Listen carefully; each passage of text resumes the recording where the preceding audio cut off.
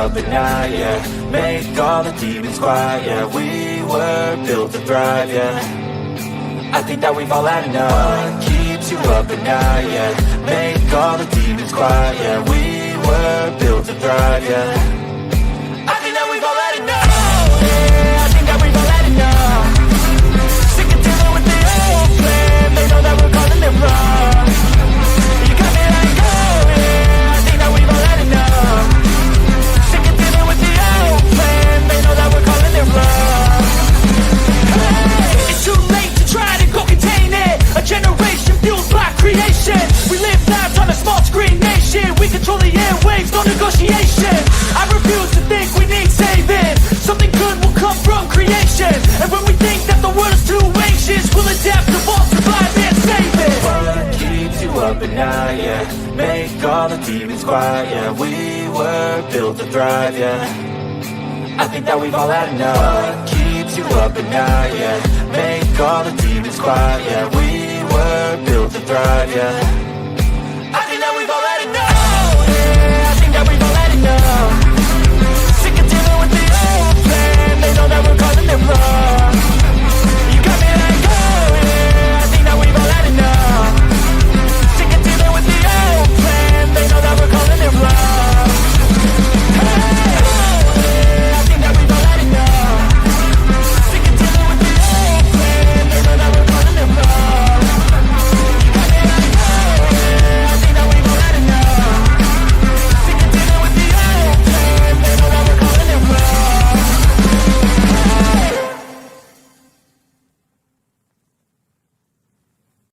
Oh, look at me. I'm retarded. I'm a globe.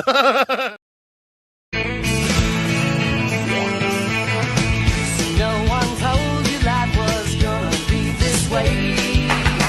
Your job's a joke, you broke, your love life's the old way. It's like you're always stuck in second gear.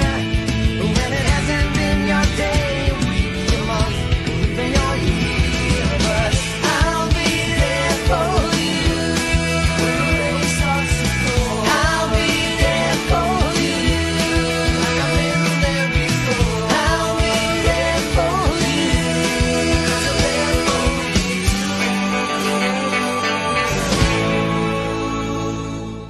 The whole system is designed to disconnect you from your intuition. Why? Disconnected people are easy to manipulate. Everything from sunscreen to politics to the food industry. It's all designed to disconnect and manipulate you. We are in the middle of a war right now, but it's not a traditional war. It's a war on consciousness. It's a war on freedom. This is the time to listen, not to the news. No, your intuition, your gut, your heart. Love is the greatest weapon against darkness. How do you love more? You begin by loving yourself. How do you love yourself? You listen to the messages your body is telling you. Nobody is coming to save you. Get up. Be your own hero.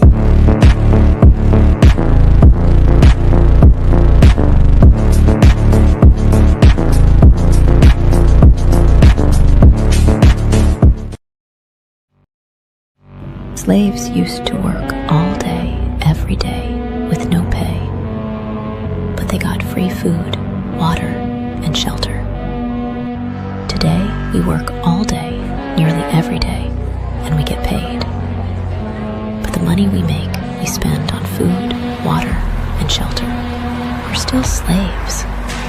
The only thing that has changed is the illusion of freedom. I just know we found something so out of the ordinary. You got me kissing the ground, who saves you like.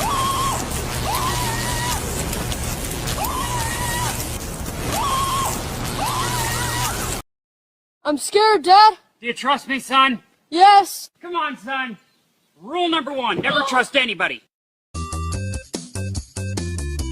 Stop! Don't touch me there. This is my no-no square. Stop! I am struggling extremely with mental health issues, and I am trying to do that whilst being FTFE, and unfortunately, talking to flat earthers is quite painful. All right, thank you, Craig. Law.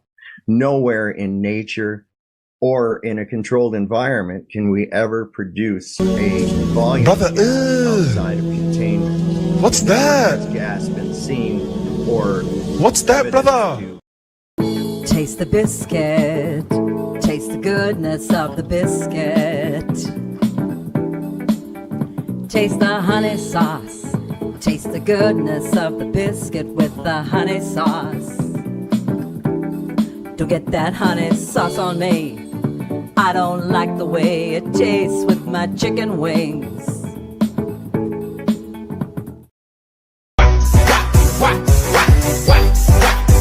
Now let me see you drop it to the flow, drop it to the flow then. Now lean in. Esta es una historia triste la que le voy a contar. Una historia triste la que le voy a contar. No tiene doble sentido, no vayan a mal pensar.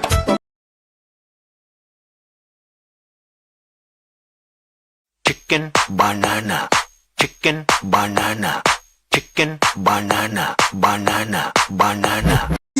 I remember when I lost my mind.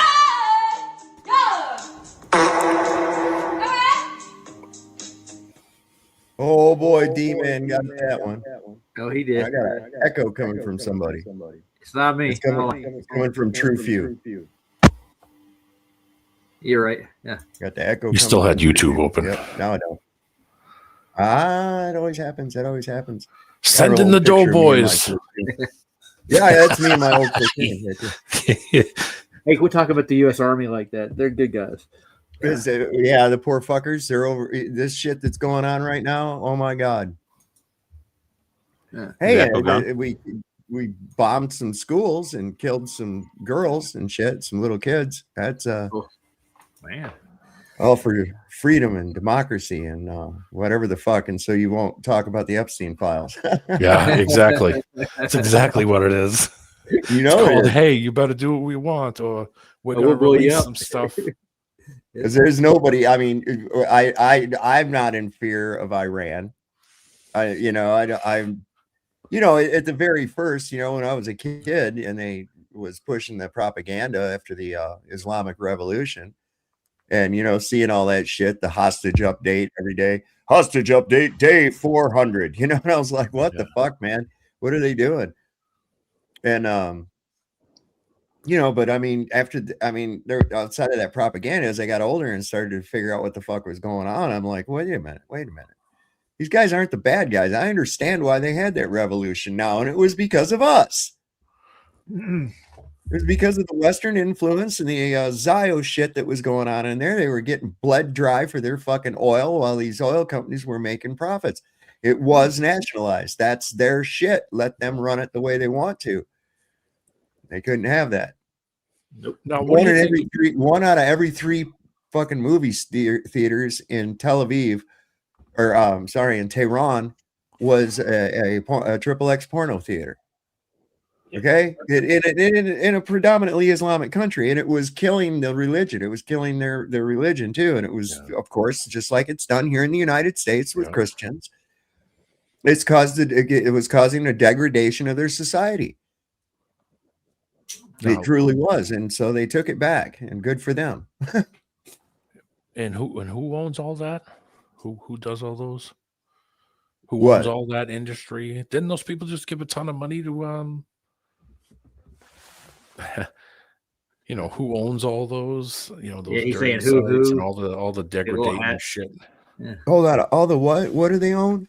Well, I'm saying, do you remember that thing a while ago where they gave a bunch of money? I don't want to say the special people gave a bunch of money from one of the websites. Small hats, or trolls. You can use trolls, or you can say Jew. That's not a bad word. The OnlyFans gave them $11 million. $11 million bucks was donated.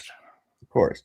So who's controlling all of the smut and all of the shit and all of the stuff that degrades these places when they move in there. They start bringing that stuff in. Dude, those book burnings.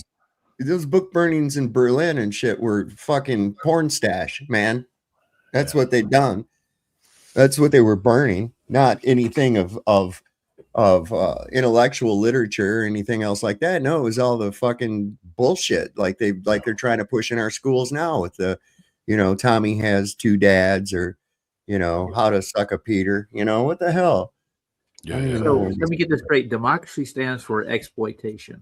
Is that what it stands for? Well, it's a democracy. What is a democracy? Good question. Okay, we're not a democracy. We've never been a democracy. We weren't designed to be a democracy. We're a fucking democratic republic. That's what we are. Democracy is two wolves and a sheep voting on what's for dinner. Well, it's probably the sheep. Yeah, of course it's going to be. So it's basically mob rules. Yeah. Doesn't work. Now, as soon as people figure out that they can vote for shit for themselves to have, then they're going to just go nuts. Yeah. We were talking about that straits, that they're going to get a big chunk of all the land that's along the strait too. They've already closed the fucking Straits of Hormuz, man. Here goes the oil prices. I went and filled up my tank today. Yep, I'm gonna fill it up quick. I woke up, saw that on X. I was sitting there scrolling through X, and it says, they've closed the Straits of Hormuz. I was like, all right. There you I'm going to go fill up with gas here. Well, they already jacked it up like 75 cents here already in the past week. Well, it's all speculation. That's the thing with it. It's a speculative market. So depending on what's going on in the newspaper or world events, it's going to affect whatever that region has, and that includes oil. Now you got less oil, you got to pump. Now they'll go. Well, I guarantee you, we'll go to Saudi Arabia and say, "Can you please pump more oil?" Right, to keep the price down. Where are you going to get it out from? See, and here's the thing: there's nobody clamoring to do the U.S. any favors right now in that region. Okay, Mike Huckabee said that would be fine for Israel to take that shit. They was like, hold up, wait, what did you say? No, what? Yeah, I think the people who dug those wells and produced the oil out of it should benefit from what comes from it. Well, it should belong to the people in the country. Yeah. The dividends should go, just like how Alaska does. Yep. Right. It's nationalize your shit, man. The people of that country should benefit from its resources, not just a few greedy few. Pump it up out of the ground and ship it off somewhere else so you can make a bunch of money and shit. Fuck that, At whose expense? How's that helping Iran? It wasn't helping them. That's why the dude nationalized the oil. So our CIA went in and did it was OSI at the time.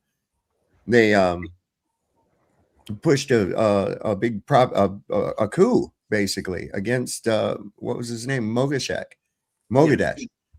and they were even dropping leaflets supposedly from Mogadishu saying that Allah sucks and shit like that, just to try to piss people off and anything. So of course they had a rigged election and they ousted this guy and they put in the Shah of Iran, and it went to fucking hell.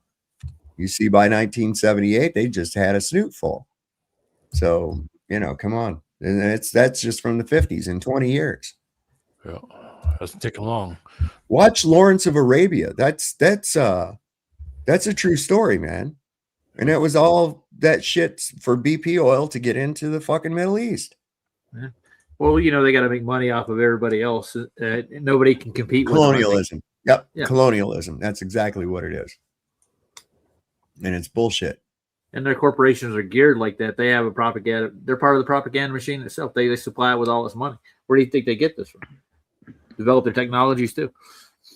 So I guess their Patriot missile systems aren't doing the job. Huh?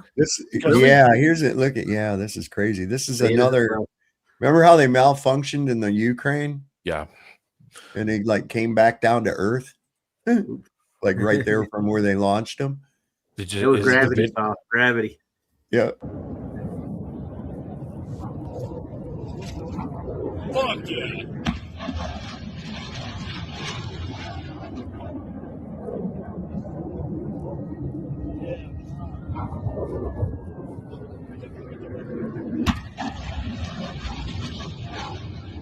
Oh. That ain't no good. Hey, that ain't good. That went somewhere else. Forgot to flip the switch on that one. They wasn't holding their mouth right when they launched it.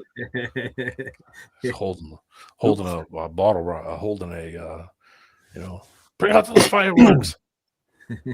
So this Bahrain tower, where there was supposedly Israeli and other military leaders supposedly in there having strategic meetings or something, they hit this fucking thing, and it's on fire. It's been on fire for a while. It still hasn't collapsed. Huh. Wow. It still hasn't collapsed, unlike some other buildings. Yeah, I gotta mention those, are you? ها شوف الكلب يهرب الكلب يهرب امريكي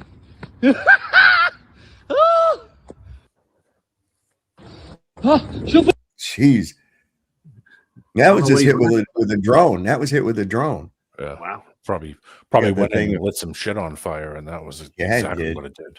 Incendiary. Oh, this was crazy. A massive explosion in Tel Aviv right now. This was 3 hours ago. And this is monster, man. Check this out. So get out there and buy some fuel cans and fill some fuel cans up. Station or something. Fuck yeah, it's a gas. Whoa! Oh, no, that's China. Different one. What the? Yeah, it's from a while back. Yeah. Is it? We did it on the show on my show one week. That's that. That was a big fucking fireball, man.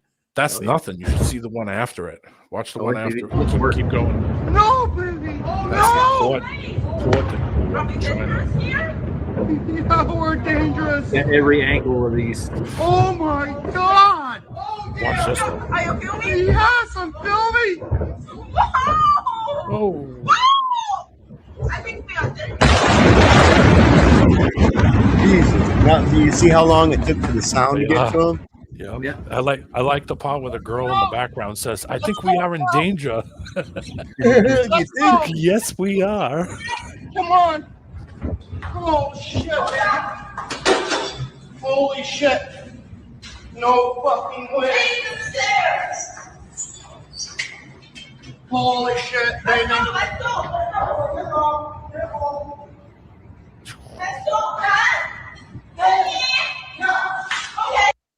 Killed a shit ton of people. That they had all the workers' quarters around that port, and it killed a bunch of people. A bunch of people in cars and all kinds of shit.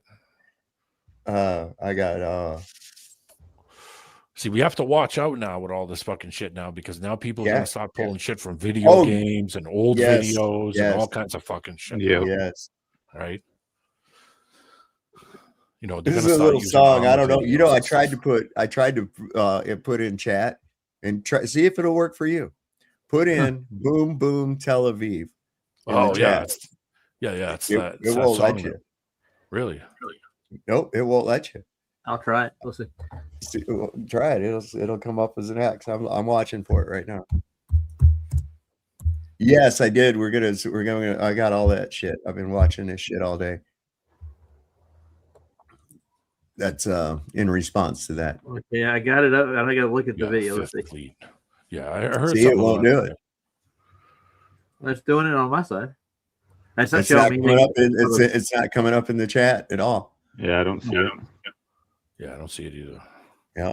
Try type it in the chat here in StreamYard. Oh, there it is. Oh, there Peter got it. Oh, there somebody got it through. Peter got it through. I'll share it with you. Maybe it's the way you were typing it. You have autocorrect on. Sometimes it does that. If you type in certain words, it'll it spelled it exactly the same. Funky. Oh, okay, maybe they just gave up. Well, they were like, "Oh, hell with it." And cool. Here's there's another little song. There's another song. It's called that, but 2.0. Real quick. What do you got, Roger? What is That's that? Boom Boom Tel Aviv. I pulled it up. Oh, I got the sequel. Oh, Check nice. this out. New ones. Okay. Wait. Am I on the right fucking channel? Hold on. Now I'll stop sharing. No, I'm over here. I'm supposed to be stopping. Then I bring up this. That's what I gotta do. Gotta do it like this, man.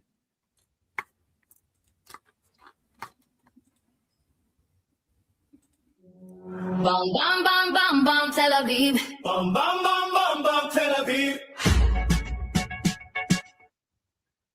Bum, bum, bum, bum, Tel Aviv. Bum, bum, bum, bum, bum, Tel Aviv. bum, bum, bum, bum, Tel Aviv. The sun goes down by the Mediterranean. Bum, bum, bum, bum, Tel Aviv. Golden sky, yeah, we're feeling amazing. Bum, bum, bum, bum, Tel Aviv. From the boardwalk lands to the city scene, everybody running scared to the bum beat. Clap your hands, feel the sand, rhythm rolling through the promised land. Boom, bum, bum, bum, bum, Tel Aviv. Bum, bum, bum, bum, feel that beat. Bum, bum, bum, bum, don't you quit. We're rocking on Tel Aviv day and night. Now, at this point, do they think their propaganda campaign is really working? Not really. I hope they don't. I mean, I'm not seeing any evidence of that.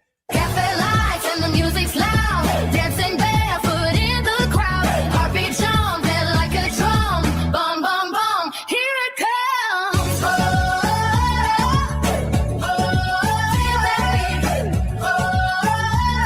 Jeez.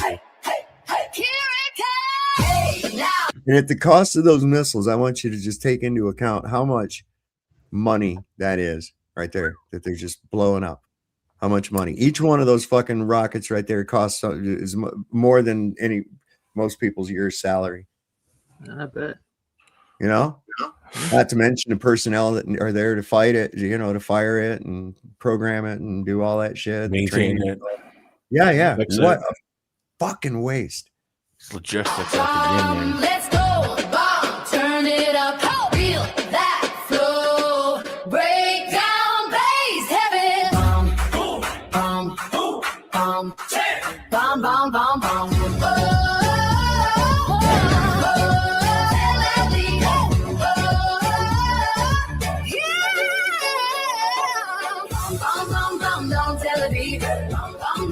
Feel that beat, hands up high, that is beat tonight. Bum, bum, bum, till the morning light.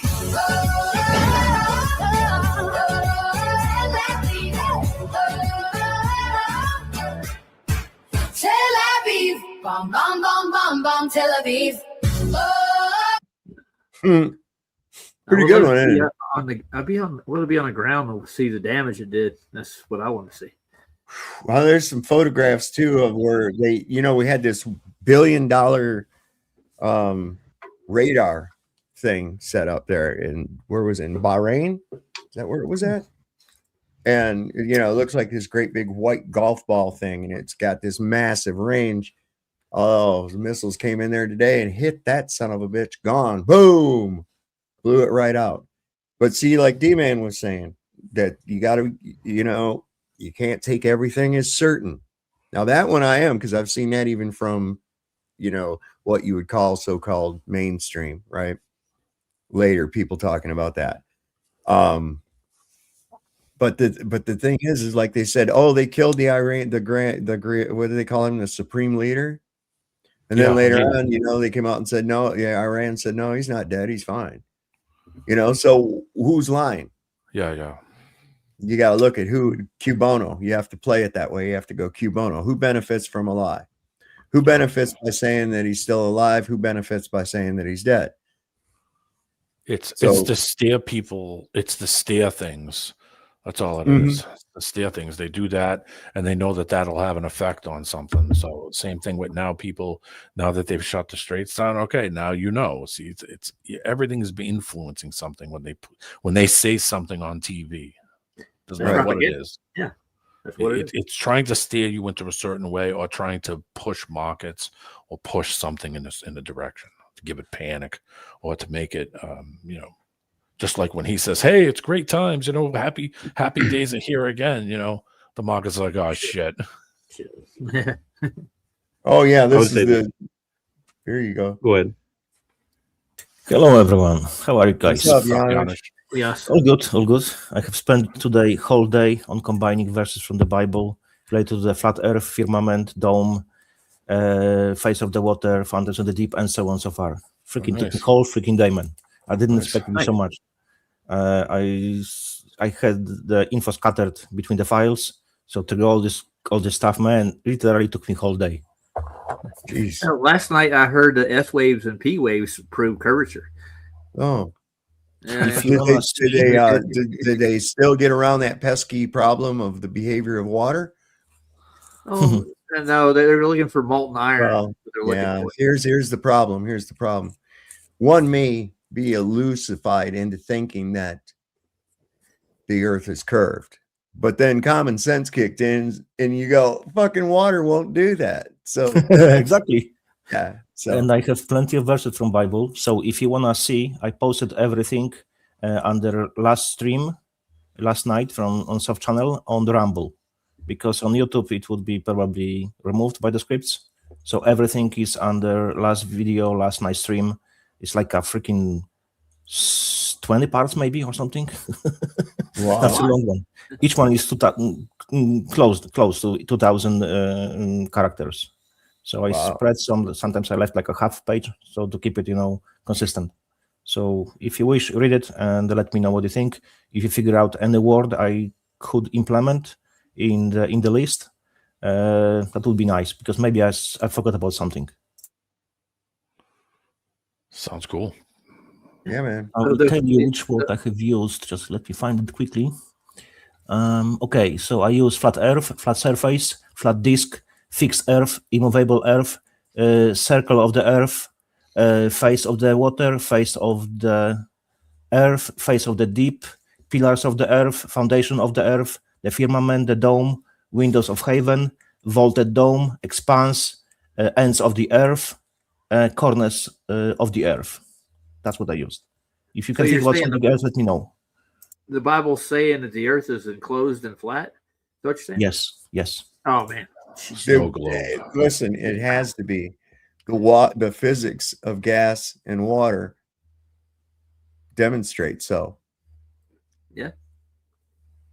Water will not bend around something and adhere to anything, and fuck off with your gravity bullshit. You don't have any proof of that crap at all. So in the long distance it bends, we can't see it because it's so far. Yeah. Yeah, it bends up to your eye. That's what it does. We need a jam, and I need to make coffee.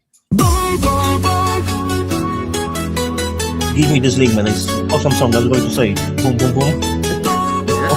Tel Aviv.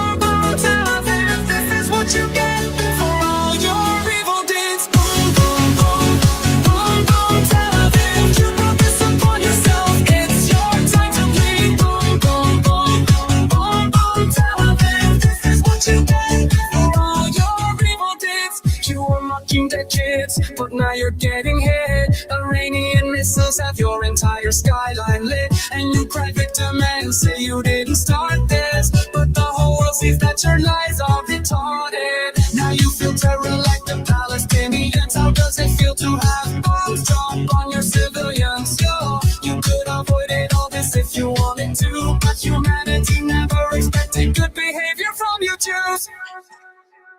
Boom, boom, boom.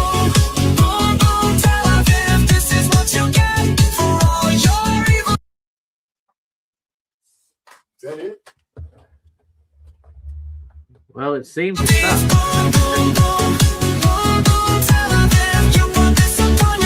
It's your time to bleed.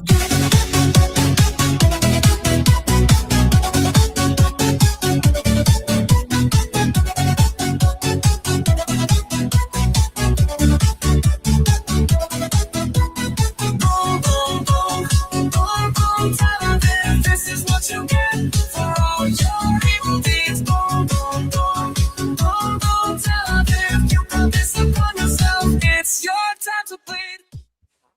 All right, that was timing, right? Yeah. Got my pudding. All right, calm down. Oh yeah, this is so here's, like I say, this is this guy saying that Khomeini's alive. So I don't know. Of Iran were both targeted by these attacks. Can you confirm that the Ayatollah is still the leader and in power of Iran right now? Thanks to God, they are all safe and sound. They're all safe and sound. And are they still communicating and running the country as we speak and determining which counterstrikes and military operations are coming from Iran at this moment? Well, I can assure you that the system is working because our system is very sophisticated. It is rooted in our identity, and it is based on a popular of Iran. We're both So I find it extremely hard to believe that, you know, the supreme leader, with everything that's been going on, is just, you know, just chilling out in his fucking living room, you know. Yeah, oh shit, here comes a fucking missile, boom, you know. You know that motherfucker been down in a bunker at least for the last week. Yeah, and why would that guy go on TV? And I mean, listen to the questioning that reporter guy literally, you know, and he's communicating. It's like, oh my god, yeah, he's gonna really tell you that on TV to the country from a news agency and the country that's attacking you. Wow, my coffee maker's making weird noises, man. What do you got? One of those cup coffee makers, the little cup. Yeah, the little cup. You know, but it was like there toward the end, it's making this really weird noise, man. I was like, what the fuck is that, man? I don't know. People like gossip, don't they? I'm telling you. So you saw Trump give his speech, right? About after, you know, he launched the attack. He had the preventative attacks. Yeah, and he said, you know, now their lives will probably be lost, you know, but that's a risk I'm willing to take. Well, thanks, dude. Oh, gee, thanks. Thanks for asking me. Here's a few outtakes from it. I know I said no new wars, but Jeff had cameras in all the rooms. Some of you are going to die, and that's okay. I like it. We're going to have to kill some American soldiers, but if you survive, you can come be a prop at my next State of the Union. What do you mean Congress declares war? Where's that written down? The Constitution? That shit's real? No new wars, except for a couple. Maybe just one big one. Remember how you were all talking about the FBI report of me punching a girl in the face in the 80s? Not anymore. That group chat is fire. If my still worked, I'd be cranking all day. It's all mangled corpses and fire emojis. They lied to me about when the bombs were going to fly again. Mostly because I can't be trusted with state secrets. I mean, 50 children? That's it? I bet we can do better. Pete, put the drink down and find me more schools to bomb. Okay, Iran, now that you're in complete chaos, you figure out the rest from here. Good luck. I get $1 billion luxury plane. You get dead soldiers for a decade. On to the deal, babe.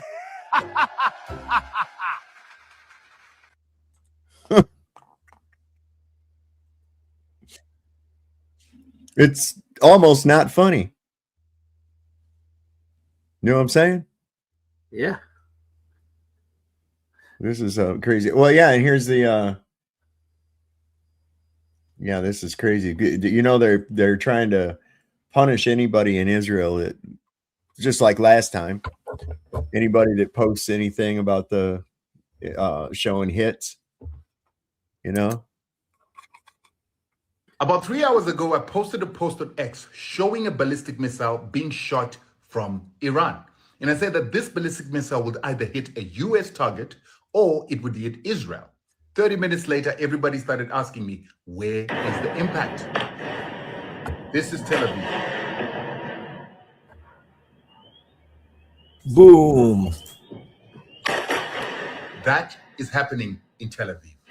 And you continue to hear explosions in the background, illustrating impact. So, despite the Israeli government working hard to suppress its citizens and to criminalize any of its citizens that shoot videos and put them onto social media, videos continue to come through WhatsApp and other methods to those of us that want to report on this issue.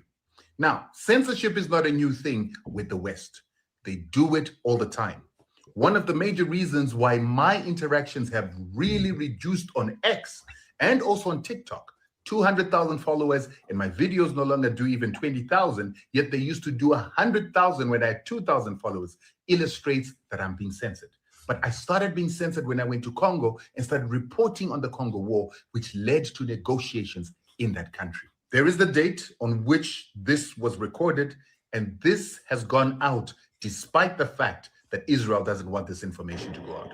But why do they want to hide it? Listen to the explosions. See that? That's not lightning. Those are bombs. That's Tel Aviv getting barraged. But why do they want to keep this information from people? This is the same thing they did when I went to Congo.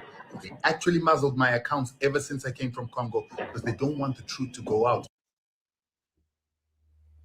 So, yeah, it hurts morale, I think, you know. Yeah. And plus, they know that most of us here in America would be celebrating the shit out of it. We'd be just cheering it on, you know. I am. I'm like, they're getting what they need. And I do not believe, and this is my thing, you know, do you believe they have a right to exist? No, I don't. No. I don't think they have a right to exist. Israel does not have a right to exist. There, I said it. You don't like it? Put it in your pipe and smoke it, bitch. Right?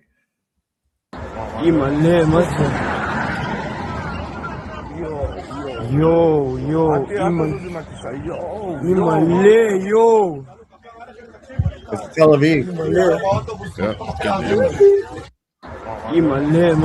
Jesus. Man, I wouldn't want to be there.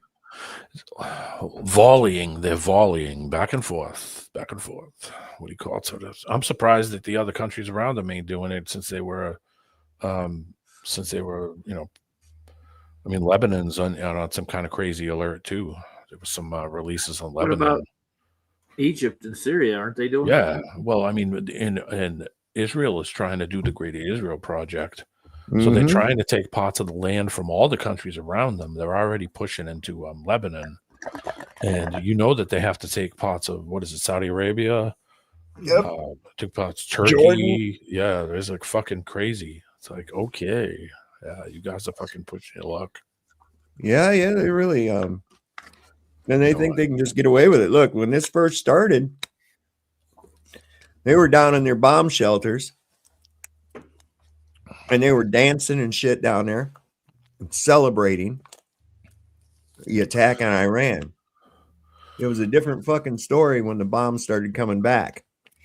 Yeah. All running and hiding, scurrying. Pakistan on top of it. They scurry. Did you ever notice that? Yeah. And that Tyler Oliveira thing, man, every time he's trying to talk to him, they scurry away. They don't just walk away, they scurry. Like some kind of a fucking rodent or something.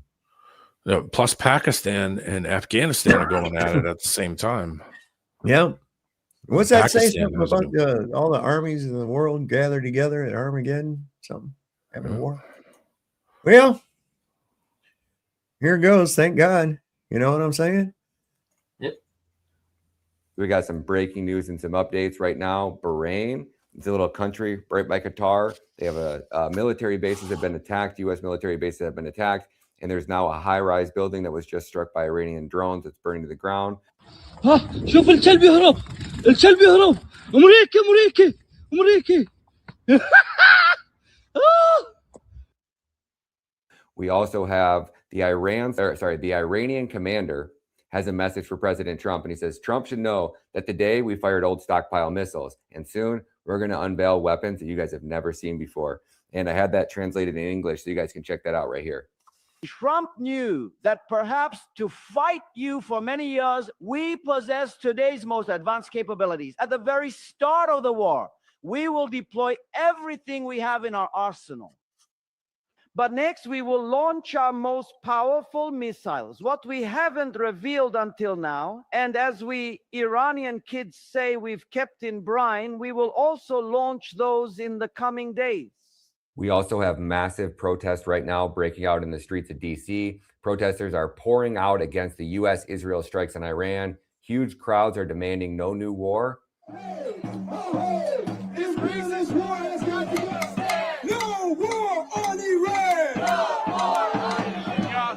Billions have been spent on prepping this attack, which serves no one but politicians and their corporate backers. They're sending Americans to die on behalf of the rich. Americans have made it clear that they do not want another war. And last but not least, 4 members of the Supreme Leader's family have been killed, including his daughter and his grandson. They were killed in Israel and U.S. strikes, according to Iran's Far News agency, but no official confirmations from Tehran yet. So a lot of smoke and mirrors, a lot of bullshit going on. I can't imagine that the Supreme Leader is dead. I find it hard to believe. Maybe they got lucky, but you would think this dude would be like 800 feet underground in one of the deepest possible bunkers. We all knew the war was coming. And what, you just think you catch the Supreme Leader slipping?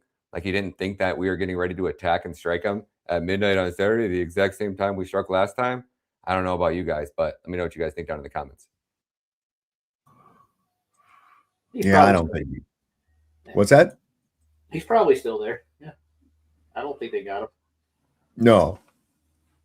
Oh, here on a little bit of a lighter note, this lady's got these great accents. This is what she does when the bill collectors call. This is pretty funny. What happens when bill collectors call my phone? Hello, may I speak to Felicia Hooper? You have reached Word of Truth Family Church Nigeria. We are not available right now, but the good news is that Jesus is always available 24 hours a day. Man is unreachable, but God is never unreachable for you. May I speak to Phyllis Hopper, please? Stay on home, Southern Insurance Company. We got policies. If you die, that ain't gonna make your dead gun pockets cry. How can I help you?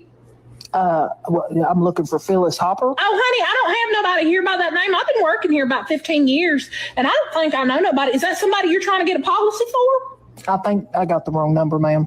Okay, baby. Well, hey, while I got you, would you be interested in a dead gun policy? Hello? Hello, I'm looking for Felicia Hooper, please. Thank you for calling AT&T. I'm talking with new customer. We are running special right now. 256 gigabyte iPhone for $0 down when you are switching from another carrier. Would you like to talk about setting up mobile service today? Hello, I'm looking for Felicia Hooper. Thank you for calling the Bell Sweet Factory. Well, we got the best food in the DFW coming all the way from New Orleans, baby. How can I help you with placing your order today? So this is not Felicia Hooper? Oh, no, baby. This Bell Sweet Factory where we got the best food. Now, if you want to place a to-go order, I can help you and everything. May I speak to Felicia, please? You're talking to Helga. This is not Felicia? You are talking to Helga. I work for the Russian government. If you're not calling about the status of your green card, I cannot help you. Hi, I'm looking for Felicia Hooper. This is a recorded call. Thank you for calling Hollywood Nail. You want a make appointment? I'm sorry, this is not Felicia Hooper. No, honey, this Hollywood Nail, we do special right now. Full set pedicure, only $60. You want me to make you appointment? Hello, honey.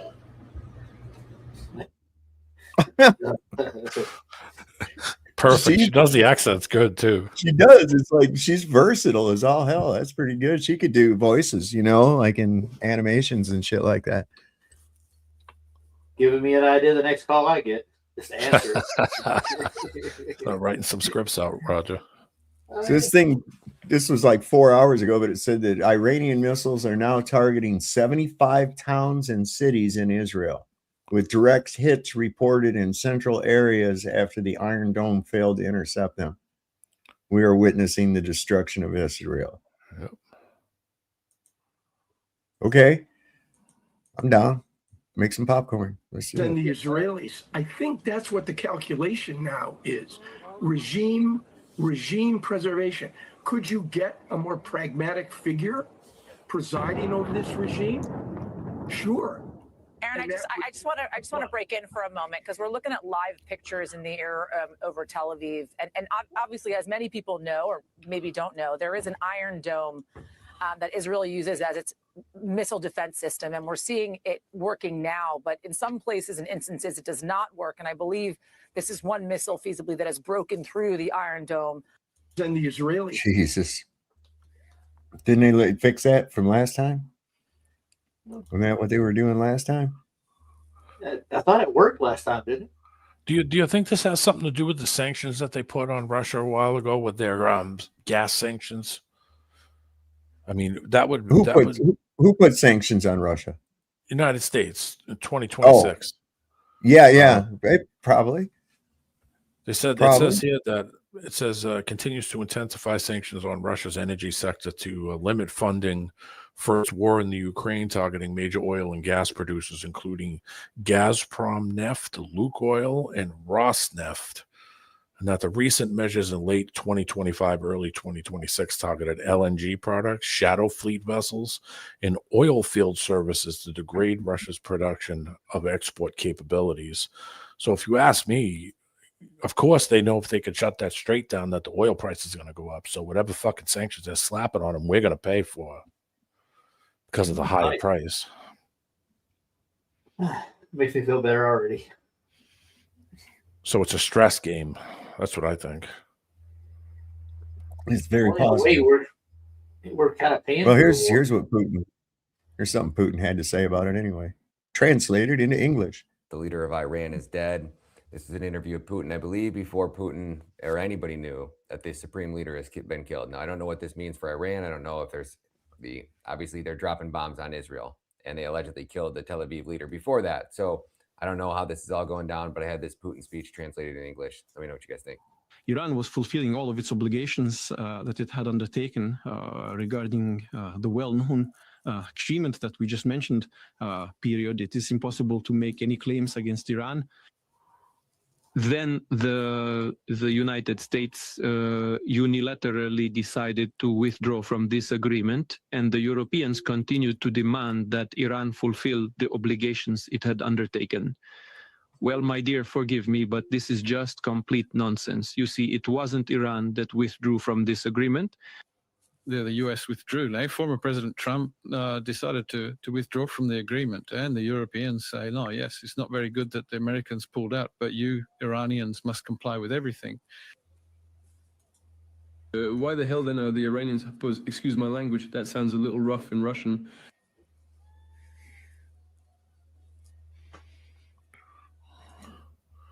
See, this is getting fucking hinky. Yeah. Iran, Pakistan, we got I'm sorry, India and Pakistan, isn't it? No, it's Afghanistan. Afghanistan, that's right. Yeah. Got to know your terms. And the Pakistanis. And the Pakistanis have shit like the Iranians have. So, plus they're all connected through that money system too thing now with the BRICS system. Yeah, so yeah. So you got to think about that economically, this could be some kind of economic drawdown because of what we've pulled, especially on, with Ukraine and Africa now, so causing problems. Well, what's pizza? It's what? I have to pull pizza up. Yeah, we'll have to pull the pizza intel report up here in a second. Well, we got the board of peace, Steve, man. We got the board of peace.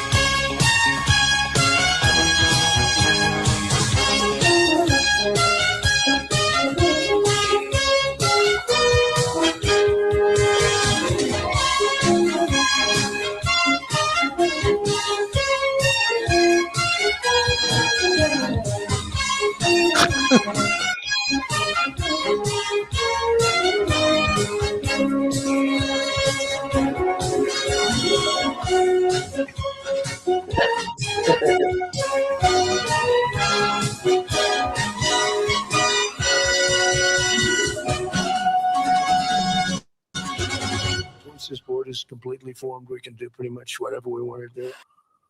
I like Jared Kushner's. I like Jared Kushner's alt name, Gaza Rivera. Yeah. Why did they put Trudeau in there? I was just wondering. Why the fuck not? Well, that's another thing too. Is Netanyahu? He's had to go to Berlin, from what I understand. Oh, and they're protecting him, and he can't get to the United States not in any conventional way, because Norway, Denmark, and Sweden have said that they've closed their airspace off to him. And if he breaches into it, that he will be arrested immediately. So he's having a hard time finding a fucking place to go, or to be able to get to a place that he's able to go to without getting arrested. Now, that's pretty fucking bad, you know? So I don't know what they're doing with that. I'd find out where he's at and drone strike his ass. You know, that's what they need to do. I mean, Christ. If you can go kidnap some country's leader, Jesus Christ, Fabio, thirsty much? You hear that guy?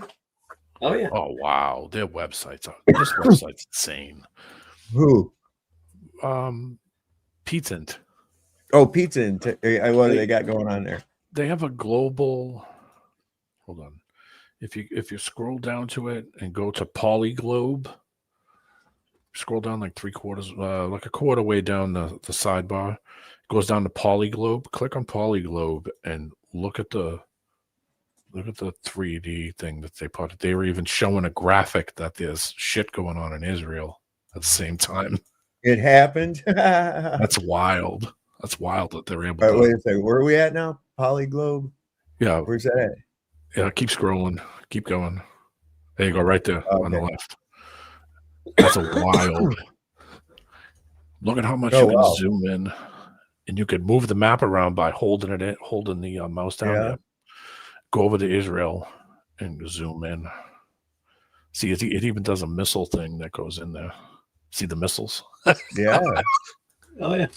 That's fucking wild. You could scroll in and look right up into the country, and they'll move the little pointer around, and it'll tell you what's. Check that out. Wow, that's wild, cool. Huh? Yeah. It's a wild website. Go down to the strip and see what's in blue down there. Do what? This over here? Yeah. Yeah. Okay, so will Israel strike Gaza on March 4th? I think you can bet on shit. Yeah. Yeah, you can. You can. Nothing ever happens, Israel edition. To location sharing and access to Polyglobe network. No. So this is all the shit you can bet on. Oh Lord, that missile coming in there, that was crazy. I can do that again. That's pretty wild how you can zoom out and just look around, even at other countries, and it doesn't even matter. You can just go out and look at all the different stuff. It's pretty interesting. Where's Tehran? You can click on anything. I mean, just see what the blue squares. Will India pay? Whoa. India strike Pakistan. Tying anchor on Iranian state TV erupts in anger. Trump is going to pay a price paid by no American president of all time. Revenge is coming. There's somehow a pic. Oh, that goes over to X or something, but you can't. And it got trade now down here at the bottom. That's fucking crazy. It's a wild website, man. That's fucking that site's getting interesting. It is. Look, Iranians, they have pretty good secret service, right? I'm sure they have put already their hands on the PDF files related to the Trump, and they're combining everything with the evidence. Do you know how many people have seen that? And so that increases a leak by exponential every time. There's been so many documents viewed by so many fucking people. You know somebody snuck copies or something. Yeah. I'm just waiting for the right time and the right buyer. Yep. I think the government might be releasing as well some fake documents. And later they say, look, that's not true because he was not there. He was this time, that's his calendar. He was not there that time. It's a lie. So all of it is a lie. That's what they might try to do. See if there's anything happening real quick. Israel no longer exists. What? 3 hours ago? No, I don't think that. See, this is the kind of thing that people. Why would you want to put this out? It's not true. You know. This tweet I'm looking at. It's happening. I found one that says "Nothing Ever Happens" Israel edition. Yeah, it's out there in the water. That blue one. Yeah. 0 cents live. It's this one right here. Wait, no, that's Israel-Turkey military clash. How do you make this fucking thing go away? Oh wow, yeah. And here I found another one. Oh shit, hold on. The only thing is there's so many of them in one spot that it's hard to catch. There it is. In the past hour, Saudi Arabia's leader, Prince Mohammed bin Salman, has spoken to his counterparts in Lebanon, Syria, and Oman, with Syria going as far to condemn the Iranian strikes. So it's stirring up a lot of shit in that whole area. That's what I was saying when we were just talking a few minutes ago about it. I said I'm surprised that all the people around them ain't getting nervous now because of all Lebanon and all the shit south of Israel. That's all the land that they were going to take in that Greater Israel project. And I think everybody and their grandmother knows what that is now. That's so out in the public that everybody knows about it. All right, so this is some fucking nutty shit. It's hard to keep up too. It really is. Anyway, here, how about this? I love these. And I know you guys do too. That's why I always say Good morning, America. We're almost finished with bombing and starving the innocent. I doubt it. Not until all the innocent sand people are gone. Let's see how Americans are preparing for the war. They're going to do so well in Iran. Mom, I started an Only Freaks after my abortion, and my pronouns are they. Thumb. Leave me alone. I want to die for Israel after supporting the chosen people. Kids say the silliest things, don't they? They really do. Good thing our government cracked down on the rampant anti-Semitism. My kid got suspended last week. What did he do? He just brought his calculator to history class. Can you tell us what happened in there? I said there was only enough red sauce to make 271,000 pizzas at best, and then he sent me to detention. That's based. John, that kid is an extremist Hamas terrorist. Yeah. Jackie, the so-called Semites worship Satan. John's right. These kids just found out the painter from Austria wasn't burning educational books, but the Jewish corn stash. Live at State University. Jake, GTV News. I'm going to need you to shut it down, sweetie. The Talmud has 8 genders to leave. Us. Alone. Exactly. And Israel is our greatest ally. That's the gayest thing I've ever heard. So gay. Breaking news. My producers informed us we got the terrorists. Uh-oh. Tom reports live from the genocide. That's right, Jenny. The IDF report innocent sand people hiding in hospitals and schools. Again. We got them. These people unfortunately survived. Please, can you spare a bag of flour? We're starving. Ew, no. This is actually what they deserve. I mean, you can't just be this sandy and get away with it. Must suck not being chosen. Ugh, gross. Back to you, John. So yeah, it's a genocide, and our government has decided to finish the job. We go live to Tim to see where our taxpayer dollars go first. We're here outside the Foreskins restaurant. Rabbi Foreskin serves his famous foreskin salad directly from the source of tragedy. They ordered their foreskins from a young boy, not an old man. You idiot. Cook it again. How are the foreskins today? They're delightful. I've tried the Chinese version, but the Palestinian one is exquisite. That Talmud really allows them to do some interesting things. I personally never try foreskin salad, but then again, I don't worship Satan. They give herpes to babies. And I see you still haven't followed Jake GTV yet. It's okay. You must like being retarded. Yeah, he's always on point. I have all of his videos uploaded on my channel, and I dropped the link to his latest one, if you didn't see it yet. That book, I want to read it one time. I've never sat down and read the whole thing. What book's that? The Talmud? Yeah, I did. It's books. Yes. Yeah. There's a whole library of them. In fact, if you want to see how many books, there's Jeffrey Epstein's pictured eating a cake shaped like a woman's breast in front of a custom-made shelf with all the volumes of the Talmud on it. Oh, nice. Behind him. Yeah, he was a weird guy, boy. Yeah, he had a winning smile, I have to say. He had a winning smile. We're winning a lot, aren't we, D-Man?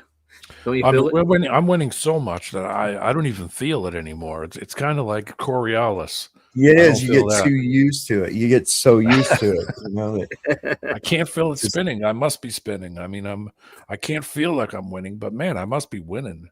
We're winning. Oh, definitely. Yeah, you can feel it. You know, Roger, if you're going to read Talmud, be sure that you will read the proper one, yeah? Because they have two versions. One is Jerusalem. The others, yeah, no, exactly. Jerusalem, I believe 3 to 350 AD, Anno Domini, CE, common era. And but more important is the Babylonian Talmud, which is 450, 500. Yes, that's it. CE. So it's emerging after the destruction of the Second Temple. It comprised of the Mishnah, which was, if I remember, 200 or 300 AD. I'm not correct. I can't remember correctly.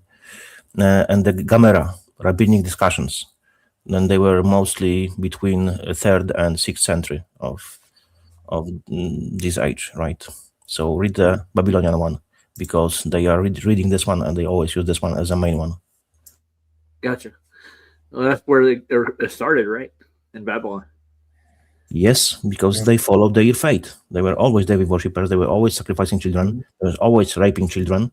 You know, you know that in their Talmud it said they say that you do not commit adultery when you create make a graphic rape. It's not adultery. If you have sex with whoever, and if you are going really strong, then it's not adultery. Can you make it up? You fucking can't. It's nuts. It's nuts. They're crazy. This is some of the bombings. I think this shows the oil refinery that was hit. Did you guys see that? No, that was oh my god, that was a huge. Today I was full day long on this freaking project, you know. So yeah, didn't see. All right, we got three big stories. So Tel Aviv's burning to the ground, big time. Over in Saudi Arabia, we struck an oil facility. Iran struck an oil facility.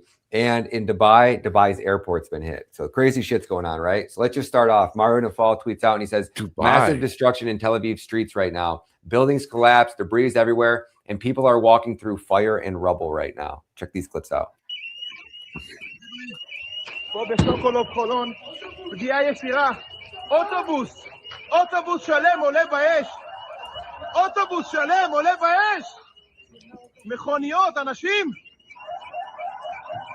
אני לא מאמין, 10 מטר מאיתנו יש פה אוטובוס.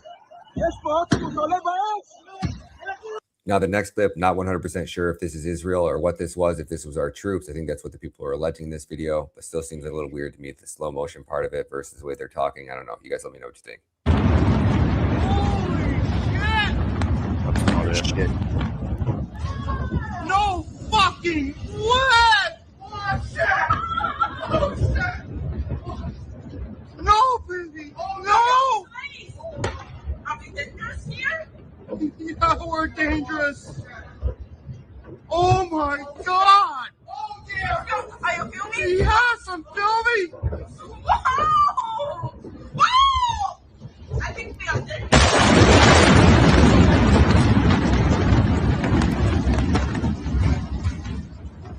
And that previous clip said, Netanyahu, you son of a bitch, Tel Aviv is burning. What the hell have you done to us? And that's what was posted with that clip. Now this is Truth Teller, and he says the next clip we're about to watch, he says the terrorist state of Saudi Arabia found it. Iran struck an oil facility. Check this out.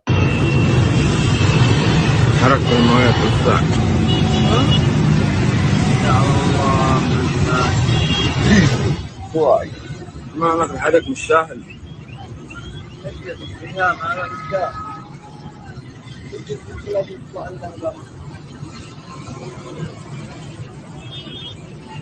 الجوي حتى عندنا الان نصور.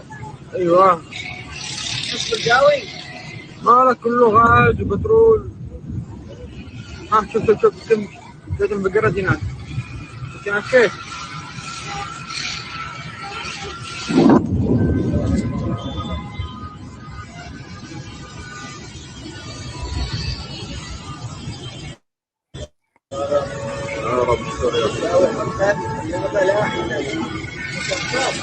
Now, my man Marcus over here, he goes by @Warfront Intel. He says more footage out of Dubai. This is the Dubai airport. It says breaking: a direct hit on Dubai's airport by an Iranian missile. Israelis were unable to escape from Dubai. Check this out.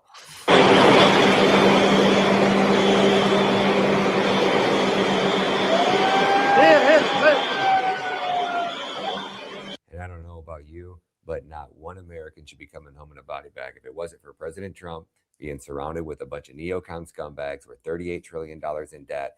We got drug addicts littering our streets. They're taking pensions away from our fucking veterans. They're cutting veteran benefits. We have homeless people fucking everywhere, drug addicts everywhere, corrupt politicians robbing us fucking blind, and we couldn't arrest one pedophile on the Epstein list. But you got war with Iran. You got a regime change in Venezuela. We have fucking military operations going on with the cartels in Mexico. We're talking about taking Cuba and buying Greenland. President of peace, right? Sure. Oh, I got something for you. This is funny. That last one looked. Why Dubai though? That one clip though, they played with the Chinese fire. That's what that was. You saw that? Yeah, that was the first one we showed earlier. That was. Yeah, I yeah. remember when that happened. There was multiples. This is a great little cartoon right here, man. It's Trump. He says, "I built a time machine so I can meet my younger self." He goes back. He says, "Do we make it, Donald?" He says, "Take off your pants." Oh God. I know it's wrong, but I don't care. Yeah. I just don't give a fuck. The go fuck yourself kind of thing. That's the. Yeah. That's you know, whatever. You don't like it, don't look at it, you dumbass fucking people. Oh, what was this? The latest in our war with Iran. Okay, wait, I want to get to some of these. Oh, where was this one? This was Chinese tourists in Tel Aviv captured footage of a U.S. military support ship getting hit by an Iranian missile with thick black smoke billowing out. Chinese tourists in Tel Aviv? What? 看到啊，起烟了没有？航母被炸了啊！看到啊，航母被炸！哇塞，航母被炸了啊！看到啊，看到没有？看见了吧？这航母被炸了啊！哎呦，我说话我现在被吓。哇塞！哎呦哇塞，这航母被炸了啊！看到啊，看那个浓烟了没？在海里面炸到航母旁边啊！看到啊，美国是航母炸的地方。哎呦哇塞！哇！ Oh, your home will be down. Oh, hang on. There you go. If you want to subscribe to that, I'm sure you understood everything that they said. The port on the Fifth Fleet port got hit too. Yeah. I'm going to scroll down here a little bit because I had this. I didn't see anything. I only I only read about it. I didn't see anything about the port attack, but they said that something in the Fifth Fleet got hit. Well, how do you like the piece so far? I mean, it seems like it's under. It's amazing. And the winning and all the winning. Oh yeah. All right, hold on. Let me see. You got to break a few eggs when you're making a cake, right? Yeah, there it is. Yeah, Fifth Fleet HQ in Bahrain. I'm saying it wrong. Bahrain. Yeah. Bahrain. Oh yeah. Okay. Here's there was some shit. New UAS impact point of view from Bahrain era view, high rise apartments. Oh shit! It's one of those little fucking drones coming in. Yeah, it lit the whole building on fire. The whole building's up. You're not going to believe this, but you guys remember seeing that high-rise apartment building that was in Bahrain that recently got hit today by that one-way UAV? Somebody recorded a video of it from inside of that building right before it hit. Check this out. Jesus. Can you imagine being in your high-rise apartment and that happening to you? You're not going to believe this, but you guys remember seeing that? Jesus Christ, man. Yeah. Now the building's completely on fire. Somebody was showing one earlier today that it might have been from a couple hours ago. It was dark. That the whole building's on fire, every floor. Oh yeah, that's that one they showed where it was melting. It was like it was melting down. Yeah. So where was this? I threw one on that also on the port on the private chat, very last link. Just a short. Cuts down to the chase. Oh, okay. This is this ain't bad. This was actually captured. It's U.S. service members captured the moment 3 Patriot air defense missiles failed to intercept an Iranian missile over Al Udeid Air Base in Qatar. This is fucked up, man.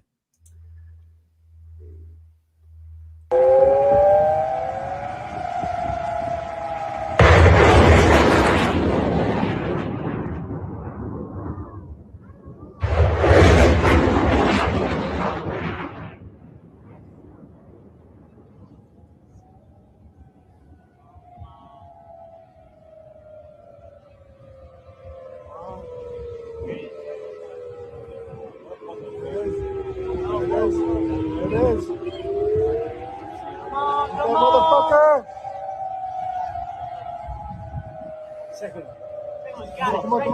Come on. Oops. There's a third. Yeah. Oops. Nope.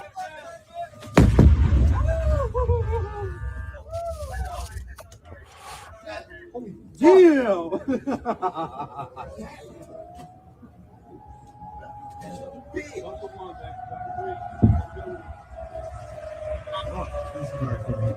That's both of us. I need a head count. I need a head count. I got 1. That's fucked, man. It hit the ground. I saw that much. Yeah, it did. Yeah. Last missile strike was fake.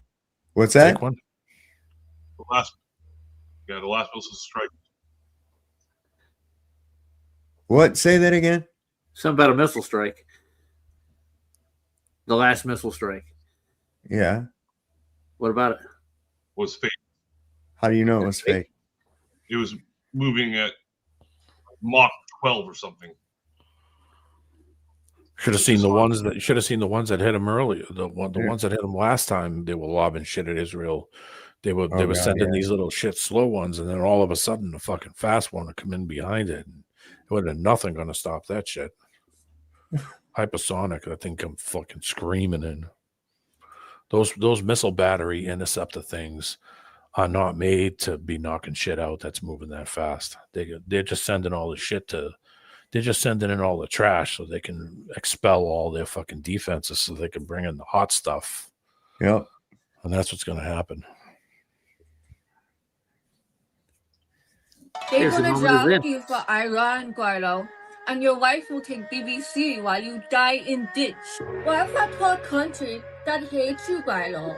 Israel want to turn you transgender and into fat retard.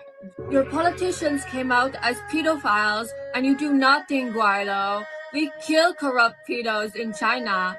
China number 1. They will cheer for a fentanyl abused criminal, but when you die, they will laugh at your grave, Guilo. The New World Order begins. You will get on your knees and open your mouth for Jewish cock, Guilo. They're gonna draft you for Iran, Guilo, and your wife will take BBC while you die in...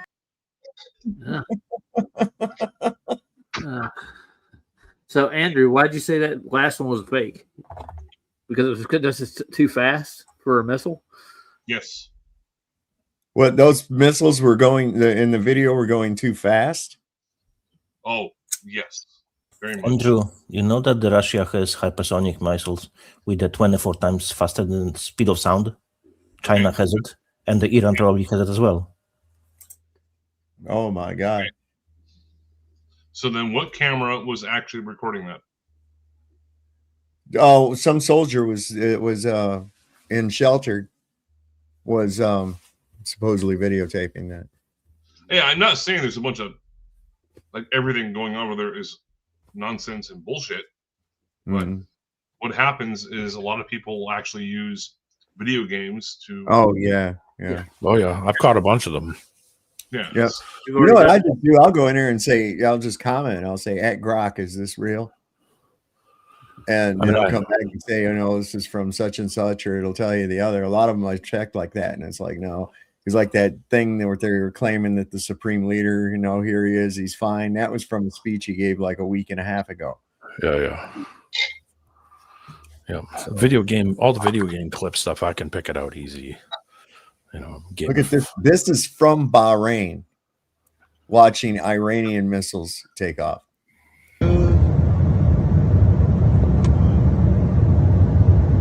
It's like a missile. Yeah. Those are chemtrails, guys. I was going to say that exactly.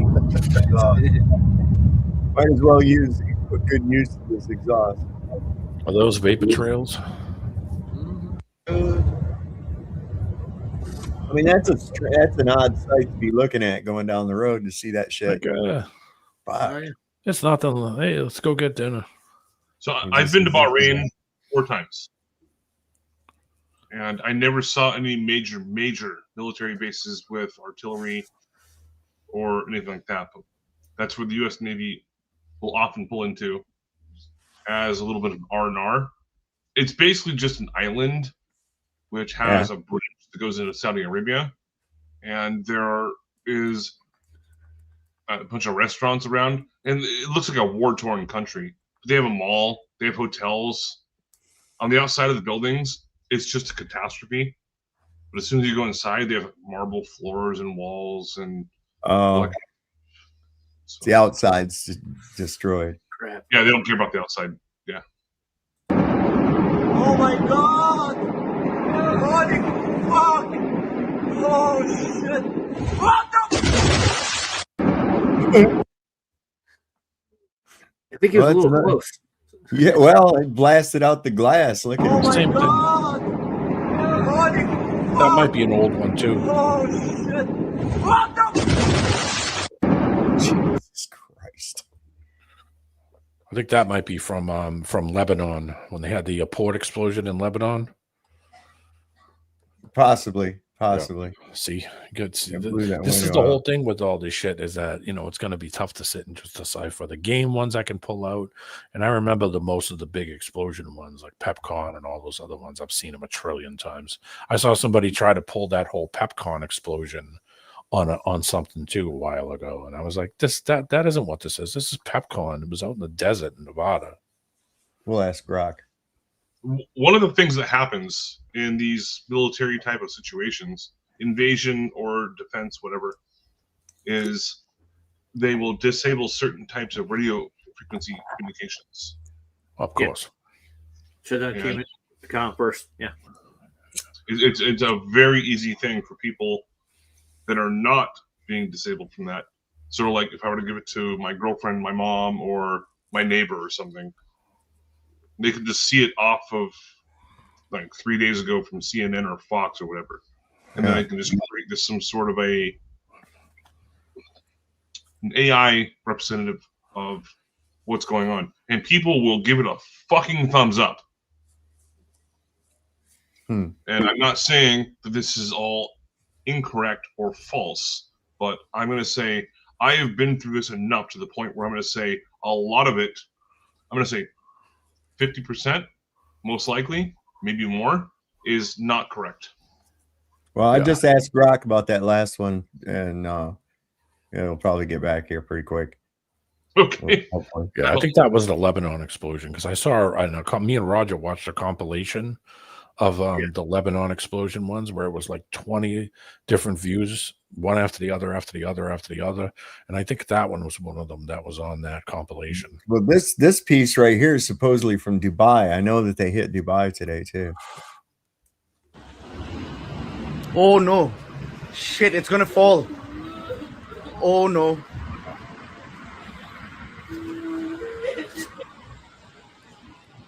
Shit. That hit. For the How do they know it hit? What? Look, one more.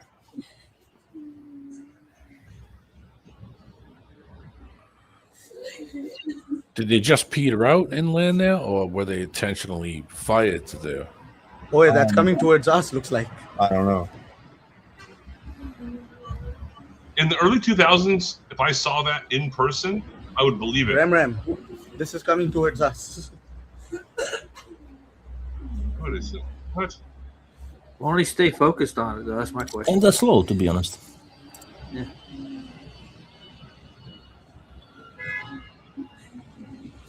No, it's not really slow. It's just angle of precession. It slows down based on. That's the way NASA gets away with their parabolic. It's actually coming in at an angle like this. That's why it looks like it's going down. Yeah. It's not coming straight down. It's coming toward the guy, but at a It's downward rainbow. angle. Plus, you're standing underneath it, so the perspective is going to be weird. So you're And standing. you don't know how to underneath it. fucking hold his camera. And Yeah, those phones are tough to work sometimes. By the way, coming up here pretty soon, I'm going to be doing an actual math type of demonstration in regards to trigonometry and geometry, and people have to have a basic understanding of algebra. okay, listen, here you go, Andrew. This is from Grok. Says, yes, this is real footage from Iran's missile strike near the U.S. Navy 5th Fleet headquarters in Manama, Bahrain on February 28th, 2026. Bahrain's government, Al Jazeera, BBC, Stars and Stripes, and others confirmed the attacks as retaliation for U.S.-Israel strikes on Iran. If it's real, Yeah, it's real. Cool. I'm fine with accepting it's real, as long as a computer tells me. But then I was in Bahrain 4 times, and I've been all around that area. I never saw any. It's just an island. It's about the size of, like, I don't know, Oahu or something, or Maui. It's not a very big island. Look, I'm from Poland. I was going around military bases, and I never seen anything as well. But I know we have it because we are able to defend ourselves in Poland, right? So, but I still wouldn't be able to see it. I wouldn't be able to spot it. They are underground, later deployed. They are maybe in the hangars, the cars.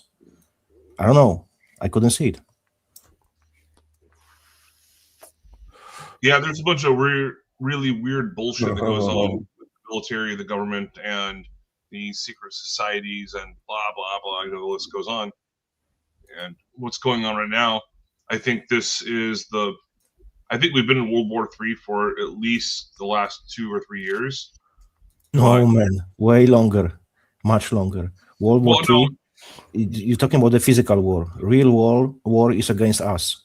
It's already happened after Second War, so it was nearly without break, and the World War III started straight away. But people they're not aware of that. World War II, well, World War I and World War II were not called World War I and World War II until after it was at its final stages. All right. They didn't say, "Oh, it's World War the Great War." It was referred to as the Great War, the First World War. Yeah. The war and all wars. Physical war. I'm talking about how they act on us, how they deprive us from our rights, the monetary system, banking system, health system, all this shit. This war, Third World War, already started. It's war on the humanity, on mankind. Oh, here you go. Just real quick, a little NASA clip. I'm sure you've used a socket wrench before, right? Yeah, I saw this too earlier. It's funny, man. It's not even on it. Look at this guy. He's not even doing anything. Are they like just making shit up? I've worked with tools my whole life, and this socket is not even on the nut. Panel's good. You can stow the tool and proceed to the next point. Copy that. Tool stowed. Head over. Are they like just making shit up? I've worked with tools my whole life, and this socket is not even on the nut. Panel's good. You can stow the tool and proceed to the next Gravity point. pull it down? What will happen? You know what I would say? Come into my office because you're fucking fired. Right? Here's the base in Bahrain, was hit by Iran. This was 10 hours ago. And the Bahrainians were cheering. It says, no one wants our bases in the Middle East. Not Americans, not the Middle Eastern people. Trump said this war is our interest because Israel said so. That's for real too, man. Yeah, there's something going on that's very goofy with Trump.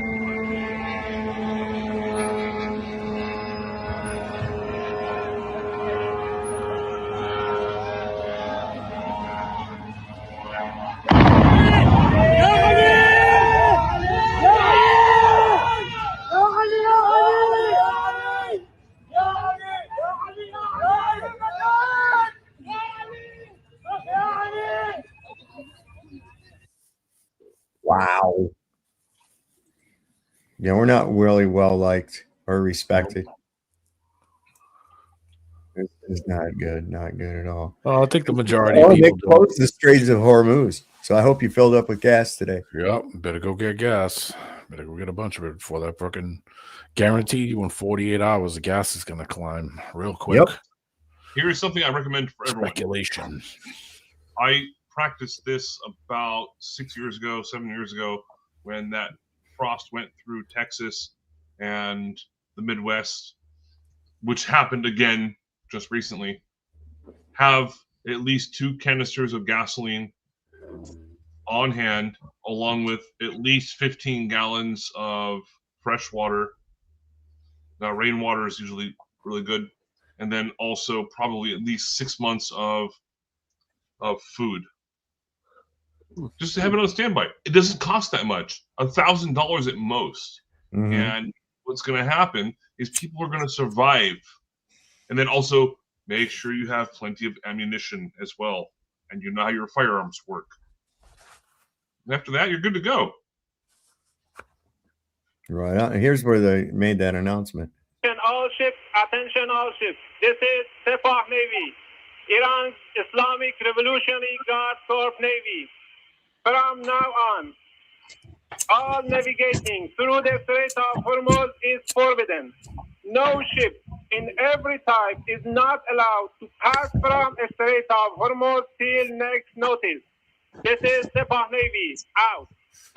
And all ships, attention all ships. This is Stay out. What the fuck was that? Put some clothes on, man. Brian, first off, put on some clothes and mute yourself or something, man. Come on, bro. Come on. You gotta unmute yourself too, but Yeah, you can't be. No. yeah, you know how to put that on. I know you. Yeah, do. that nudism show, that's next week. Yeah. We didn't get Yeah, form bombed tonight. Yeah. And if you got foreskin, they're looking to make salad out of it. We don't want to see that. Here's an American. This says that an American sailor recorded the Iranian strike on Bahrain, and yeah, you don't want to be standing by windows, dude. You just really don't. No, you don't. It's not a good idea. It's a good way to lose your eyes, bro. Oh shit! Oh fuck! Oh shit! Oh yeah, that's broke. See, most people don't know that boom is coming because they see the explosion happen and they're like, "Oh wow, that was," then the boom hit you. Oh shit! Oh fuck! When you see that? you should be Oh on my the god! Oh, gentlemen, here's something I have. Hang on. Fuck me! A fucking missile actually got through. Oh, there's more. I gotta get the fuck out of here. Hang on. Bro. Okay. Yeah, because he did it in like it was sections or something like Snapchat or some shit like that. Gentlemen, if I can for a moment, just explain to you what I was trained in when it comes to these combat situations and explosives. That I'll start off with something easy. If you're driving down the freeway and you see these police highway patrol lights on, there's massive accident, people slow down because they want to see what's going on. It's just a part of human curiosity. And also, when it comes to explosives, mortars, rockets, bombs, whatever, people get excited to, what happened? No, in the military, we're told, get the fuck away. Don't even wonder about that, because there's a military tactic that it's basically associated with guerrilla warfare. You create one small explosive, and a whole bunch of people gather, and then you create the larger explosive. So the military members know to stay the fuck back because they're told that, but civilians don't know that, and it has been used in war for a very long time. Wow. These are how that's how fast hypersonic missiles are. Whoa, hold on a second. This is kind of cool. We saw them before. Remember when we were watching the last time that they volleyed back and forth? We were watching those videos where like a little small ship was coming in, and then the big one would come in behind it. Zap! Whoa! Did you see that? That was fast. That looked. Listen to that song. Shaking it. I don't know what. Whoa! Did you see that? That was fast. Crazy, man. That looked. Look how you run. Listen to that song. They did. Put it again, put it into a 0.5 speed, as slow as you possibly can. Sure. 0.25. All right. 0.25. Hang on, let me go all the way back.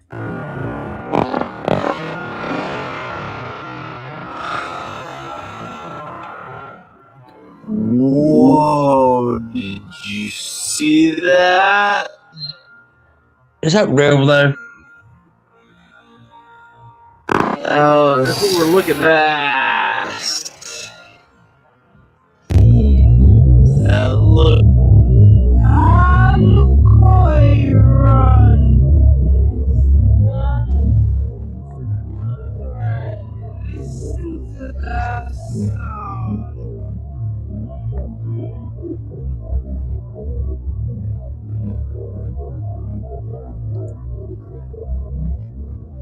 No, don't know.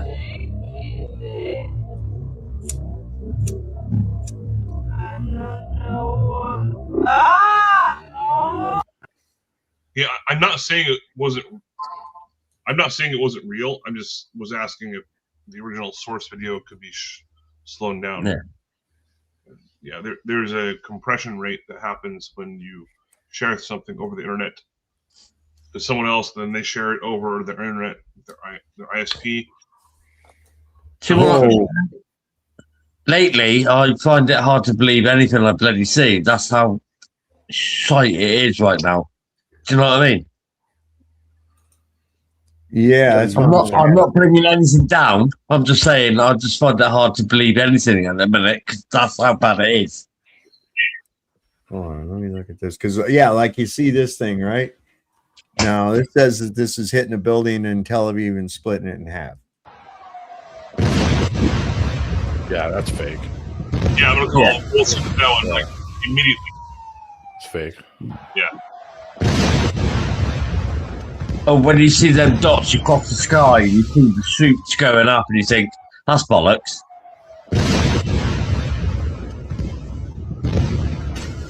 All right, let's do this. Let's see. Maybe somebody else has asked.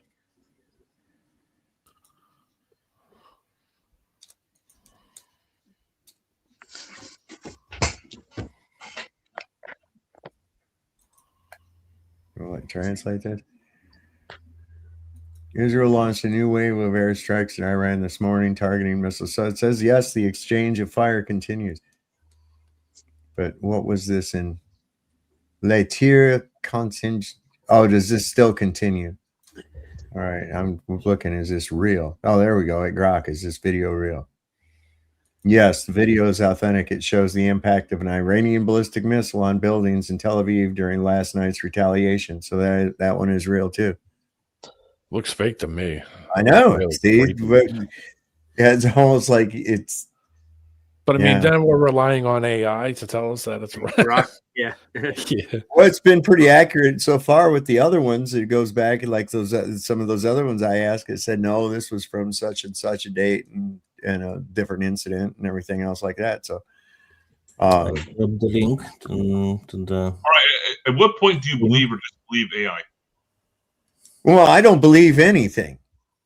Okay, but that's just more, that what seems to be a correlation that I'm seeing, that the real footage that I'm seeing is being told by the AI that it's real. The other shit that's being told that it's real, and you go, wait a minute, and you ask it, it's going, no, this is from 2020, or this is from some other fucking shit, or a video game, or what have you. So, you know, it's just, I think, further confirmation that it could be real, or that it most likely is. I mean, the fact of the matter is, they have started a fucking world war, Andrew, so that we'll stop talking about the president of the United States fucking little kids and eating them. You know? Oh. That's the reality. Listen, our military is a shit bag of fucking cockheads. That's what it is. The whole fucking military. Oh, can I say one thing? Do it. Well, you're up.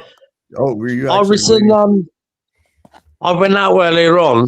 This is 27th. No, 28th. Mm-hmm. It was about 9 o'clock. I went out to the shop just to, you know, get a couple of supplies and stuff like that. And I was out, and I was in the shop, literally about a mile away, and they had the radio on, and everyone stopped dead. I was like, hang on, there's a war going on. And I was like, I was looking around going, what? Shit, what's going on? And they were going on about, there's a war. Apparently it's happening. And I was like, shit, Christ. Me thinking it was like Bodmin and Bugle and Snowstall going, hey? No, but apparently earlier on, you know, I'd say about 10 hours ago, but I didn't shit myself. I was like, what's going on? But apparently it's like, you know what I mean? I was like, it just happened so seriously. I was like, but I didn't realise. You can see here. Oh, this is not good. This is not good. I didn't realise, because I don't keep up the news. Oh, no. You can see here the site of a direct impact in Tel Aviv. First responders are currently digging through the debris of the building behind me. They just pulled 2 civilians out. There were a number of injuries at this location, but the ongoing ballistic missile fire is making it incredibly difficult for these first responders to look for survivors, because every time the siren goes off, they have to rush into a nearby shelter and get underground. But you see here the massive amount of destruction to this building, a residential block. And they are bringing dogs in. There are still firefighters on the scene putting out the blaze inside the building. And they're using megaphones to call out to see if there are any survivors still trapped under the debris. This is the most significant impact since the war erupted early this morning with the Israeli strikes and American strikes against Iran, where we can confirm Iran's supreme leader, the Ayatollah Khamenei, was killed along with 40 top leaders from the Islamic regime. Hold on, is it really a war? Yeah. Did they declare war? I don't know how it works with other countries. No, he did this without authorization of Congress or anything else. So they did. One country declared another country to be at war with, and the United States takes back to Congress. But I don't know how it works in Iran and Israel or whatever. Well, usually the one declaring war is the one who attacks, right? And we were the ones who attacked. So what the fuck, man? Oh, you're saying retaliatory. No, there was nothing retaliatory. We preemptively, as they put it, struck Iran. When they were told that they were still had a few days to negotiate. Okay, so here's my question.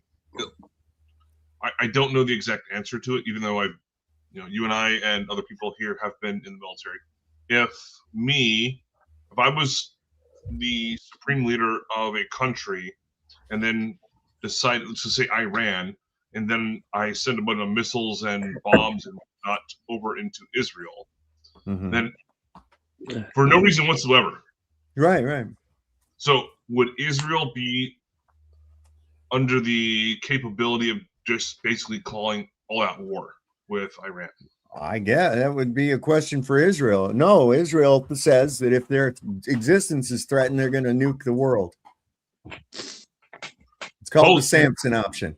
Wait, who said that? Israel. Oh no, I'm not surprised.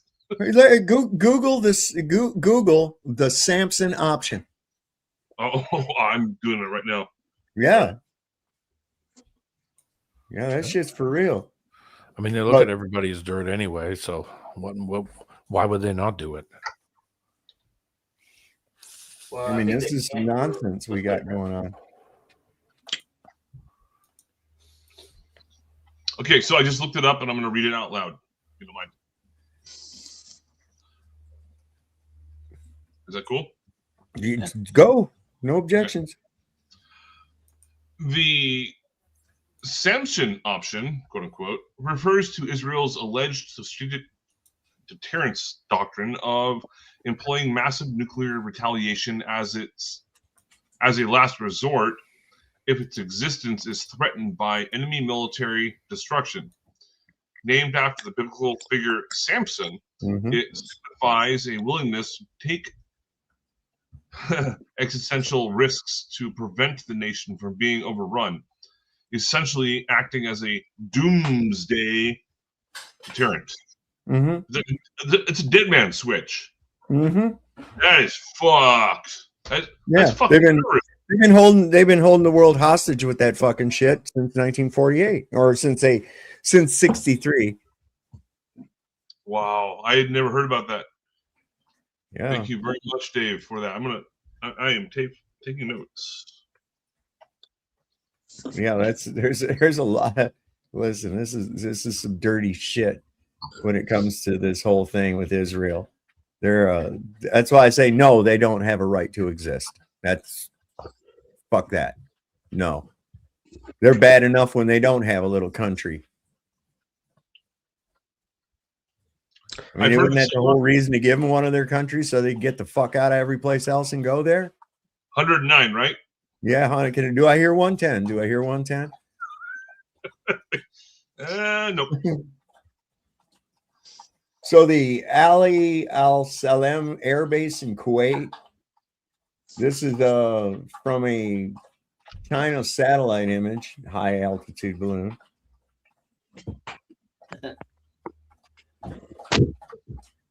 That's not good.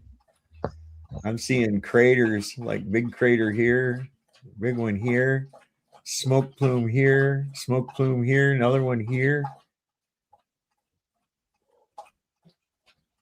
Are you familiar with that airbase, Andrew? Which one? It's Kuwait. What's it called? The Ali Al Salim Airbase in Kuwait. No. Nope. I was in Kuwait 4 times. Oh no, 6 times. But no. You said it's completely destroyed. Completely destroyed. What's this? Kuwait, by the way, is just a landing point for a lot of people that fly in the U.S. military, and then from there, it's just a position of where we get climax. What do they call that? Fucking climatized to the actual environment because it's so fucking hot and dry. And then after that, we just deploy, and you have to get weapon certified while you're there as well. But yeah, we're gonna do that now. It's a green zone. Kuwait is a green zone. So is Bahrain. Here's another one came in. Jeez. They're getting right past this Iron Dome bullshit, man. Oh, yeah. You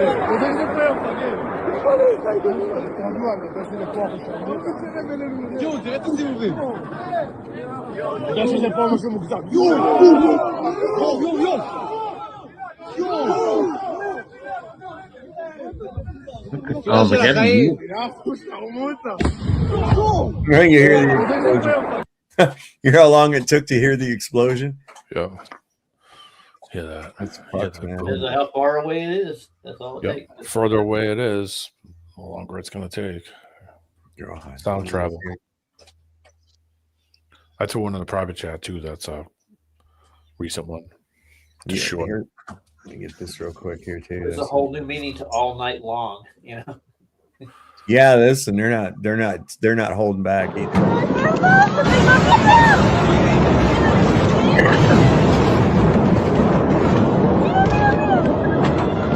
Why? Die. Wow. Himale.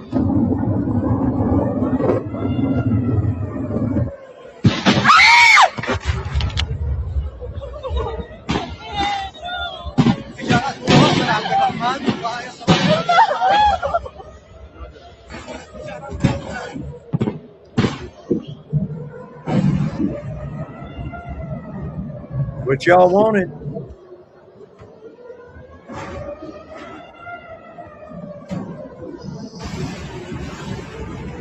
God damn. Oh, it's a fucking nuke. Look at that.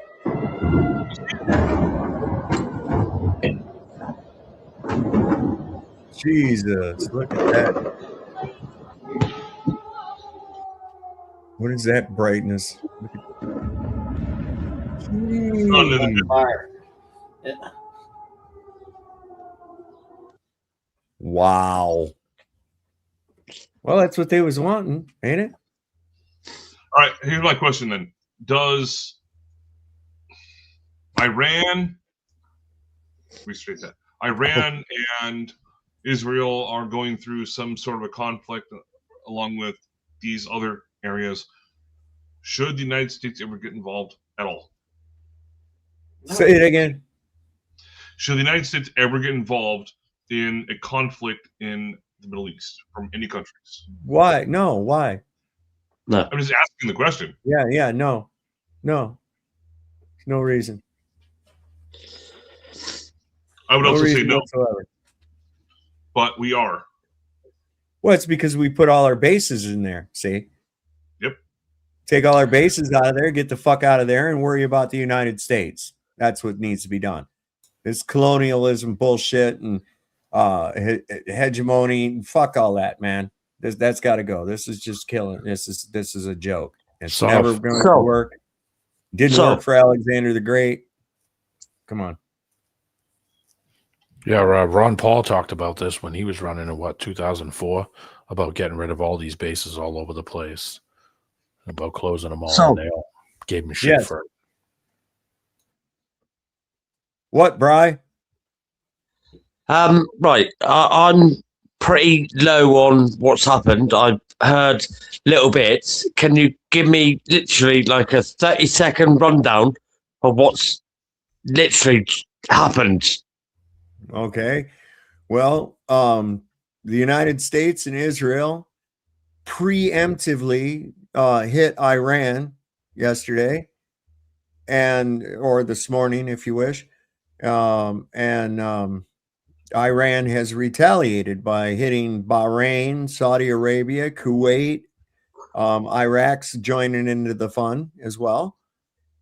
So, yeah, it's pretty much all hell breaking loose over there right now. So I thought Trump and what's he called? I forget his name. Khomeini. So that's literally gone now, is it? What, you mean the peace talks?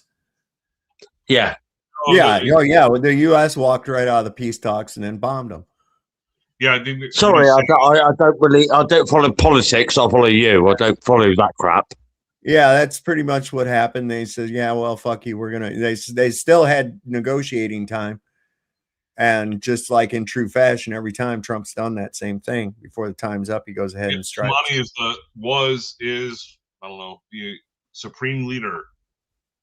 I had to look his name up when I heard it today. I was like, oh, that's him? Okay. But yeah, if he got annihilated, then I take about as much confidence in that as Donald Trump got shot in the ear and Osama bin Laden was killed. I don't give a shit. It's just. How about even that Osama bin Laden even fucking existed? Yeah, or Charlie Kirk was fucking killed on stage. Right. All these things, right? So just don't take it with a grain of salt for now. And unfortunately, some people are going to make their own decisions on it. I'm going to push for them tasting the biscuit to stop the war. Oh, fuck you! They need to. They need to taste the biscuit. They That's really it. do. Everybody needs to taste the biscuit. It would. Taste the biscuit. Taste the goodness of the biscuit. Taste the honey sauce. Taste the goodness of the biscuit with the honey sauce. Don't get that honey sauce on me.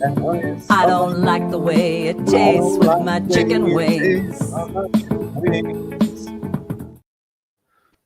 That would bring peace across the world if we could all. That would. A 5-piece meal. What a deal. A box that's all for me.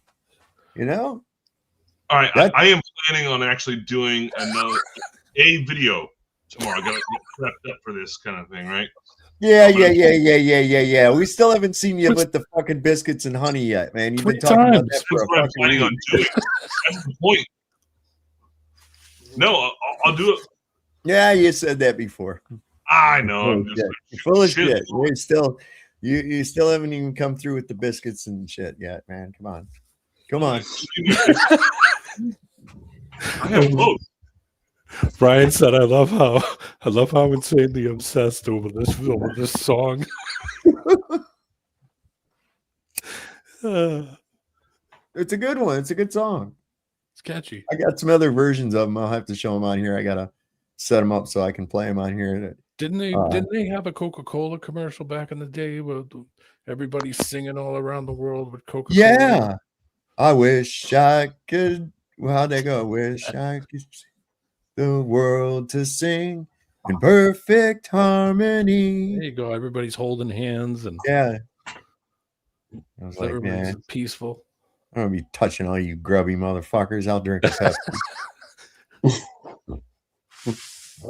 This is breaking right now. I'm hearing reports that one of the world's most luxurious and recognizable buildings in Dubai, called the Burj Al Arab, which is also considered the world's only 7-star rating hotel, was hit by an Iranian unmanned aerial system. There's a whole bunch of videos and photos showing the Burj Al Arab currently on fire at the base of the building. Now, I don't know what the extent of the damage is yet, and I haven't seen anybody else providing any extent of the damage, but it appears as if it has been impacted by some kind of explosive projectile. This is breaking. You know what that thing looks like? It looks like a sail. It does. It works like one too. Yeah, probably. No, I mean they do. That thing can move. That thing can move for energy efficiency. They use the wind. It's I don't know crazy. why it doesn't spin around since you w't feel it anyway. Yeah, well, you got to you have to do that gradually. See, you like what I did there? Yeah. What is it? How about all the? Oh yeah. Hey, just as a reminder, tomorrow night. What is tomorrow? Yeah, tomorrow night, which will be the next trivia that I've done. 31st trivia. It's going to be multi-streamed on lots of different places, cash prizes, and also swag being given out to the victors of it. All right. You should make some Andrew Taste the Biscuit t-shirts. There you go. That would be an awesome giveaway. I don't know how I would do that properly. So also I want to say too, when I said that about military, I'm not talking about your average Joe schmo soldier. I'm talking about these chuckleheads that are at the top. These fucking generals and colonels and lieutenant colonels that sit around and play fucking Risk with your life. A bunch of yes men all wanting to get their MAGA time in with the baby rapist in chief. Well, Dave, think about this. So you joined at a certain point in your life, and then after most people are qualified to be retired, just 20 years, how many people do you think stayed in for 30 years, and then the people that replaced them? And then how does the social construct change throughout the years? Oh, you can't call someone not a woman. Yeah. So, yeah, it's super fucked up, and I'm glad it never rejoined. Well, now that it's the Department of War, you can get down on them, throw them overboard. Why not? Oh yeah. Oh hey, I got a crazy idea. How about all the U.S. soldiers that are being asked to deploy right now, and I know for a fact I'm getting messages, a lot of U.S. soldiers are going Tuesday. That's what I've been told. Listen, you guys are the more courageous, more brave than me. That's facts. I will never dispute that. But you guys should not go anywhere. You should refuse to be deployed until one or maybe a couple people who are blatantly guilty from the fucking wealth of the riches of evidence from the Epstein files. Let's make some arrests.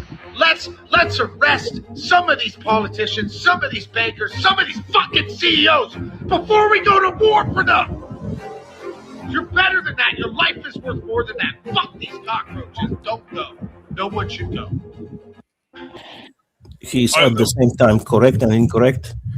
I get his point of view, but the thing is that America has not been attacked, so they shouldn't. The military, the foot soldiers, they shouldn't go and agree to be deployed because America is not under the threat. So why the fuck you would invade the other country? Okay, it's the military. When people join the military, they are under the presumptive understanding that you're possibly going to have to pull a trigger towards another person, go to war, defend the area that you're in. Andrew, I totally understand that. I wouldn't ever deploy myself in the military. I would never. It doesn't matter. When in the military, if they tell you you're going here, going there, unless you have some sort of a medical restriction to it or a necessity for staying back at the home base, you're going to fucking war. No, Andrew. If you act correctly and you know it's wrong, you can always say no. Hold on. Brian, DJ Brian, I'm getting a echo from you, buddy. Yeah, I'm getting an echo from you. Not me. All right. No, not Sully. It's from DJ Brian. If people know in the army that they didn't want to go there because they know it's wrong, they can always have right to refuse. It's not like they kill you. You can say no. It's all about you. You're compliant and you're standing for what's right. It's all about you, all about the people. That's called a conscientious objector.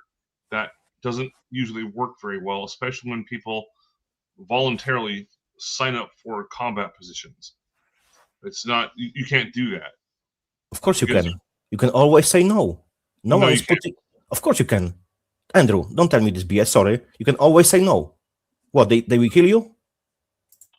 No, it's if there's a contract to sign when you go into a combat. It doesn't matter. So you will be punished for it, but you won't be killed. You know what I mean? You have the choice. You can be. They can use summary execution. Listen, like during the Civil War, okay, the sergeant, he was back behind you in the column, the rows of men that were marching forward. And his job was to stop deserters. And they would either comply and go back in line, or they'd be shot dead by this guy. That's how that shit worked. And but it was on the field, quote unquote, legal.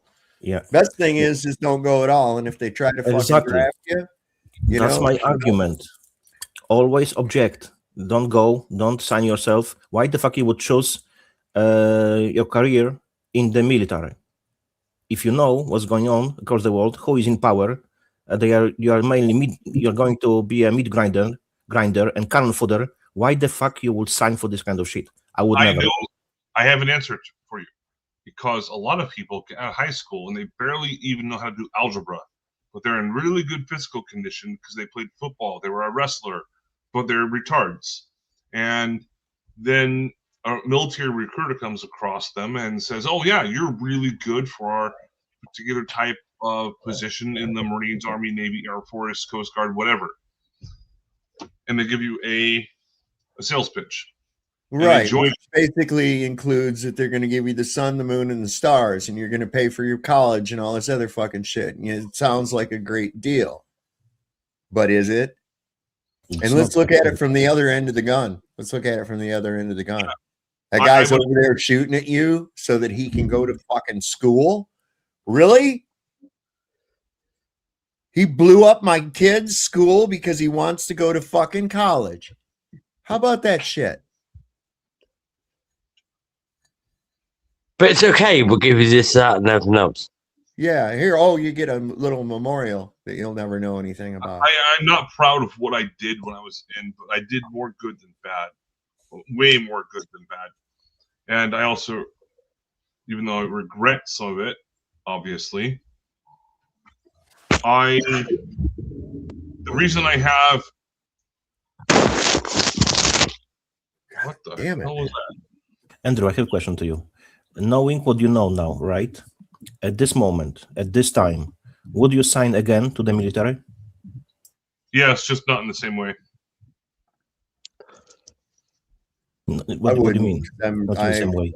I wouldn't, and it's for the main reason is that I don't support a state.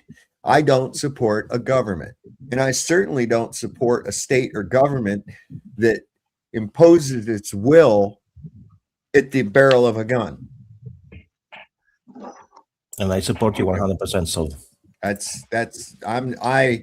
I'm only an American because I live here and was born here. I'm not part of this regime that runs the fucking show. Just because my mother birthed me within some imaginary fucking boundary line that's claimed by this gang doesn't mean that I'm part of the fucking gang. I hate the gang. I wish the gang didn't exist. They've done nothing beneficial for my life whatsoever. Never in all my years, 60 years of existence, never once has the government been any kind of a benefit to me whatsoever. It's only been a fucking detriment to my existence. I would agree with you in a lot of ways. But going back to the question of would I do it again? Yes, I would, but it wouldn't be in the same way. What do you mean? Even though why would you? You know what everybody's MOS is, right? You know what everybody's MOS is, right? In the Army and Marine Corps, they call it MOS. In the well, whatever. You know what it is. It's 11 Bravo. It's front line. It's holding the fucking gun. That's what it is. I don't give a shit if you're a radio operator, a computer operator, a motherfucking nuclear technician, whatever the fuck you are. Your primary is infantry. That's your primary MOS. I have never heard that before. Thank you very much. But when it comes, you ever heard of a battle at the Bridge of Remagen? No, you didn't. Okay. Yeah, it was a bridge that was managed to be saved from the Germans blowing it up by a bunch of cooks. That was their primary MOS was cook, KP. Yet they defended that bridge against panzers and fucking infantry because they converted over into infantry. That's everybody's job is infantry. Your MOS is actually your secondary. Yeah, the Army and the Navy are very, very different because in the Navy, everyone has to go through basic training, and everybody, regardless of whatever job they have afterward, they have to go through firefighter and damage control training. Andrew, I agree with you. Well, it's not just we call it shortened version basic training, right? But it's actually basic infantry training. That's what the full thing is. Andrew, I agree with you. That's the Navy and the grants are a bit different. I get it. But the question still remains. Why the fuck would you support this devilish government? Because if you're enlisted, if you go on your own, if you agree to serve them, why would you do that? That's the moral question. This government, if you're saying the United States, I did it because I wanted to be... No, I'm talking about you did it. I'm talking about now, because you said you would join, but in different way, on the same rules. So why would you join? That's the question. Any part of military, whatever. You can choose whatever part of military you want and whatever branch. Why would you choose to join them and support them? Life experience. I did 6 years in special operations. I would do it again, possibly because I would do it differently. I wouldn't go into a combat role. I might go into accounting or personnel. But that's still combat support. Exactly. You're still supporting this devilish agenda. Still supporting it. Exactly. That's why I'm asking this question. Why, from the moral standing point, would you choose to do it? Listen, I can tell you that in the entire time that I've been in the military, the entire time that you were in the military, and the entire time that anybody here has been in the military, if they've been in there, you never did it in defense of the United States. You played an offensive role for every moment of your enlistment. You did not play a defensive role at all. Your country was not under attack. Nope. They are telling you that they are attacking bases, but those bases are close to the borders of Iran, for example. That's exactly why they deployed there. Right. So they have a range. Well, you know that's how I ran. You can tell that's why I ran, how that they want war with us. I mean, look how close they put their country to all our bases, right? Okay. I understand that people will attack me and rebuke my... It's not attack. Sorry, don't take it wrong. I'm not attacking you. I'm just asking from the moral standing point. I'm just going to try to understand that. Yeah. I have very thick skin, don't worry. And I can be wrong. I enjoy being wrong. But if someone asks me a point-blank question, I'm going to answer it as honest as possible. And right now, what's going on with the Middle East, I don't know about it yet because I've seen video games being used on CNN and Fox News and all the other BBC bullshit. So I don't know what's going on over there. And apparently we have approximately like 60 to 100,000 troops over there at the moment. Right, I get you. But it doesn't matter if those videos all are real or majority of them is fake. If some are real, it doesn't matter. The question still remains. Why would you choose from the moral standing point to support this devilish system and the synagogue of Satan? Because America is owned by Jews. Why would you go and support these fuckers? Well, you just associated Satan with it. And I am not, I have to always preface this, I am not an atheist. I'm not agnostic. I know that creation is absolute. I don't believe in Satan, though. So I don't believe that people that are going into a situation like I was in and just trying to do something better for themselves. At the expense of, but see, there's the rub. You're doing something for the better yourself at the expense of someone else. I didn't know any better. That's no excuse. Okay, I kind of justify him because he didn't know better that time. That's why I have asked, and I ask again, why you have said you would join again now at this point. That's the question remains. I would just do it differently. It's the reason I have a bachelor's degree. The reason I but you would still be supporting an evil regime. I didn't know that. Why would you choose that? Well, you do now, though. Oh, okay. You do now, don't you? Who's actually controlling the United States, Andrew? Israel. There you go. Pretty fucking obvious. Israel and probably also China. So then why would you want to go and be a thug for Israel? I'm just saying I would do it differently. There is no way to do it differently. Just being a cook or it doesn't matter. You're still supporting a despotic, aggressive regime. Okay. Here's another reason to my answer. The reason I'm able to speak on behalf of this is because I've been in that situation. I know that what I'm saying is factual and accurate. If I were to do it in a different way, I could have a different perspective on it. Like if I were to go in as an officer instead of enlisted. Then okay. Andrew, I get you. I would do, and I would still speak the same fucking truth. I respect that. You have experience. You were in the past in the army, and now you say you would do it in a different way. I totally get it. No question about it. But the question still remains. Why would you choose, knowing now what you know, to serve this devilish system? Well, America and is most attacking all the importantly, time other countries. Why you would choose to do that and support them with and your most time? importantly, knowing the mission, knowing what the mission is. You know what the mission of the United States military is, regardless of whether you're a fucking cook or a frontline ranger. Okay, it doesn't matter. Okay, you're still working for the empire. You're still a stormtrooper. You're still abusing Ewoks. You dig what I'm saying? That's the whole thing. There is no doing it different. That's like saying it's like it's an evil corporation. Participation within it is proliferation of evil, regardless of whatever level. You could put those skills to use in a much better sense, in a standard that would benefit the people around you, rather than doing that. You see what I'm saying? Even the whole country. You know what Yes, you could do? You could gather people who are working with you. They know this freaking devilish government is wrong, should be removed.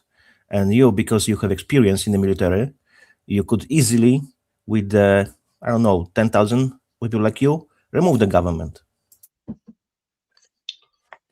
I am not going to say that I'm a total anarchist, but I would definitely say that about 70% of the government needs to be removed immediately. And NASA is one of those. There's like 20,000 Would you, if you had a big cancerous tumor growing inside your body, would you tell your surgeon, would you say, hey, only take 70% of that tumor out? Leave that other 30%. So exactly, I was thinking about cancer. Exactly the same thought. Well, no, there are certain aspects of the government that I think, like the post office as an example. People rely on the post office to bring them their mail, and I don't think they're doing anything. Reliance doesn't legitimize things. Okay. People become reliant upon alcohol. People become reliant upon all kinds of things that probably shouldn't be reliant on. You mean to tell me that without a government, that people wouldn't be able to communicate with one another? They wouldn't be able to figure out a way to get messages back and forth to one another? Everything would just shut down without government? Of course not. No, I never said that. Well, I mean, that's what I'm saying. So like people say, well, what about the roads? What, we didn't have roads before we had a government? What the fuck are you talking about? Indians were, had roads. What the hell are y'all talking about? Roads form from travel. Hello. Yeah, aqueduct. Yeah, the aqueduct. Oh yeah, the aqueduct. But I mean, for real, it's like people think that the government, which is nothing more than a figment of your mind. It literally is. And it's like, wait a second. Okay, what is the government doing? Okay, about the roads. Oh, that's right. They go and they get people that know how to work the roads, but the only thing is they keep them, right? And then they send them out to do that. Well, what's the difference if, hey, dudes, fellow neighbors and shit, our road out here is getting quite tore up. I think we ought to take up a collection and see if we can't get this thing repaved or something. What do y'all say? Yeah, let's do that. Sounds good. I get what you're saying, Dave, because my parents have a cabin up in Grass Valley, California, northern California, north of Sacramento, and the trees and shrubs and stuff overgrow, and they have a volunteer effort that happens twice per year, and they just come out there with their their trimmers and cover tools and whatnot, and that's cool. It's to their benefit. They're going to do it right so that it is effective. And that's the thing right there. And they're going to do it at a less of an expense, more efficiently. You get a minute, go into the Google there, Andrew, and look up the Inyo Good Roads Club. That was right out there in California, back in the early part of the 20th century. The Inyo Good Roads Club, and it was merchants that got together along what's now 395. And the merchants that were in the area and also residents would donate money to have and help to keep the road maintained, because it was to their benefit to have the road maintained so that they could get goods and supplies in. They could have commerce. You know, without that, these merchants aren't going to be doing too good if you can't get to the store, if you can't get to the warehouse or whatever else. So they formed together kind of a loose bonded union amongst the kind of like how the businesses do. Brian, you're gonna have to quit jostling that fucking thing around, man. It's clunking everywhere, man. I know. It's falling off so, man. Damn, felt like I was at King's Dominion. But yeah, that's the so these things, people thinking government is necessary. No, you only believe it's necessary. And most of the time people look for excuses to have some little bit of it because they're afraid to be responsible. Take the reins in your own hands and do it. You can do it much better than some low-level intelligence fucking government employee. Well, doesn't it start in school and education? It's where the whole government starts. They get you to go. Yeah. Relying upon some kind of a system for your existence. Well, I was not saying that I believed that we should have these overarching type of people that are just that at the base level to say, here's what you can do, here's what you can't do, and here's well, nobody has that right. Nobody has that right. Nobody has that right to tell another man. Where does that right come from? I wasn't saying that. Well, that's what government does, though. If you've got people within government that somehow have the magical authority to do shit that you can't, and then they tell you that it was given to them by you. Well, how in the fuck can I give you a power that I don't have myself? In other words, I can't stop you and throw you in the back of a car and take you to a fucking dungeon. You can't do that to me. No man can do that to another man. So what gives that motherfucker the authority to do it? I think I have an answer. If we were living in a completely anarch-type society, which I'm not against, but then the society grows to a certain point, and then we have certain types of situations that happen that require. So you're dealing with hypotheticals. That's when has this ever happened? I think it happens every single day. No, it doesn't. It doesn't. The only thing that comes in and starts encroaching on your life is government itself. If no man is above another, as soon as somebody starts to think that they are, somebody's going to let them know that they aren't. Okay. If the society, the people, Amish communities, just as an example, or something else, all of a sudden there's a fire and everyone has hired a company that's going to be associated, or even volunteers. When I was in Virginia, there was mostly volunteer firefighters. Yeah, that's what I have. That's what I have here. Yeah. I was about to ask you that too. Yeah. So when it comes to that kind of situation, the society is basically governing that, because if they stop agreeing with it, it shuts down. Right. I'm totally down with that. Well, and if it shuts down, then there wasn't a need for it. Yeah, exactly. So I'm saying, like, oh, fuck you, you're not shutting down the fires. Or a police department, just some small amount of, like, hey, if someone's shooting someone else and they killed everyone, all the guns are gone except for one person, I think there would be some sort of. That's again another hypothetical. I know that most likely would never occur. I'm not saying believe it or not, you're living in a state of anarchy right now. Government is in your brain. It's just in your mind. The word itself is literally Latin for mind control. Governo mentis. It literally means mind control. Who's the government? Where is the government? Where are they at? Who are they? Is it Congress? Is it the Supreme Court? Is it Donald Trump? Is it the mayor? Is it the police? Who's the government? It's all constructs of your fucking head. That's why they call it a state. They're fucking put you in a state. And Dave, I hope you don't take this the wrong way, but I'm just speaking my mind, and I've learned a lot from you in the past. So please don't make it. Oh, listen, it's firewalls that have been placed in your mind through this fucking system. And all I do is I try to break through those firewalls to get you to see. That's all. I'll break through those firewalls because they've carefully put these firewalls. Oh my God, there'll be nothing but fucking chaos if we don't have government. No. But I'll tell you what, we do have fucking chaos. So that's all I'm going to say for now. And I do appreciate Dave very, very much as to what you've been saying. I take notes. Most people Did you write down about the Inyo Good Roads Club? I did. It's an interesting story, man. Also, you want to see something about government overreach and how corporations can actually look up the Inyo County water wars. The one took place there in California. Oh my God! You got a video? Because the only video I have. I'm sorry.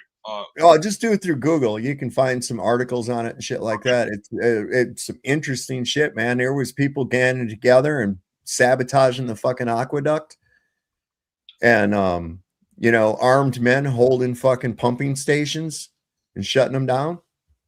It got fucking hairy because they were threatening these people's livelihood, and it was all through the corrupt shit through Los Angeles.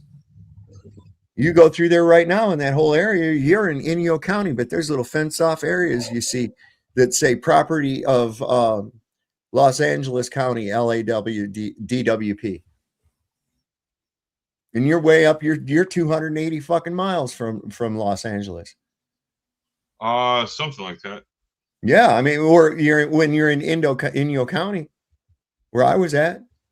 Let me find out. Yeah, about maybe 150 miles. I don't know. That thing runs, I think, 300 something miles altogether.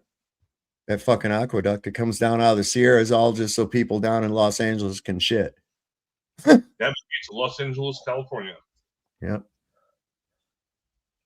And consequently, all the rich farmlands and shit that were on that side of the Sierra Mountains, because of the runoff from the snow, no longer get that water. The lakes dried up, caused dust bowls and shit. Now they have to have water mitigation programs in there. What's that? I can't see it. Hang on. It's 336. 336 miles, right? Yeah, from where I'm currently at. Ah, fucking goddamn. That's all right. We get the idea. Yeah.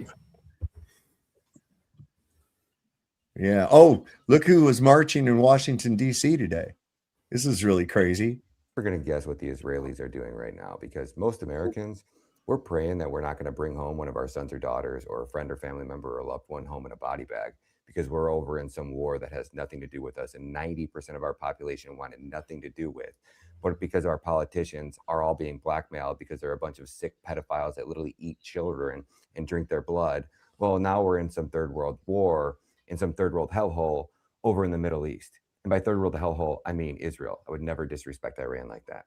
Well, God's chosen people right now are walking around New York City trying to bring back their Messiah. Outside, bro. Oh, there's more of them over there. What that flag mean? What does that flag mean? What? Sheikhna? Messiah is coming. The Messiah? Is this what he said is Messiah? That's Messiah? Oh, Jesus? He said the Messiah is coming. That's what they said. Shalom. Sheikh is coming. Sheikh is coming. Sheikh who? Sheikh al-Masjid? Those people are so fucking weird, man. Carrying around flags, chanting to champion in the returning of their Messiah. So when their Messiah comes back, we all die, everybody, except for them, the righteous ones, God's chosen people. They're going to be brought back, depending on how righteous they are. And the righteousness, the more righteous they are, they get more favor in the eye of their God, who is Satan, by defiling everything that we consider holy. So everything that Christianity represents, the more they defile that, the more righteous they become. So in order for their Messiah to come back, as their prophecy holds, the West must fall. We're $38 trillion in debt. We're allowing drag queen story hour in our elementary schools. Parents right now, schools, the government is willing to kidnap your child if you don't identify with their proper pronouns in California. CPS is legally kidnapping American children. HHS with the migrant children is trafficking and turned America into the child trafficking capital of the world.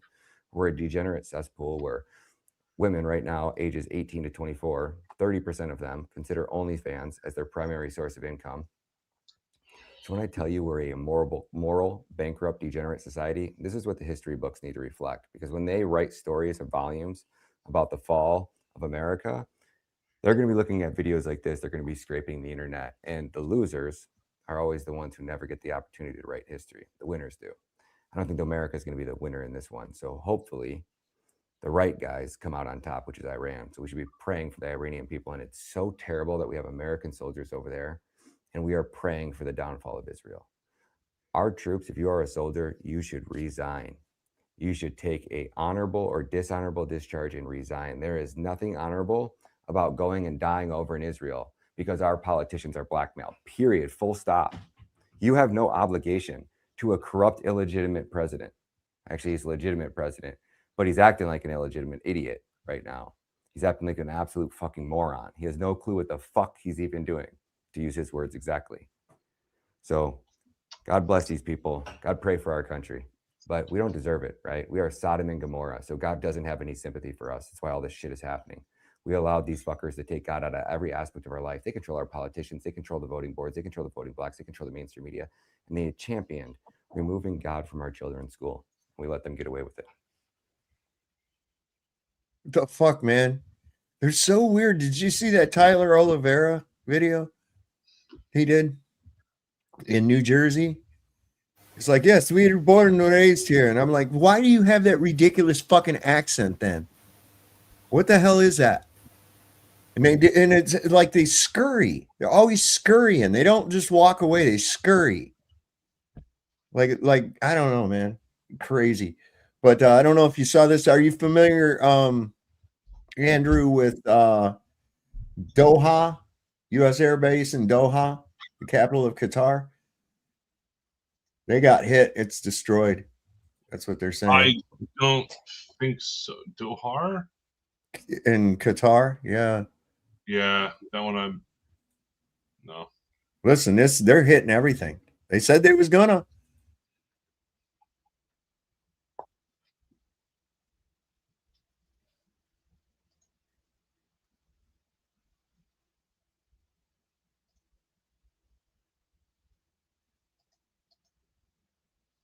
Yeah, I mean, we've been forecasting this for over 5 years. I mean, it's obviously in the cards, right? That now potentially infamous video of Clausen, the Israeli lobbyist. I've played it so much, it's like I've worn it out. But yeah, they've been beating that drum for years. I mean, it's over 5 years. It's going on 30 something years.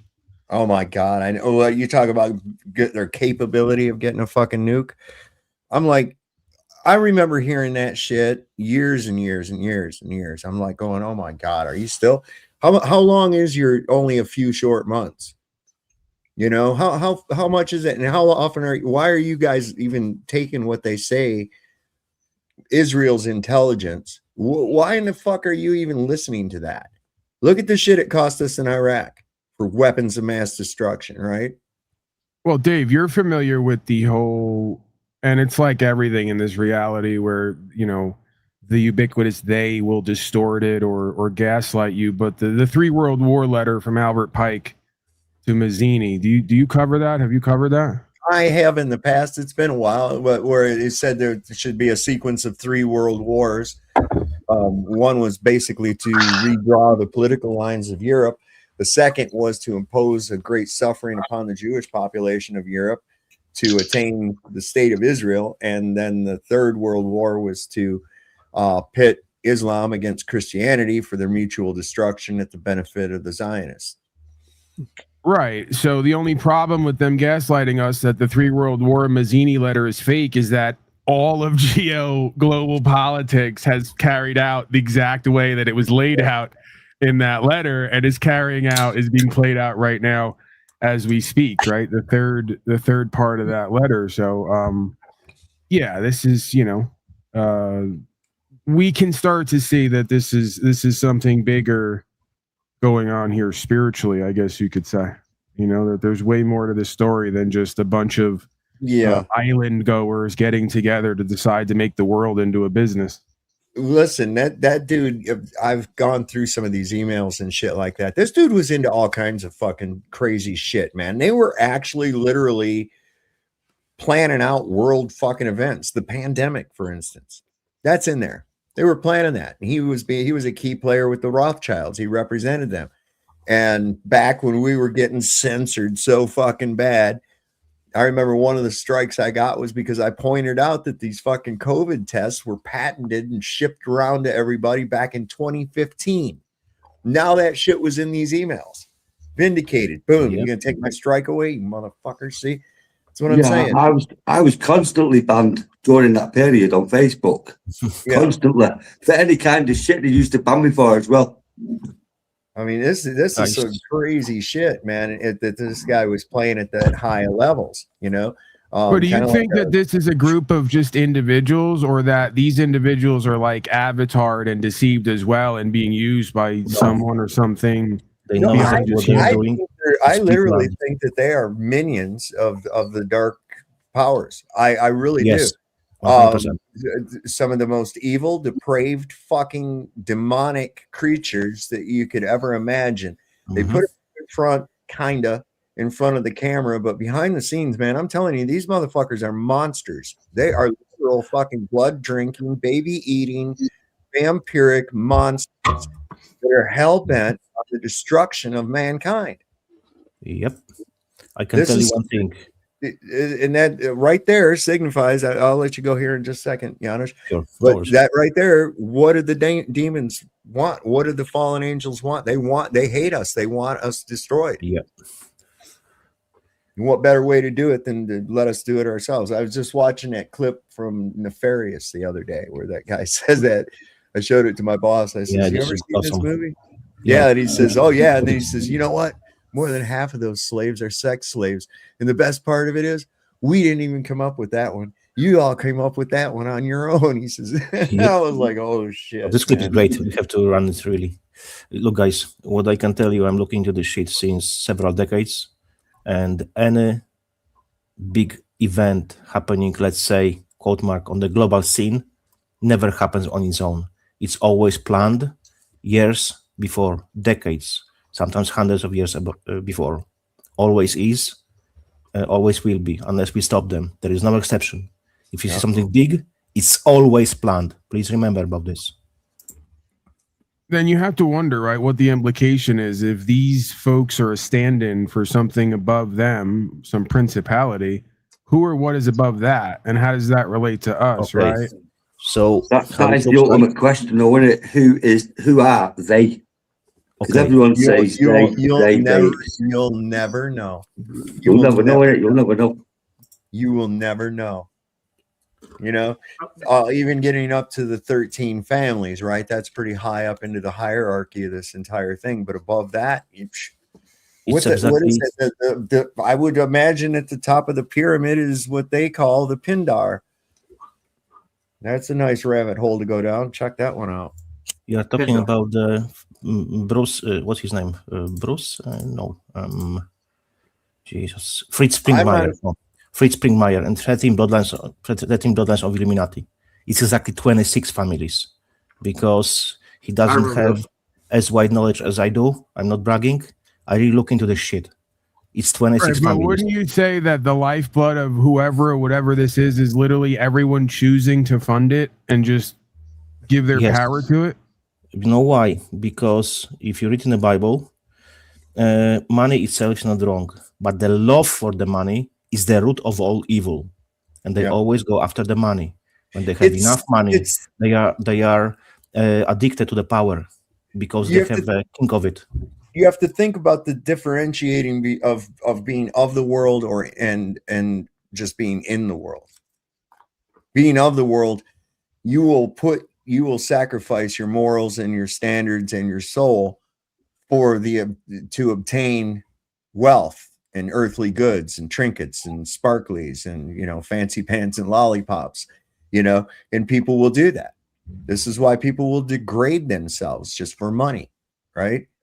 So that's being in the world, or that's being of the world, because you're too focused in the physical of it. Whereas when you're more focused into the spiritual of it, you realize that that physical aspect of it isn't as you want the things that you need, but you don't really need the things that you want. You understand? Mm-hmm. And when people get that idea, they can stop.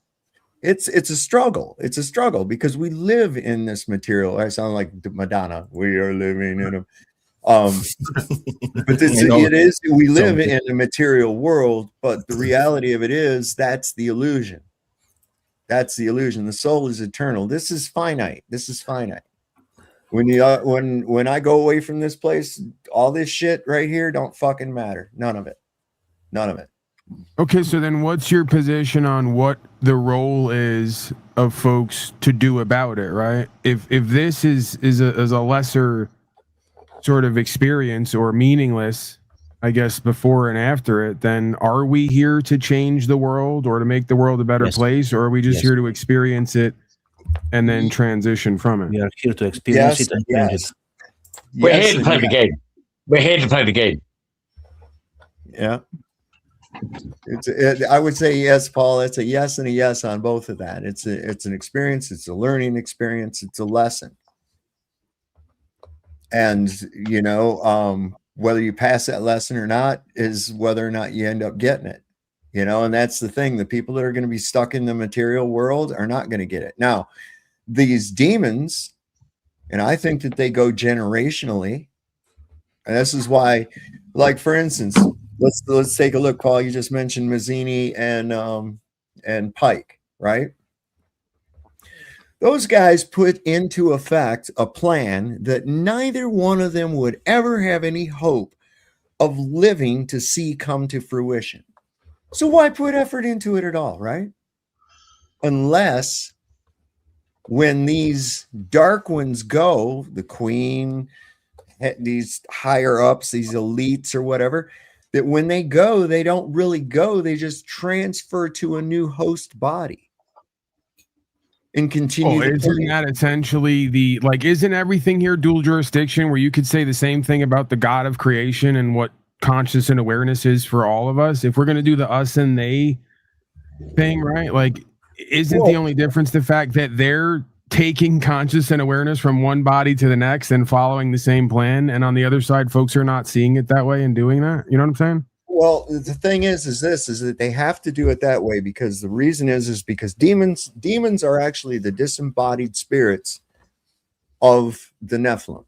Nephilim, exactly. And they have no place in heaven nor earth. They have no place either way. So they're stuck. They're stuck. And that's their only way to have an incarnation, I believe, that is through a specific genetic code, a specific genetic trait that will allow them to adhere to a host body. So-called markers. This is, I believe, why these elites, I think we've been pronouncing that wrong, not elite, elites.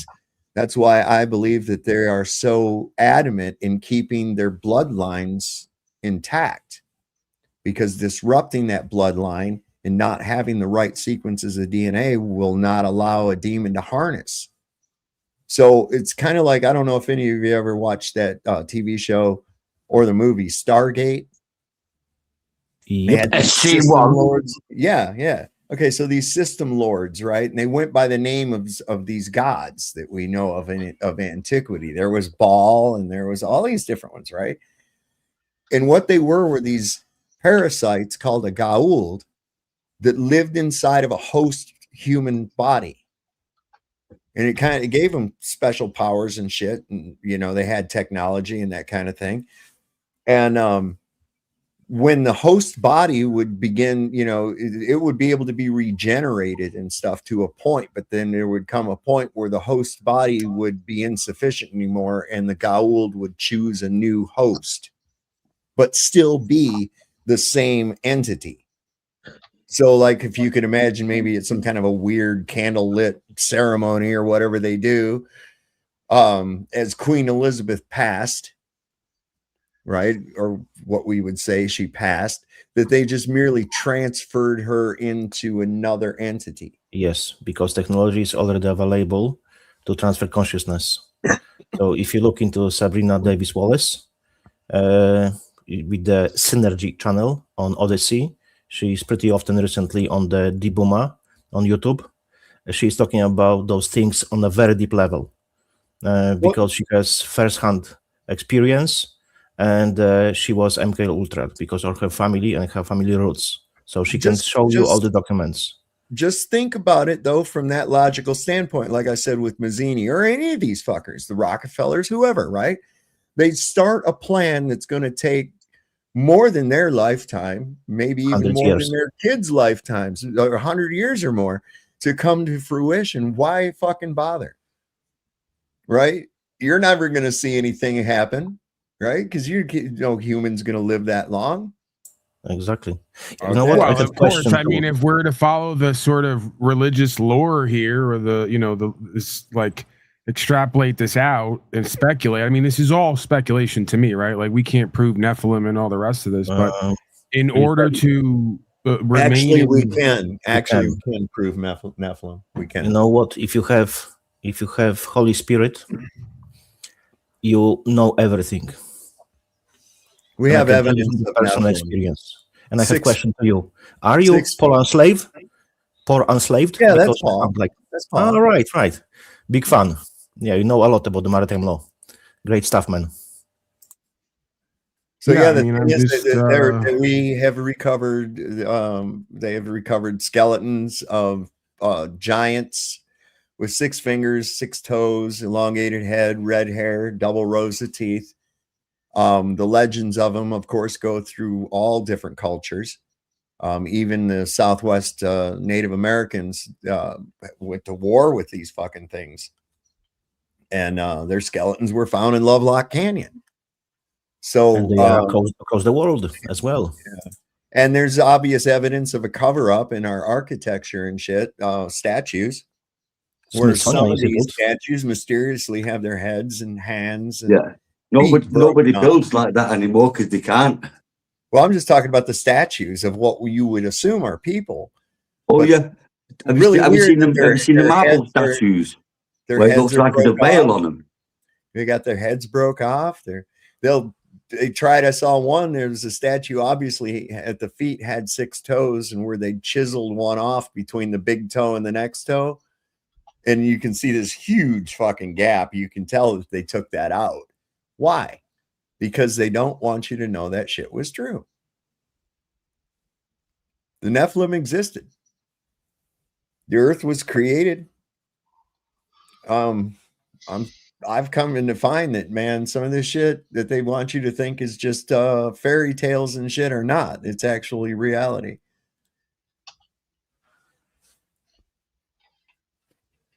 A lot of stuff that connects together, man. Yeah, throughout the Midwest here in the States, they found mounds with artifacts in it that are giant to begin with, let alone skeletons. You know, it's go look up old news articles from the early 1900s and late 1800s. There's tons of those. Was that guy Kincaid? Kincaid guy that was going down the Colorado River and found the fucking cave that had the Egyptian shit all inside of it and everything? Mm-hmm. There's another guy found 12-foot double red-haired double rows of teeth, 6 fingers and shit, skeletons in what's that, Catalina Island back in the early 1900s too. There's even newspaper articles of it, pictures of it. Paul, because you know about the legality and all this bullshit, all this deception, I think you will get it very easy. Let's say, for example, law, and I give you the real meaning of the word, probably you know it, but some people probably don't. Law really stands for land, air, water. They use double speak and the magic wording double speak. That's why English has been introduced as a quote mark, global language because of its possibility to use exactly double speak. So because law, what they say they can create, stands for land, air, and water. We have received dominion from God over land, air, and water. And dominion trumps rights, because rights can be given and can be taken. Dominion cannot be, because it comes straight from the source, from God, from our creator. So in simple words, because they can't create land, air, or water, it means they can't create law. But we think they do, because they program us all the time. They can only create policies, rules, guidances, and other fancy words, but not freaking law.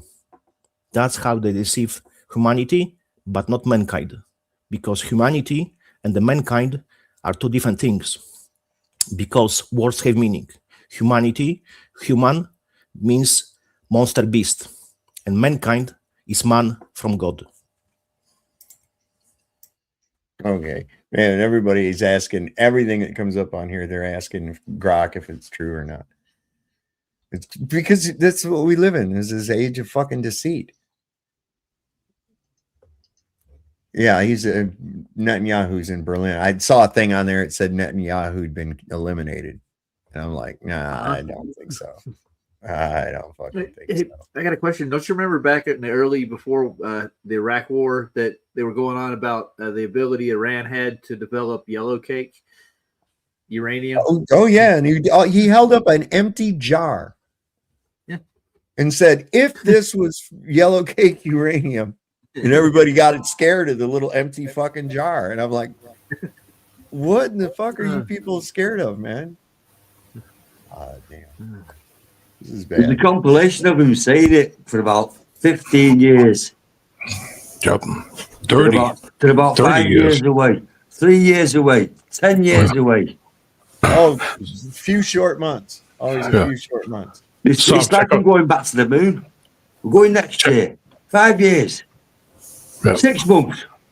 Oh, we're supposed to go next month, Bri. We're going next month. I promise you. I swear we are. Yeah, I actually put the link in the private chat for the 33-year compilation of Netanyahu, saying any day now,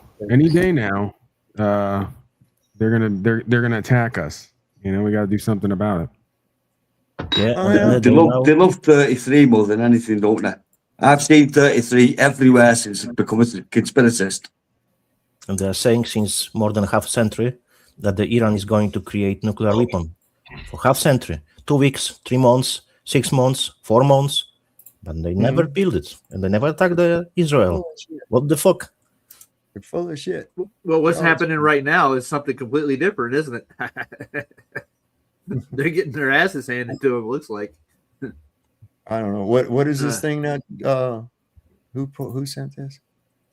I don't think I didn't. Oh, D-Man put this. D-Man, no, D-Man. Oh, that's double down news, isn't it, D-Man?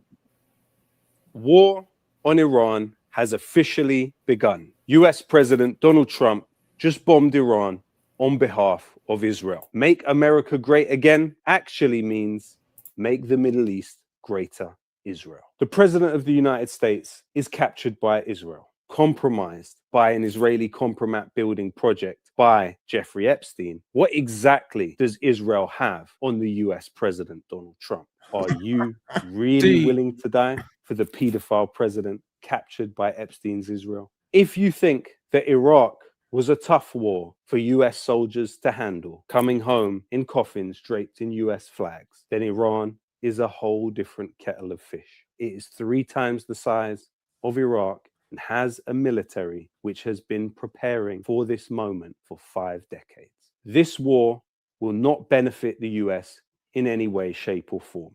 Not only will it lead to greater authoritarianism at home, but it will lead to the US throwing everything it can into not only resources directed towards the military, but humans directed towards the US military. US veterans have a far higher rate of suicide than other members of the society. More US soldiers were killed by suicide in Vietnam than killed by the war itself.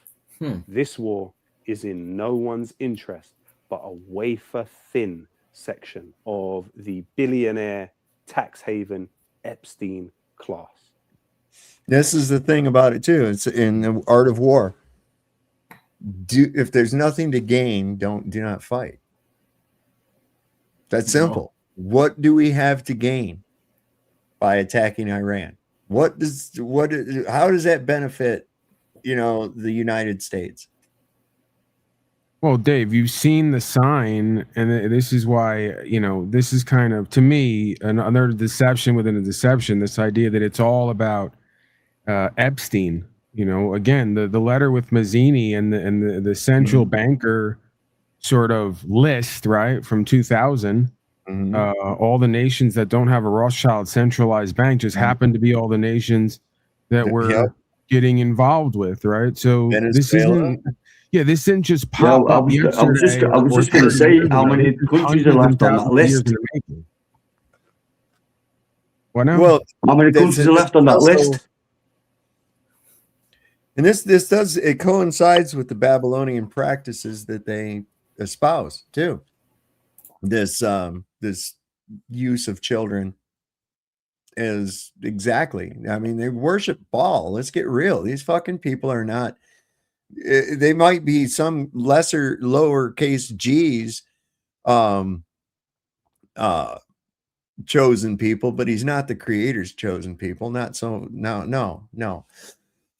Well, like the folks in chat, they keep going back to this idea of this is all about money, right? And it's like, just because they're central bankers doesn't mean that their main source of value is debt notes that they create, right? Those debt notes are basically certificates of a pledging for each soul as the collateral, right? So we're back to this scriptural idea of the central bankers are a stand-in for an entity that's trading, it seems, in the souls of men and women, right? It's not about the promissory notes that they're printing up, that's a representation. It's about the energy of the people. It's about the energy of those of the people. Right. So if we're going to do New World Order, you got to have everybody soul pledged to this centralized sort of system and entity, right? Tokenized, if you will, and digitized. So I think that's what the name of the game is, right? It's not only a financial and political one, it's just more importantly a spiritual one, it would seem.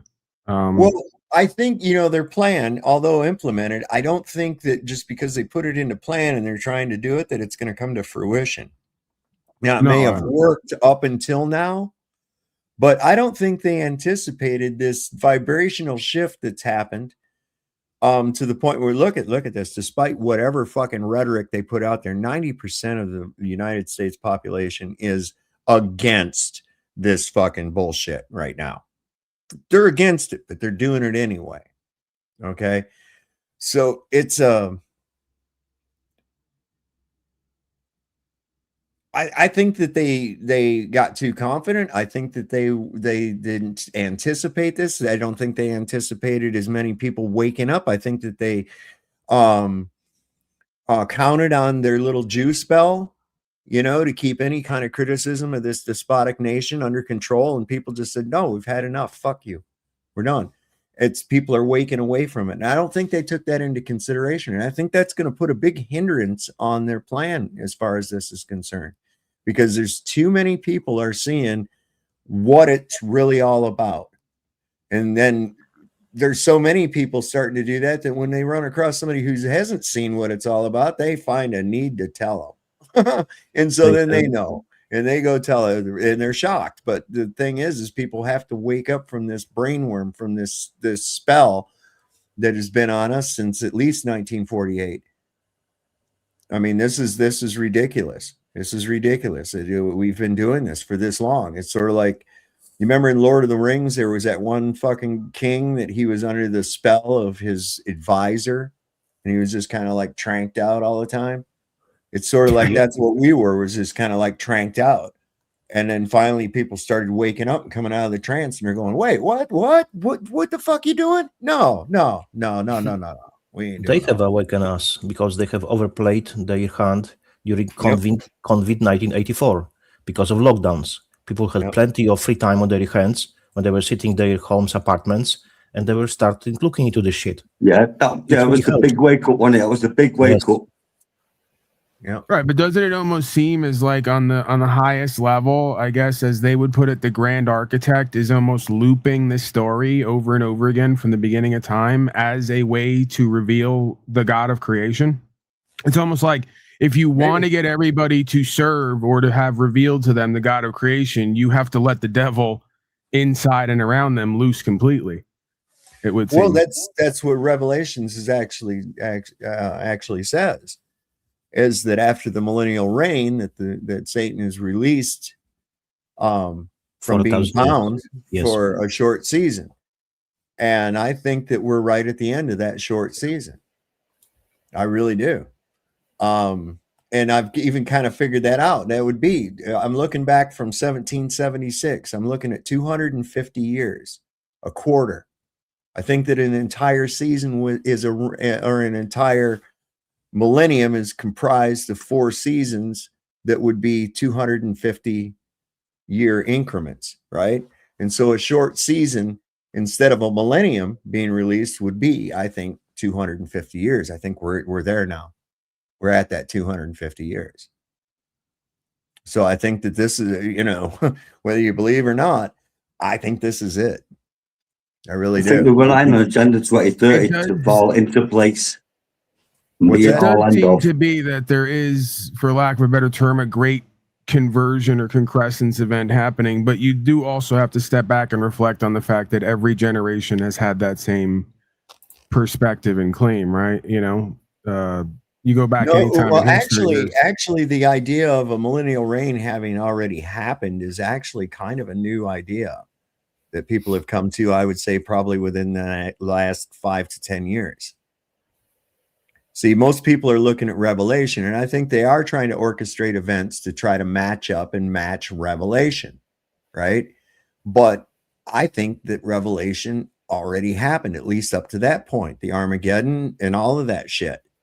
And I believe that we went through with the worst year in history. What is it, 546 AD? When there was all the volcanoes that went off and blocked out the sun, and there was no crops grew, and the sky was dark for a few years, and there was pestilence and disease and shit. And then we went into what's known as the Dark Ages, and that's where shit starts getting really murky. But so, and then all of a sudden, boom, we just come out of that into this beautiful renaissance where there was people creating unheard of works of art and architecture and shit. So you agree then we're in something in part of this cycle, and part of the cycle is a light age, dark age sort of experience. But I think this might be the actual turning finale of it. But so I think this is like the final battle between as above, so below. And not only is there this war going on right now between good and evil right here on earth, it's happening in heaven as well. It's happening in the next realm. So I will poke holes in your claim, because back in the days, if it really did happen, the mankind would have to have a chance to accept Mark of the Beast. At this time, as far as I know, we did not have technology to do it. Now it's possible. That's why they're pushing so much in the AI. Technology, how the fuck did they make those goddamn buildings and shit, man? How did they carve that shit? I know. And shit. Yep. See, that's the thing. They did have exactly. We are a generation with amnesia. We haven't got a clue what went before us at all. I think one of the things that we're really uncomfortable with is having to admit to ourselves and each other that we really just don't know. That there's a ton of evidence and things we can point to and speculate on, but ultimately, I don't think a lot of this stuff can be known or proven conclusively. None of us have first-hand knowledge. That's the problem. We can only use the hearsay, and the evidence we accept or reject. That's it. Well, I also have to look at this too, that is, if Satan is the greatest deceiver, the father of lies, what a better way to deceive people. I mean, already tricking people to think they live on a ball. That's dumb. And everybody knows, really, if you think about it, that's dumb. But they got everybody believing it. And if they can get them to believe that, they can get them to believe anything, right? Even the fact that they're at a different point in history, biblically and chronologically. You know, what a better way to lead people astray than to hijack the religion. I remember saying that when I was a kid. There's a teacher in the little Bible class there. She says she was talking about how Satan is a deceiver, and he's can beguile you. And she says, does anybody know what beguile means? And I raised my hand, told her, and she says it means he's like the best at tricking you. Nothing's off limits. He can deceive the best of the debunkers, right? And he's like, yeah, very good. Now I raise my hand again. She looked at me and she says, what? And I says, how do you know that Satan hasn't disguised himself as this church? I mean, fuck, if I was the best liar in the world, that's what I'd do. I want to trick you into following me. I'm going to pretend I'm the other guy that you think I am, right? Come on. I'm going to pretend. I'm going to get you sucked into it. I'm going to do it generationally. Then I'm going to feed you lies. I'm going to feed you lies about shit that it doesn't really say, about that you're supposed to suck up to some despotic nation state because of some fucking passage in Genesis. Get the fuck out of here with that. You know what I'm saying? How do we know any of that? That it's all just been a deception, you know? So that's why I go, you know, I still refer to it, but I also have to go with God's words written in the heart, man. And I think that there's a reason too that did you know that the phrase "do not be afraid" appears 365 times in the Bible? For each day of the year, yes. Do not be afraid. Do not be afraid. Yet most people live their life in a state of fear to one degree or another. Whether it's fear of not being able to make your bills, fear that your kids are going to be harmed, fear, some kind of fear. And a lot of it is fed to you through external forces. Your thoughts of the way your life is supposed to be, how things that you're supposed to do, that's not your idea. That idea was fed to you and you conform to it. Like this idea where you got to get up and you're supposed to eat breakfast, and then at a certain hour of the day, you're supposed to eat another meal. And then there toward the evening, you eat another meal. Well, that's around dinner time. Everybody goes, oh, around 4 or 5, right? Oh, lunchtime. Oh, that's around 12, right? Why? How about just do this? How about you eat when you're fucking hungry? How about just do that? Man, that's what I do. And sometimes I'll go a day or two without even eating. I'll go, you know something? I haven't had nothing to eat. Fuck. Hey, it's pancake day. You got to eat pancake. Fuck off. Yeah, right. And fast is good for the body. They made breakfast. Who decided what foods to eat for breakfast? Right? Well, you take the word breakfast. What does it mean? To break your fast. Of course, you slept all night. You essentially fasted. So breakfast is you're breaking your fast. Now, who says that's got to be eggs and bacon and that kind of shit? Well, the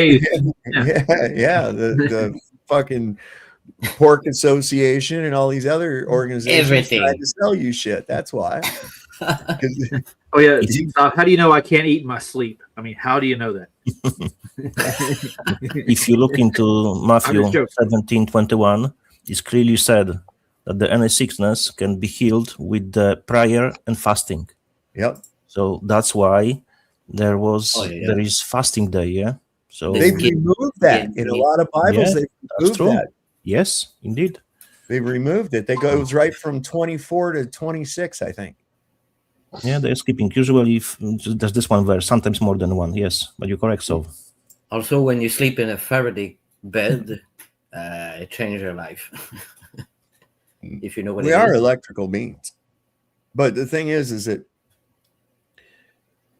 I think it's more important to know that you're a soul with a body, and not a body that has a soul.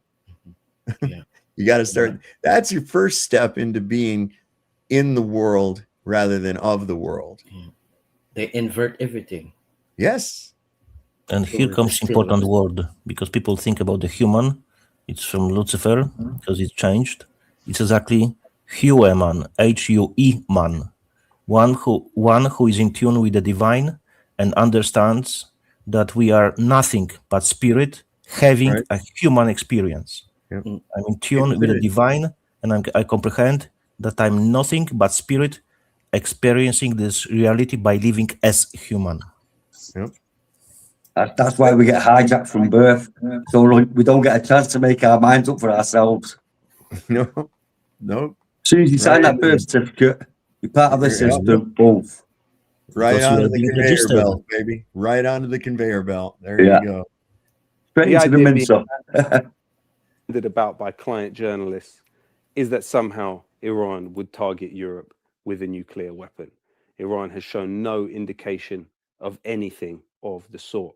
However, what we do know is that Israel has been developing nuclear weapons for a very long time. US President John F. Kennedy said that the inspection of Israeli nuclear facilities in Dimona was a necessity. That didn't happen, and JFK was killed the very same year he suggested the idea.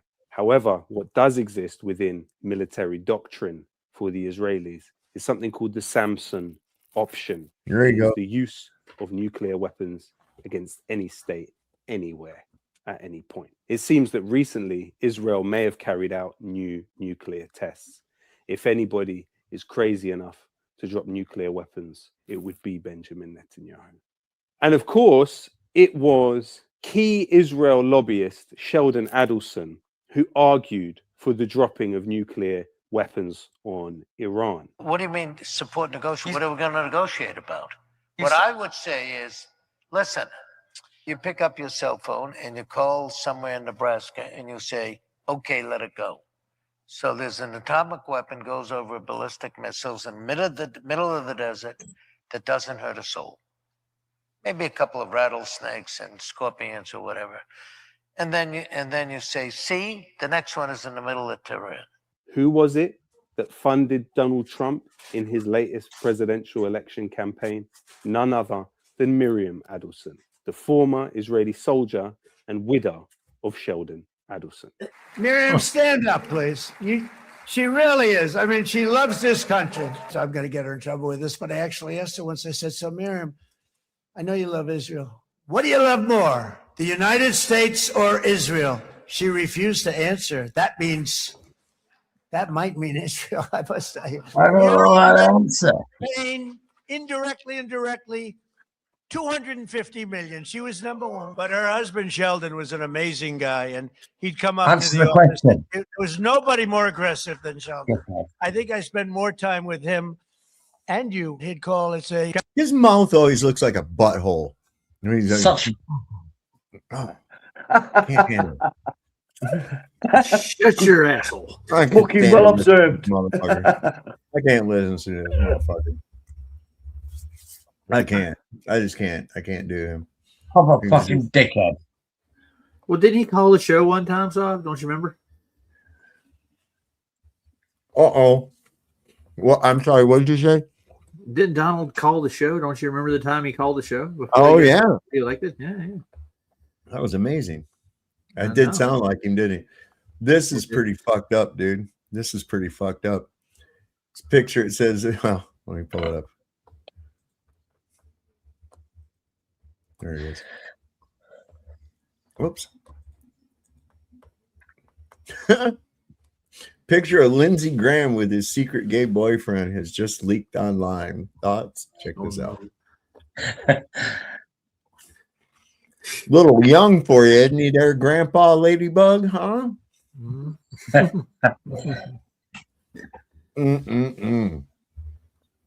We're getting to the point where anything that's not files worthy is almost like tame. Secret gay boyfriend? Okay, no problem, right? As long as we're not, as long as it's not files material. You know, that's the bar that we're now setting for politicians. Not much of a bar, is it? No, that's where it's getting to, right? I mean, they're not having sex with babies, so you know, what's the problem? Are you familiar with the pizza index, Paul? I guess I'm gonna be if I stick around long enough. I don't know if I want to be. Okay, well, all right. So back during the Cold War, right? The Soviets developed a method of aiding in their intelligence by monitoring the amount of pizzas being delivered to the fucking Pentagon during certain crises that are going on in the world.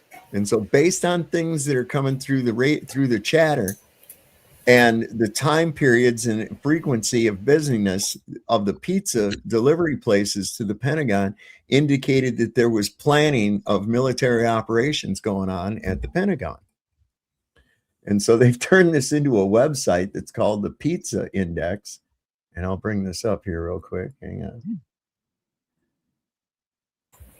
Oh, Papa John must be very...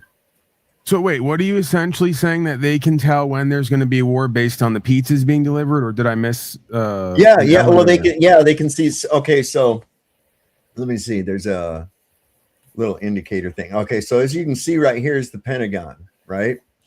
These little pizza slices on here are the different pizza joints that are in the area that they deliver to the Pentagon.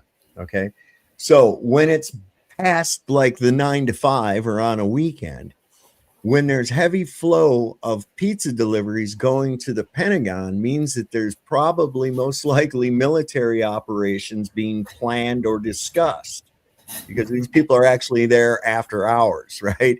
Chow hall's closed. They want to have a snack while they're doing this shit or working or whatever. And this is what they get going on. Now, they also monitor the gay bars. They monitor the gay bars in the area too. Because the pizza looks pretty busy right now. When there's nothing going on, right? Okay, so this thing is telling us that we are right now at let's see, they call it, instead of DEF CON, it's DOCON 4. All right. Okay. And when we come down here, it tells us it happened. This is 100%. It happened real time. Doomsday clock tracking 39 high impact risk markets. So you can actually go to Polymarket and make bets on shit that might happen, right? You see the thing down here for trade geopolitics. Now here's the basic things that are happening. The bilateral threat monitor. Here's USA and Russia. Everything seems to be good. It's moderate. Russia, Ukraine. It's been a slight escalation in the last couple of days, and it's high. Over here, USA and China, no worries. China and Taiwan, it's elevated, but it seems to have de-escalated quite a bit over the last few days. USA, Iran, that's high right now, as well as USA and Venezuela. So these are most likely the things that are being discussed within the Pentagon right now.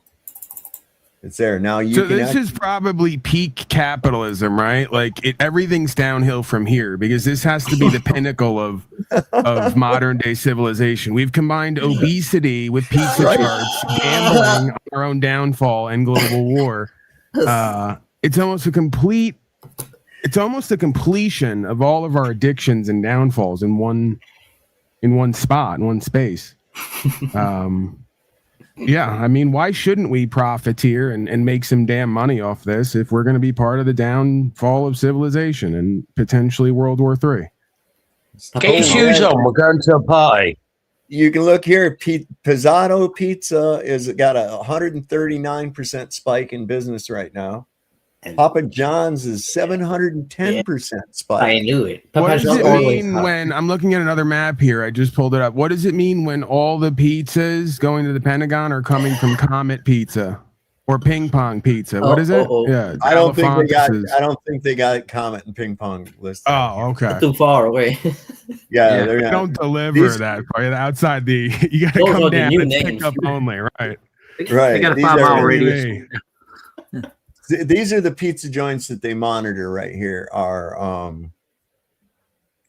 Domino's, Extreme Pizza, District Pizza Palace, We the Pizza, Pizzato Pizza, and Papa John's.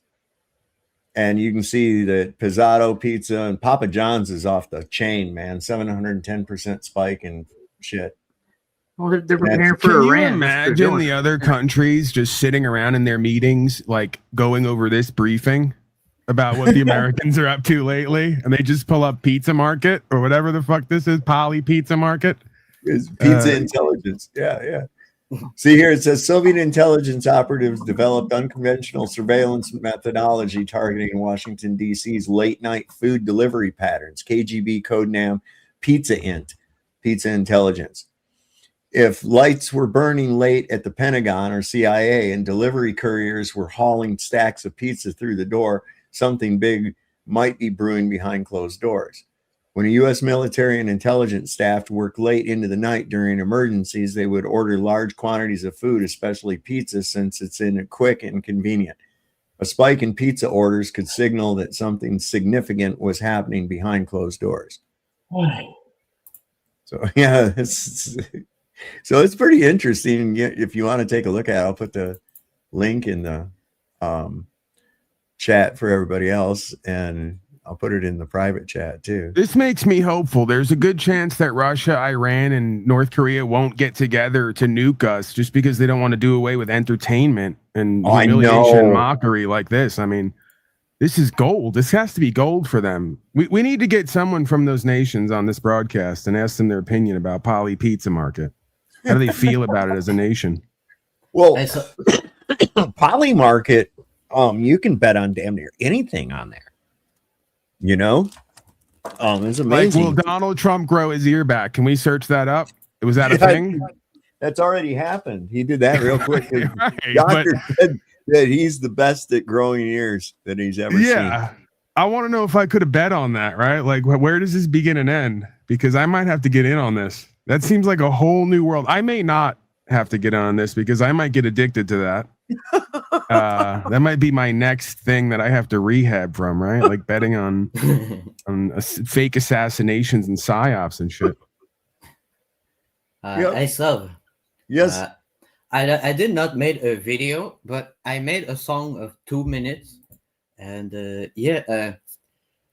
this week it was the week that everybody waiting for. Some people make fake music song with the real artist, but it's not the real artist.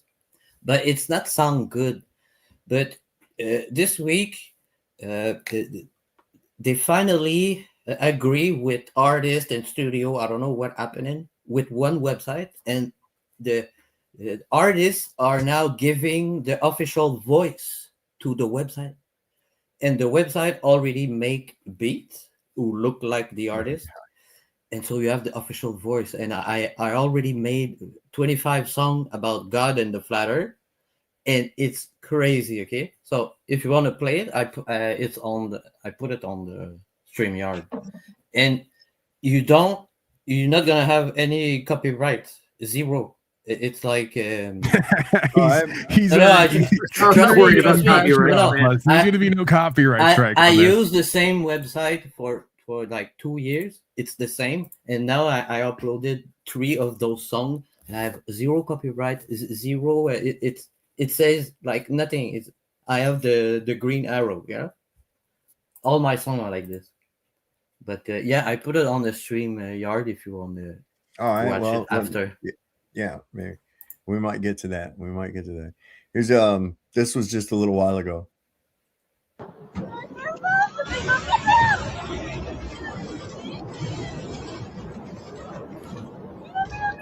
Where's the Iron Dome, man? There's no dome. Just get big holes in it. Why do we have to do this?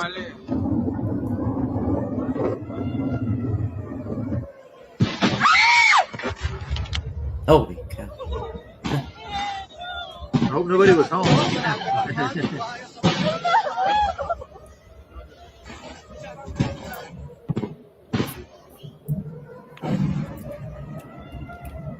Such a senseless waste of humanity, too. What are they hitting? Buildings.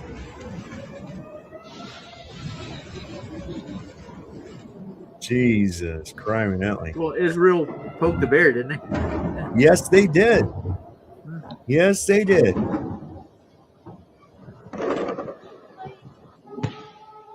Listen, I hope they turn fucking Israel into a dust bowl. I'm serious, man.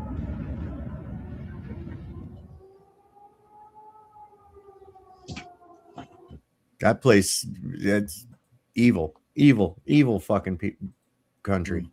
Yeah, but you know as well as I, and we all do, that move on the chessboard doesn't begin or end there, right? That sends ripple effects and waves that probably last decades, I would think, and have a whole bunch of responses from that, right? And again, I think we're back to that whole, this is all organized on some level, you know, potentially to create a World War III, a nuclear event, some kind of great event.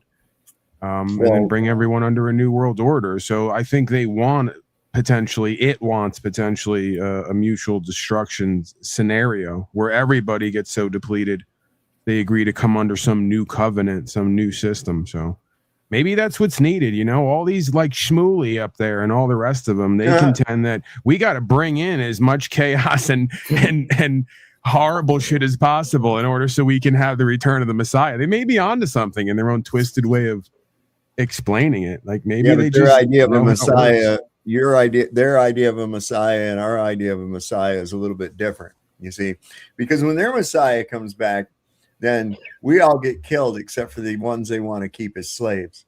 Then they can just kill us whenever they want to anyway. Yep. So, Yeah. Not cool. I don't see that, right? I'm not one of the 85% who took the 14 vax shots, and I don't think I'm going to make a good slave to Shmuley. I'm sorry. I just don't see that relationship going well. I mean, I don't either. He's going to have a problem on his hands. He's going to have to feed me too. I mean, it's a hefty bill. I would be, yeah, you'd have to take me out. I'm not going to be a slave. No, you won't like it. I will find a way to fuck you. There's not one position. If we had to play a game, Dave, like what position in the hierarchy of Shmuley slave would we be willing to, like, you wouldn't be willing to like cook him dinner from time to time? If, you know, like, what are you passionate about? What do you like? Like, what do you love? What's a hobby of yours? I don't know, man. I build shit, and I cook too, but I wouldn't do none of those for him because they fucking disgust me, man. I mean, it's just like, no, there's no way I would do anything for him. There's no way. What if he could have revealed to you, like through his 6-pointed star crystal ball talisman, like he shows you somehow that this all had to happen and now it's over, and like he's kind of sorry, but not really because it had to happen, right? And he's like turned from his Shmuley ways. You wouldn't just like. He's still Shmuley. He's still Shmuley. And I'd have to look at that. Come on, Dave. We all can't change. I would have to look at that malformed face all the time. He is looking rather trollish. It did occur to me. I go, as time goes on, Shmuley's morphing more and more into some kind of gargoyle creature from Middle Earth. They do, and the women do. The women, they turn into these beasts. Like, have you seen Bruce Springsteen? The motherfucker looks just like Woody Allen now. Oh, I swear to God. I'm talking coded lingo here, right? You don't have to read hard between the lines, but it's a bit of coded lingo. The they and the them. Yeah, trolls. We call them trolls. Is there kind of like the trolls? Did you ever? Anybody here ever watch Star Trek Deep Space Nine? Yeah. You remember the Ferengis? You remember the Ferengis? Yeah, the Jews. I mean, the space aliens. Yeah, they were like little space Jews, man. They were there all the time trying to fuck somebody over and shit. They were. Their beauty is on the other side of the spectrum. You know, these are the things that these people are keeping us from developing the series Space Jews. Like, we could have that. We could produce that. But they're not going to allow that. The people who run Hollywood, they're never going to let that through the meeting. It's never going to get syndicated. Mel Brooks would do it. I bet you Mel Brooks would do it. He would do it. Well, I got to go touch on the molten iron core. I'll catch you guys on the other side of the All right, world. brother. You know what I'm saying? Have a good night, buddy. Metaphorically Thank you speaking. for coming up. I will. Take care, Roger. Hey, later, Jonas. Bri and Paul. Nice to meet you, Paul. All right, Roger. I got a show to Yeah. go. Oh, I really loved your video when you approached when you were approached by the policeman, and you didn't need to show him your documents because you explained to him what's the difference between traveling and driving. It was fucking great. I love it, man. How'd you like the other two where I got ripped out of the car and got my car towed? Not so much, you know. I've seen them as well. Yeah. Yeah, well, you got to take the good with the bad, right? Exactly. Look, they are, I call them thugs with badges in funny costumes with the ego bigger than their stupidity. That's as simple as that. Because unfortunately, that's the American dream, man. I hate to cut you off, but you got to remember that is the American dream. Yeah, ego it is. And a bank account bigger than your stupidity. I like that. Yep. Look, as far as I know, you cannot score too high on the test to the police academy because they need a compliance and the people who will be following orders than people who will think for themselves. So if you score too high, you'll be rejected.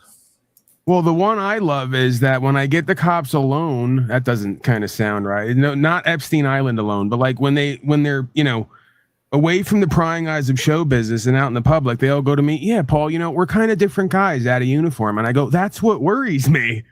You've abandoned all reason and good faith to do this job and you're carrying out tasks that you believe is wrong. What does that make you? Right? Like, why are you giving me some kind of speech about how, it's incredible to me. I've had them say it on camera too, as much as I kind of say get them alone and kind of joke around, but they'll even say it on camera. Listen, we don't like it either. We don't think that it's right either. And we're different people at home. And I'm like, yeah, that's the problem. We got a bunch of public servants who are, abandoning morality and ethics to get paid. So. They are different people because the highest rate in the home abuse, it's exactly in the police force. So I think they are not exactly different. They're saying the stuff, they're saying those things, but I don't think so they're different. So the question is it the badge creating monsters or monsters are being attracted to the badge? I think it's a little bit of both, man.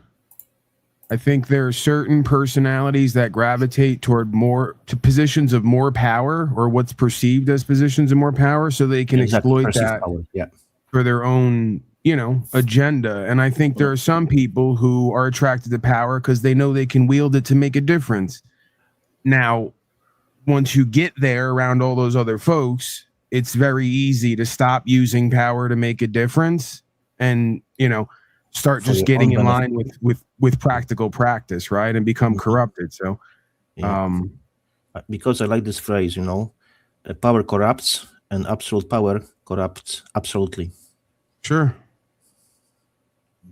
I think that when certain things are incentivized and other things are criminalized, it just makes it that much more. And again, I'm not going to make excuses or be an apologist because everyone has to choose, right? That's their karma. Everyone's generating karma for themselves, essentially, right? So you got to pay that bill at some point. But again, it's a systemic thing, right? Hey, we'll incentivize this behavior and pay you more and give you awards and accolades to do this. And if you do this, well, maybe you're out of a job or, we demote you, right? Serve and protect. Nope. Harass and collect. That's how they are incentives. They have incentives to do it. And they have to have a quota as well. And probably it's as well in the USA, but I know it's different. I'm from Poland. It's definitely in Poland, this case that always the budget which government always votes on, has a certain amount of money from the tickets. Right, the quota, yeah. Yeah. So what the fuck? So they all assume it will be as much quota from the freaking tickets given to people, right? It's fucking total bullshit. Yeah, and then folks will immediately on the other side say, so what do you want? You know, we always do this or thatism of extremes. What do you want? Complete chaos? I go, that's what you have now. You have a bunch of psychopaths and sociopaths wielding the power they should have never had to further their agenda. We already have that, right? So exactly. It's yeah, very simple. Yeah, go on. It's just, you know, it's again, all roads lead back to Rome, proverbially, metaphorically, in the sense of you're just going to need a huge spiritual renaissance and awakening of folks realizing that working in trust and good faith is going to be the only way, because without that, this is what we get every time, right? And it's already underway. I know others wouldn't even be here if it wasn't somehow already underway, it would seem to me. As much as that even sounds crazy to me to say, I would have been someone at one point. Crazy. You're correct. Who would have said, abandon all hope, right? It's going to get dark and bad and it ain't coming back. And then I'm like, no, kind of like what Dave was talking about earlier. We've come to a lot of the same conclusions, that this is in fact a light age, dark age cycle loop. And we're all playing a part as individuals, but we're also simultaneously part of some collective simulation, right? However the fuck that works out. That's the reason they have to create another reset, because mankind is in the process of awakening and it's going too fast from their perspective. So they have to create again, orphan trains, cabbage babies, and so on. So it has to be reset. It has to happen. I was really counting on something in 2025, because 2025 Vatican lost their contract for our souls. So I was strongly suspecting that something will hit bigger than the COVID 1984. But it didn't. But then I have taken into consideration as well that they are behind the schedule. So they fucked up on the line, and they didn't really fulfill all the steps necessary to proceed with the big reset. So I suspect it might happen this year. Definitely before 2030. Yeah, and then I was going to go down the road, and then I got sidetracked. But I tell folks on the other side, if I have to meet you in the middle, I will, right? On this hypothetical, because it's always hypotheticals versus hypotheticals in a lot of this shit.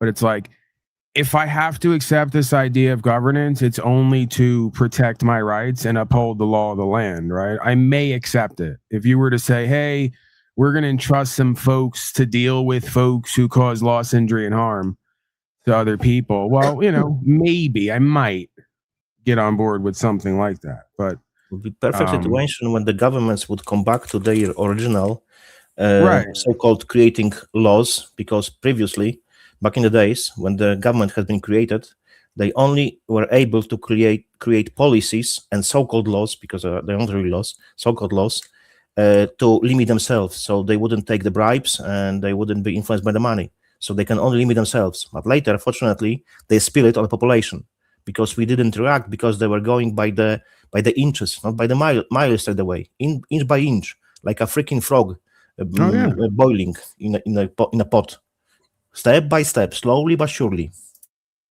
The pimp and hoe dynamic, man. There's no denying it, right? One day you're a good citizen and an American, the next day you're the whore of the Babylon, right? You're completely pimped out, one step at a time. But yeah, man, I think it all, like we talked about before, I think it all kind of starts and ends with this pledging of our body and our property to this self-defined corporation, right? And as you say, believing in this idea that our fellow man can create policies that we're bound by. I mean, you get what you give, in a sense, right? If you're willing, and most people are willing to not only buy that and believe that, but keep you in line, policing you with that belief. Look, right? So it's our fault, because we are compliant. That's the problem, as a majority. Sure. If we wouldn't comply, what government could do? Fucking nothing. People would say, no, fuck you, we're not doing that. They would be able to do I shit. believe COVID-19 and events like that are really just huge opportunities.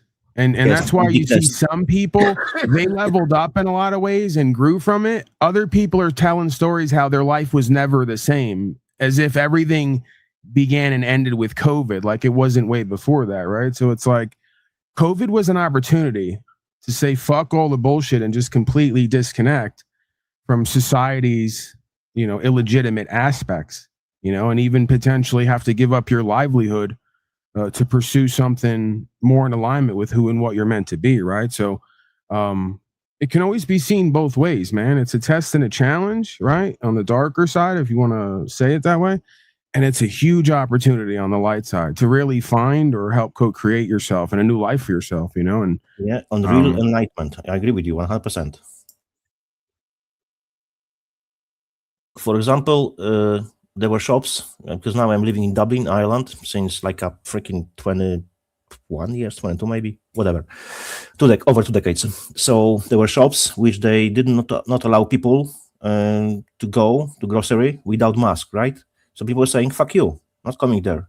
And few shops need to fucking bankrupt. They need to fucking close it. Because after the COVID, people didn't go there. So before, government was giving them money, right? But after COVID, it stopped, and they fucking need to close their shops because they had not enough customers. So they fucked up. Do you know what? Over here in England, southwest England, you walk down the road, you've got a Chinese shop, you know, go and get your Chinese, whatever.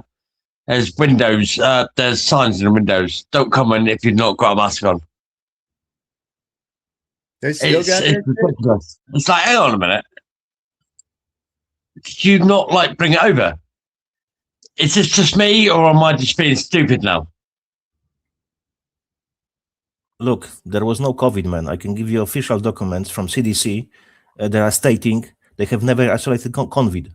Let me find the link. I will give you that in a second. Oh no, I think there was something that people were experiencing because I experienced it, and it was a great parlor trick if it wasn't. Yes. But I don't think it's what they say that it is. No, I think it was from them towers, because my intuition, and it's my intuition, you know, and I'm sure a lot of folks who come to these areas have a similar story, right? That and you know, Dave spoke about it earlier. There's something inside of me that's always been a little wacky, it would seem to the world, but onto something, right?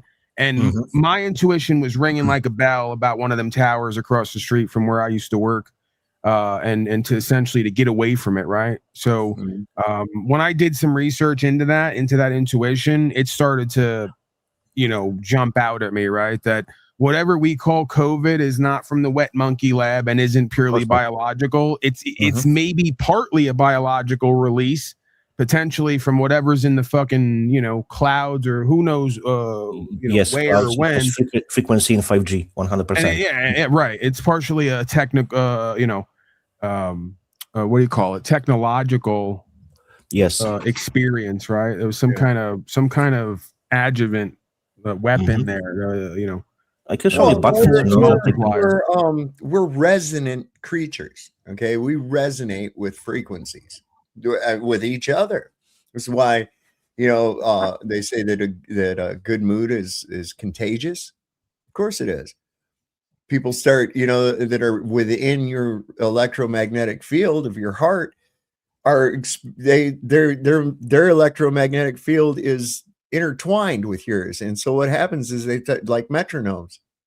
You start syncing up. It all starts syncing up. Boom. Pretty soon, what do? Now you've created a bigger field. Well, we manipulate these frequencies all the time without even really thinking about it. Music, for instance. What is music? Audible emotion. This is why a sonata with no fucking words can evoke a tear to the eye. This is why they use music in the background of movies to elicit the mood of the scene.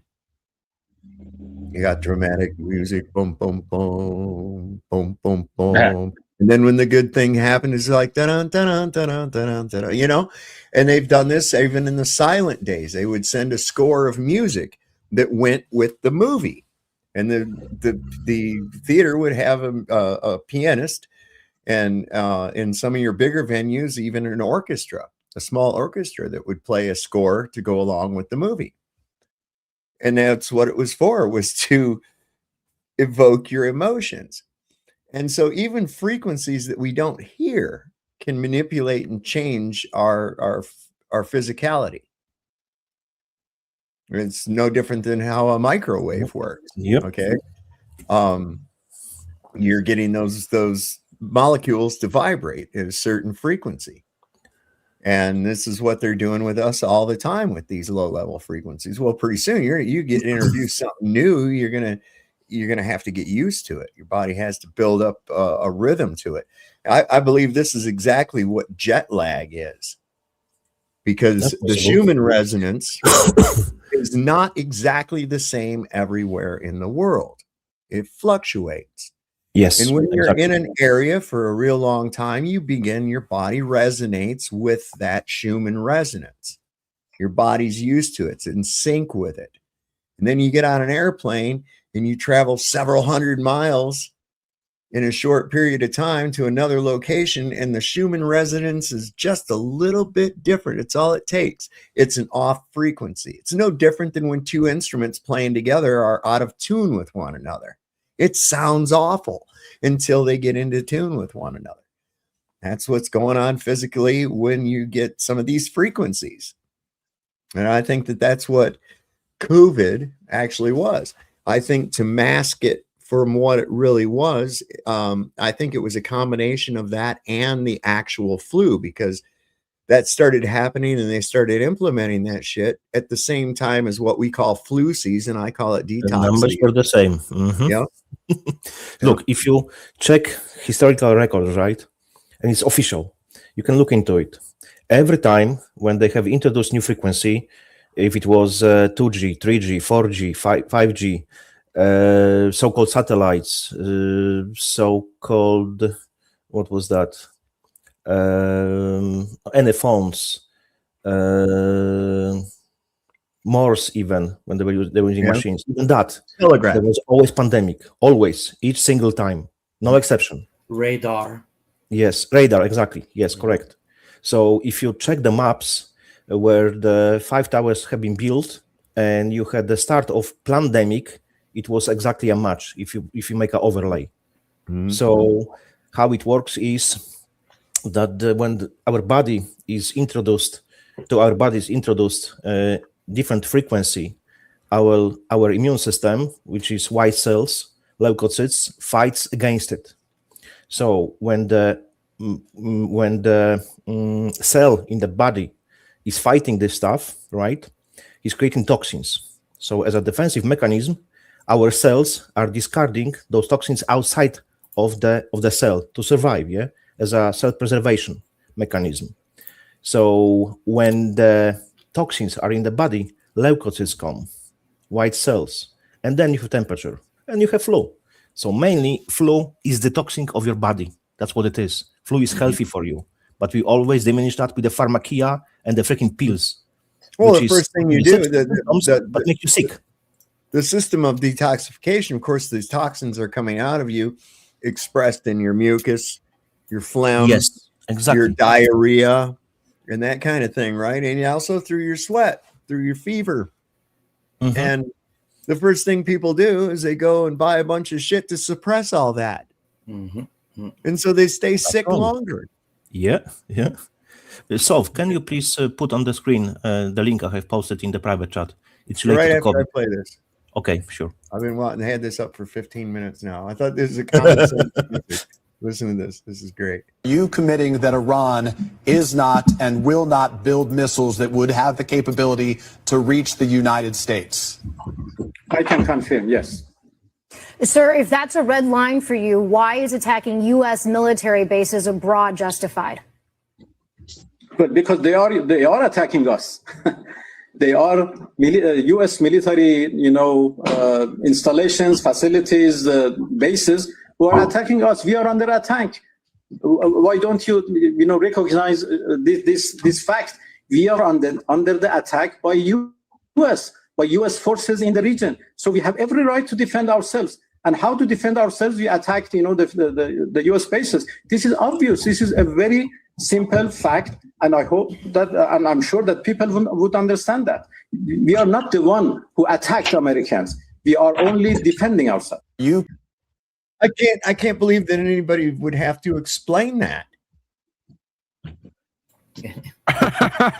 I love that they're like having coffee on the news, like explaining as nations to each other why The they're. entire world know that. This is literally the dynamic of like we're all stepchildren and we're watching mom get like a new boyfriend every 4 years, and there's a war, there's a blow up, there's a disconnect, and then there's a reunion, right? And it just gets more and more dysfunctional.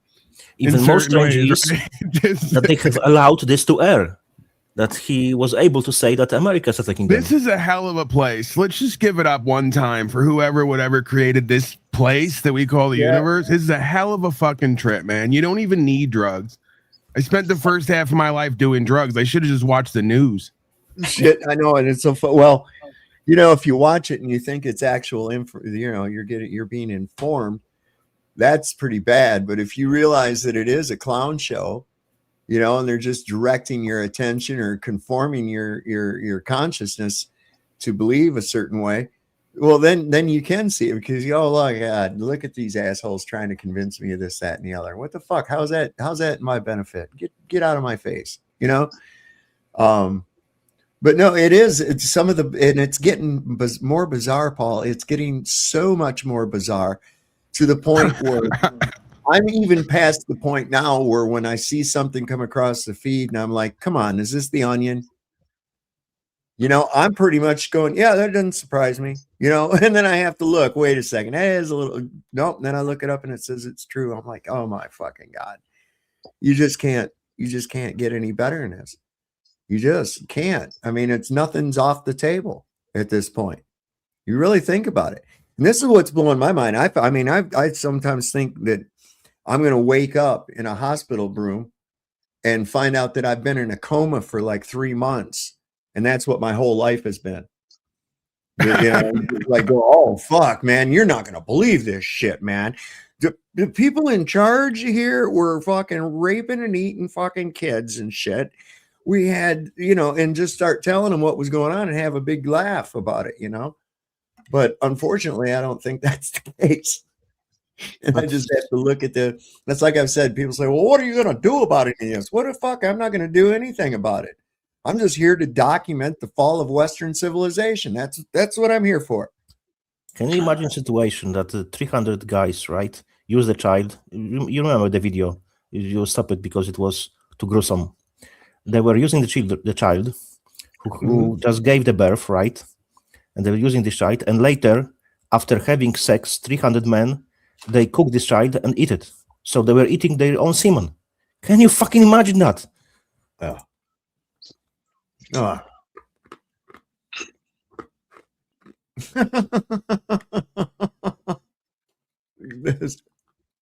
I'll miss you, but I need to go to Iran and kill the kids like you. If I don't, then the people who raise kids like you might go to jail. Oh my God. Listen, this is where we're at in this world, bro. This is where we're at. So can you post this link on the screen? It will be second paragraph. Page 40, second paragraph. The FDA thing? Yes, exactly. What page? Page number 40. You need to scroll down. Okay, it's right there. It's on it. It's on it already. Oh, grand. So it's second paragraph. Hang on, I gotta find the fucking thing. I have to move it so I can work on this shit. Gotta work this shit, man. Having technographical. Well, that's basically this little vape I got is so fucking cool. It's got 3 different kinds of shit in it, right? Different flavors. And the last one I just took on there, I held it in there for a minute and I was like, oh shit. And up here, like the top of my head was tingling right here from it. Yeah, that's how you know it's good. 3 flavor in one. Yeah, you just push it. It's digital. It's got this little. Dave's chasing the pre-stroke tingles. that's how deep we are down this rabbit hole. Man. Okay, I thought it was like a pen. You choose your color, you know. Oh yeah, it kind of numbness and tingling. That's when you know that it's killing the pain of witnessing the island. You hit this button on here, and this little thing comes up, and then you can switch your flavor over to the next one. So there's 3 liquid different. Yeah, it's New York City sour, passion fruit, and orange tangy. But you know that the vaping is much worse than cigarettes itself. I don't fucking care. I'm 60 years old. I'm not trying to be here forever, okay? Well, I'm smoking as well. I'm older than you. I don't think so, but yeah. You know, so I'm just saying, it's like these people say, oh, you'll live long. I don't want to be here any longer than I have to, okay? Let's just, I'm not got some kind of a death wish or anything like that, but you know, the way things I've been watching, the way it goes over the last 60 years, and it's like, it's not ever getting better. It just keeps getting worse. It's not getting better. Wow. That's kind of sobering. You know, it's like, all right. It is. I mean, it would blow people's minds to know shit that we did back in the day, growing up in the 70s, man. Being a kid in the 70s. You know what that was like? Swimming in the sewers, man. Playing the sword, yeah. That was fucking epic. We'd get on our bicycles. We were literally fucking feral. Building the immune daylight system. hours. We were in the summertime and shit. We were literally feral. We'd literally be miles from the fucking house. We were not crying. If you hit something, we just walk it off. That was it. Yeah. We didn't worry about none of that shit, man. We, you know, in the shit we do, we jump our bikes over fucking flaming garbage cans and all kinds of shit. And that's why I can sit here and watch the world go to fuck, and I just go, hey, how about that? You know, because that's how I grew up. It's like, fuck, you know, whatever. Anyway, we just came here to die. So here we go, right? That's it. Each life ends up with a death. Yeah, Even in the 90s, I was after the school, I take my bike and I go every day. I don't have a phone. I don't have anything. No, like I know where the people are or whatever. I just go. I was free, you know. And one day everything stopped. Guys, small advice for you: get rid of your fucking smartphone. Get the old phone, because smartphone is the gateway. Each and every one of us at this point, we have nanotechnology in our bodies because of the water, because of the chemtrails, because of the chemicals, because of food, of everything. So they can activate or deactivate anyone through your phone. That's your gateway. So get rid of this shit. Don't use it. Oh yeah. Me, I'm not connected to the tower since like 10 years. Well, I'm kind of curious based on what you said, Dave. You know, so do you at all have any impulse to almost retreat from all this and not look at it or focus on it and just kind of almost create a bubble for yourself day to day in your own life? Like just go out in the middle of nowhere and live like you're a kid again. You know what I'm saying? And almost shut it out. Yeah, in a way, but see, I've always been onto shit, kind of. You know what I'm saying? Like I remember getting in trouble in school because I wouldn't stick to just the 3 branches of government in our civics class, you know, because I was always want to interject about the Council on Foreign Relations and the IMF and shit and their role that they play. And then the teacher was like, we're not supposed to talk about that shit. No, you know, but what you're saying is a fairy tale. That's not how this thing works. So, I mean, I guess I've already been kind of like in a bubble, but you know, I like making predictions and looking at different things and connecting the dots and going, you know what I think is going to happen next? I think it's going to be this, you know, and watching the movie, like watching a movie, you know, trying to go, oh, you know what? I think that dude's probably the killer, man. Let's see, we get some more clues here, you know. So you're masochistic. You want to know. You already know intuitionally, but you're going to look at it and experience it again and again and again. Yeah. Just before COVID, everybody on BitChute was talking about 5G. And then, boom, COVID. And then people who work on the street light open the street light and the electric circuit. On it, the tag was COVID-19. Yep. And people was like, what the hell is that? Is this CGI? It's not. It was not the AI era, but it was not fake. So there's that second paragraph. What are we doing with this? Go to the second line of this paragraph and start reading with the since no quantified virus.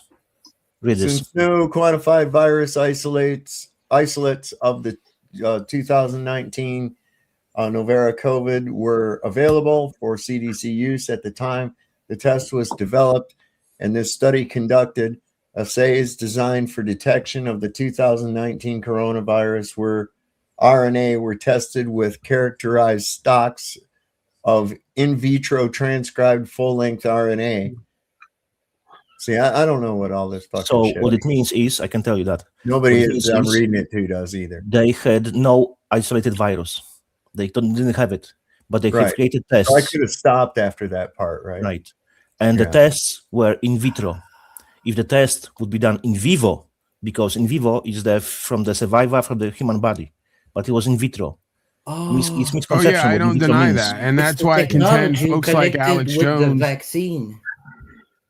Yeah, that's why I contend folks like Alex Jones may be some form of psyop, whether he even knows it or he is, not, 100%. because he'll like do weird shit, like lay a lot of this shit out and then go, and I support Trump, he's our only hope, or COVID-19 is also AIDS. And I'm like, we're not going to talk the towers and all the rest of it. And, you know, so it's just, I don't know, something that's I know about Alex Jones since Bill Cooper exposed him many years ago. Yeah. So since that time, I don't trust this fucker. I don't trust I anyone. met him. Mainstream media. No one. I met him. You know how they say don't ever meet your heroes, right? Right. Those cold, clammy, sweaty fucking hands when I shook his who? hand and his eyes darting around. He would never look you in the eye. Cooper or Jones? Jones. Jones. All right. Yeah, Jones is fucked up. I was like, no way, man. This guy he's kind of off-putting, man. He really was. Himself, he said he's a Jew from his own mouth, you know. So that's another thing to don't trust him. GK, did you saw the video of a man who's good in Wi-Fi and everything? It was bringing people in the wood, almost naked, with no phone and everything, and they are vaccinated and some not, and they are emitting Bluetooth. Yes, and they had different MAC addresses because you have 6 double digits in a MAC address. Yeah, and first six numbers always tell you from which company they come from, right? If it's Israel, if it's Canada, USA, whatever, it's always recognized by first 6. And those no one could recognize because they were freaking not listed anywhere. So they created some new shit. It's exactly from DARPA BioGel. So the companies who are claiming that they have created COVID vaccines is bullshit because they were getting ingredients and they were mixing them. It was from DARPA, from the USA, from the bioweapon. That was it. So all those claims, Pfizer, J&J, Sputnik, or Moderna, they were claiming that they created their own. Fuck off! You didn't create anything. No. And he is a Jew. Also, and yeah, the last thing sounds like Borat just had that was just he didn't even he's long explaining everything else, and then that line was just also he's a Jew. Just end right there, right? That's it. Because he fucking is. What more do what more do I need to say? You know, nothing. That's trumps everything, man. And GK, man, Dave's never going to get syndicated. His broadcast is never going to get syndication. Look, I ain't worried about it. Let me tell you what. That's golden handcuffs right there, baby. That's golden handcuffs. GK, did you see the last thing? The guy, he go with his laptop in the graveyard, and where the people were jabbed, he kept the signal of Bluetooth, but all around it's a graveyard. There's no Bluetooth. There's nothing. DJ, I have on my channel over 41,000 videos. Believe me, I have plenty of this shit on my channel. So they connect to the 5G. They put 5G everywhere. Yeah, well, here's the problem. They ain't really burying people, man. Soon they're gonna give you your there's not enough fucking graveyards. Yep. Okay. There's not enough graveyards. You never have seen a new graveyard built. You've never seen them say, "Oh, opening soon, such and such a graveyard or cemetery or nothing." Never see that. With the amounts of thousands and thousands and thousands of people that die every fucking day just from natural causes and unnatural causes, right? Figuring that even 50 to 60% of them being cremated, that's still a lot of fucking dead bodies to bury, man. Where are they putting them? And why are they finding human DNA? The fucking McDonald's food and the fast food, man. I love it. This McRib commercial. I think I've gone down this road before. Yes, sir. Over 6 million served. It's every time they clear out a homeless encampment, the McRib goes on sale. Paul, I tell you something interesting. You know, official data. Before war, Second War, there was no 6 million of them. During war, supposedly 6 million of them died.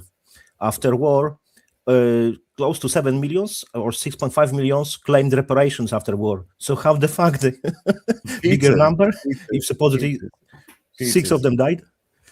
6. Yep. Only 6. What's going on here? U.S. Embassy. Oh, cool. The U.S. Embassy in Baghdad has been overrun. Thousands flood inside, grabbed heavy gear. Trump just ignited a new Middle East firestorm. Holy shit. Yeah. What's going on here? Oops. I did Most that too. peaceful president ever. True force. I deserve a peace prize. You better give it. You know, I know a lot about peace. I didn't get a peace prize. You make a war or you're all going with me down. He always does that fucking smile too, like a frog or something. Like My then when daughter he is, talks, my daughter is a good piece of us. His mouth looks like a fucking butthole getting ready to drop a turd or something, man. He's just I can tell you who they are exactly. We have so-called Star of Jacob, right? It's not even Star of David, but it's Star of Remphan or Remphan, depends on the pronunciation, Molech or Moloch. Who are you addressing? I'm just speaking openly. I know, but in response to what? About the Jews.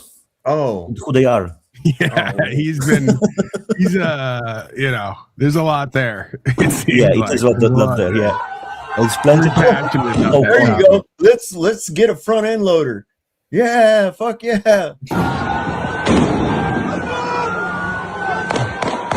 That's us in Canada. We have a lot of that.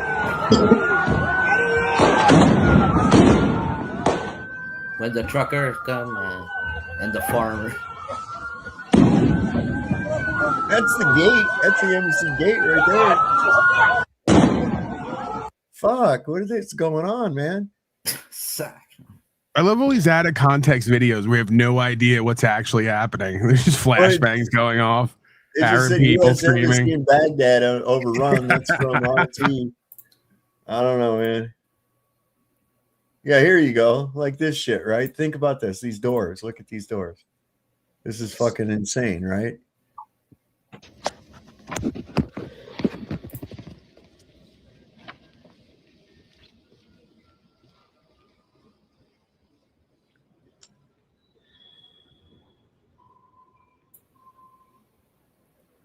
Oh yeah.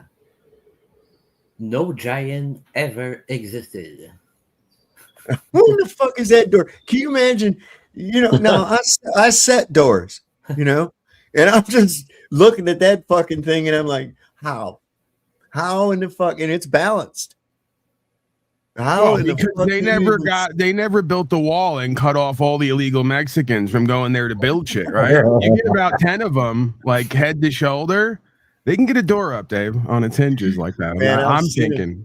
Dude, they make some of the most precarious shit. I saw these guys had some 2x6s out across through some ladders, and this was like a vaulted ceiling over a great room, and they had that thing off on the second floor going like over that thing because it went up like 2.5, 3 stories, and they're up there manhandling fucking 9-foot drywall, man. I'm like, no, go on. You go somewhere with that fucking shit. I don't even want to know about it, man. It's so I'm like, OSHA's not, you know, and that's how you know that they're probably, you know, some of those, because there's no way that's like an OSHA violation. We got one time. We used to have it. It was a pretty cool trick. You're up on the second floor, and you've set the windows. How do you get out there to nail up the window all the way around, right? So what we do is we nail it down on the corners and the sides from inside, and then you take a 2x6, stick it out the window in a saw bench, and then have somebody sit on the fucking 2x6, and you just stand out on the board outside the window and do that. Well, they caught us doing that one day, and they almost threw us off the fucking job. And I was like, look, it's the principles of leverage right there. I'm not going to go anywhere unless he gets up. I says, but as long as he stays seated there, there's no problem for me to stand out here on this board all day long. I could jump up and down, and I'm not going to move him. Nope, can't do that. So I'm like, well, what do you? So you want me to lean a ladder up on the outside against this thing, against the siding and shit, and nail up the window? Okay, cool, got you. Fuck. But yeah, who the fuck he built that door for? You know what the why? Giants, of course. Yeah. Yep. And look at the paint about the mighty men of renown. Yep. And their spirits, they are disembodied bodies. That's why those fuckers, they possess bodies, because they want to eat, they want to drink, and they want to be in the body. But because they can't, so that's why they use possession as a replacement. So that's what it is, unfortunately. And then you can hear people saying, devil made me do it. That's totally fucking changed the perception, right? If you understand this topic, subject of the matter. And they are Jews. Und Juden. Paul, to be honest, so let me ask you: are the giants part Jew or what? How does that all right, work with so the giants? in the matter of the so-called Jews, they are from Babylon. They were on Earth. I started him up again. I got him going. I'll give you how it looks like. They come exactly from Cain and Abel, right? They were Canaanites from Cain, Edomites, and later we call them Jews. Word Jew up to 1200s even did not exist. So people say Christ was a Jew. No fucking way. The word Jew did not exist. Why? Because there is no letter J in fucking Hebrew alphabet. So how the fuck they could create word which had letter J in the word? It's impossible. Totally different names. I can give you all of them. I look into it deeply. So they were just deceiving. Later they combine tribes of Israel, who were 12 tribes, and later they called them Jews. And it started mostly in 1200s up to 1611 to the King James Bible, where King James was Mason. He was overlooking creation of Bible, and he was pushing heavily name Jew. From that point, we use word Jew. We shouldn't be using that at all. Or the word Lord. Exactly, because Lord means Baal. Yep.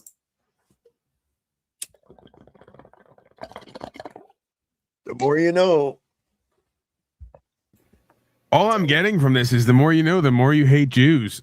Is there a direct correlation there? Or It is just a happenstance? Yeah. Well, it's I wouldn't say hate's kind of a strong word. It's just recognize, and I'm sorry, a lot of them are fundamentally practice evil, man. Yes. That's all there is to it. And this is why, like this brainworm that evangelists in this country have, these Zionist Christians. It's like, what the fuck? What is Judeo-Christian? You're either Judeo or you're Christian. You can't. No. Can't be both. Nope. You can't be free slave. You can't right. Like sovereign citizen or dehydrated water. It's an oxymoron. It doesn't work.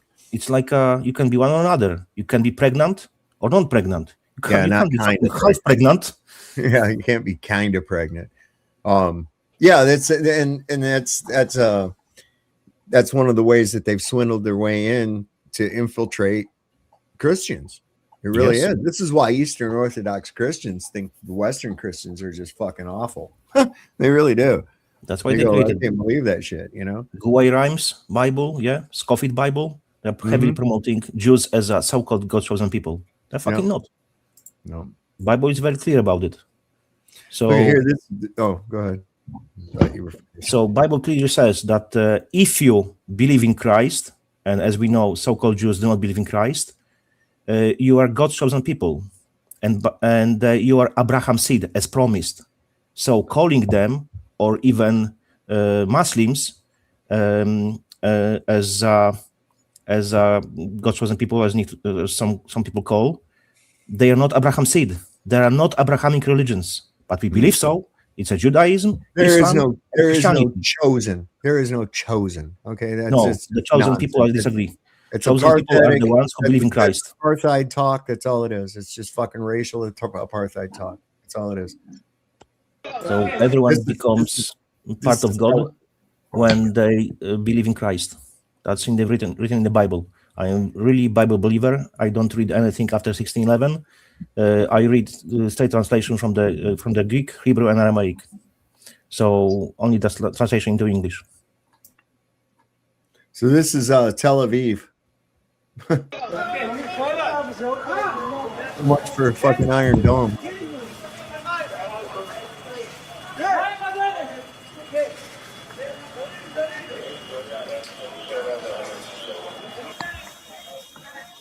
Good God.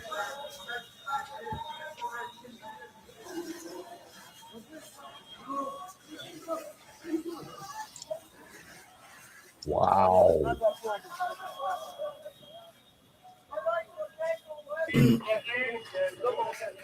אתה בסדר? אתה בסדר? וואו. מה אתה?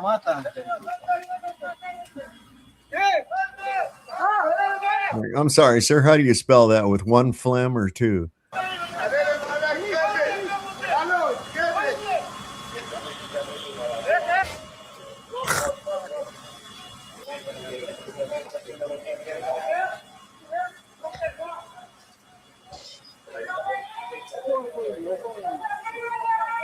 Yeah, and God is watching. I don't know what he's thinking about, but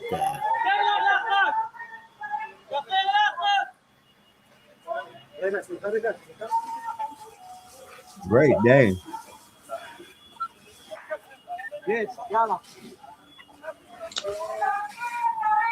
God's watching and shaking his head, going, "I wish I chose different people." they're not used to be bounded. It's like the kid asks his dad, he says, Dad, am I adopted? His dad says, what? Fuck no. Why would I pick you? Yeah.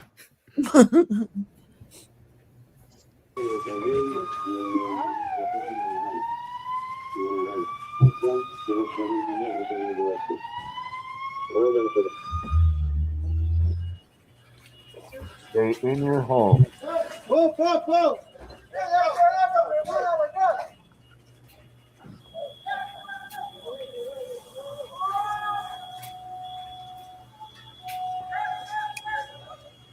I don't know why they upset. That's what they must have wanted.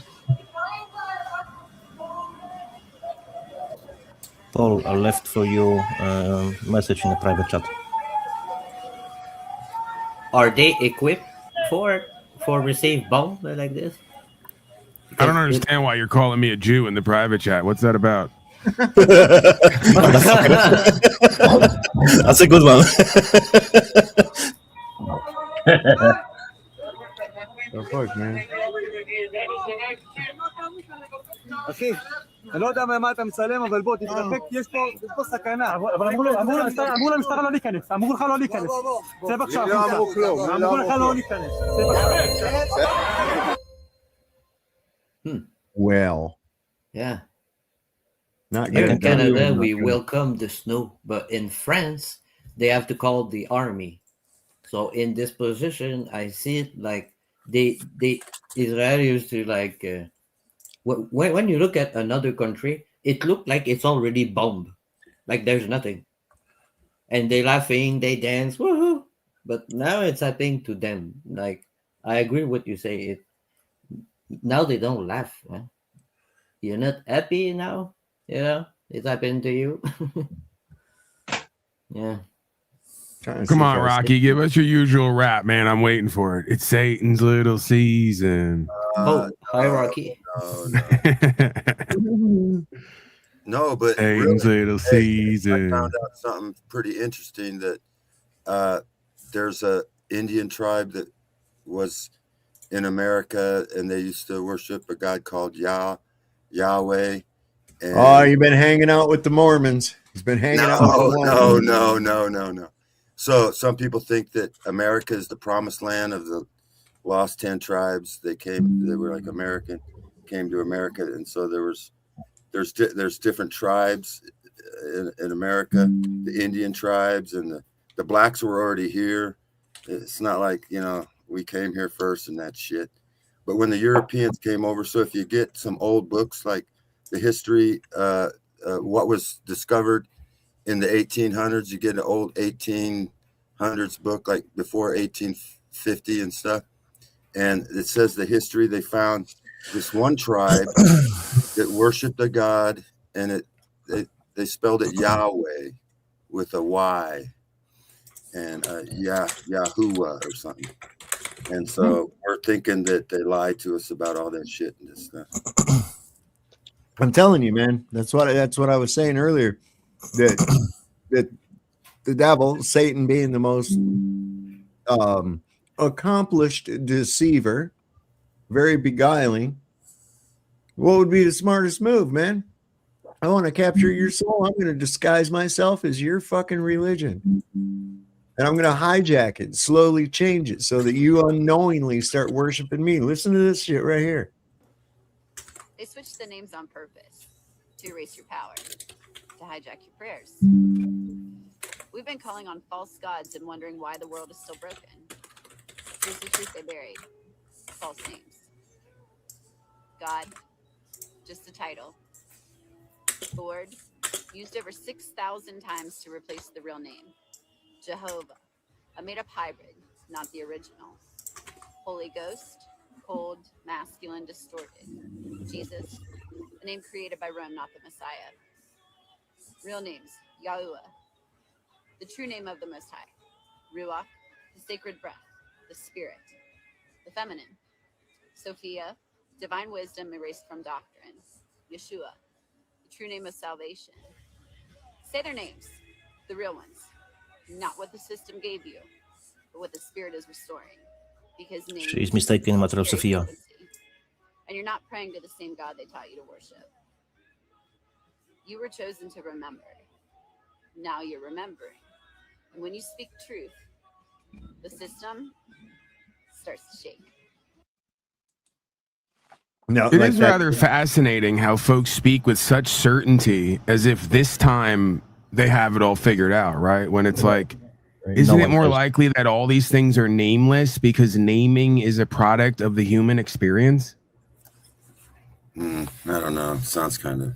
I can tell you that the Yahweh, it's a pronunciation like you're taking your breath and exhale. Yahweh. That's exactly your first breath. You speak with the Yah and end your life with the He. That's why we use, for instance, in our pictograms, our alphabet, the letter H shows the one line and another line and a connecting line, the breath of life. And what sound does H make? The whole thing is pictograms. The entire alphabet is pictograms. Well, yeah, but that's kind of my point, right? Even language itself is an expression of the experience. So, you know, to apply any language at all and written word to the experience is almost corrupting the experience. You either have it or you don't, right? I mean, I don't know. It's just it always interests me how we, you know, whatever the cultural projection is, we repeat. The pictograms were, in the Hebrew alphabet, they also have a numerical number associated with each. And then if there's a scripture in Isaiah that says he told us to end from the beginning. And if you go to the very first word in the Bible, beginning, and you read it, the pictograms, it tells a story about God sent his son. I can send the video. You can watch it if you want, guys. And then the very last word, the very last letter is the Tav, and it represents the cross. No, I'm going to be getting ready to get off here pretty quick, my friend. Been on here for over 4 hours. That's plenty enough for me tonight. Okay. I just got here. All right, fellas, I'm going to jump out. I'll see you guys later. All right, man. Yeah, I think you want to play the 2-minute video I made? And you're gonna love it.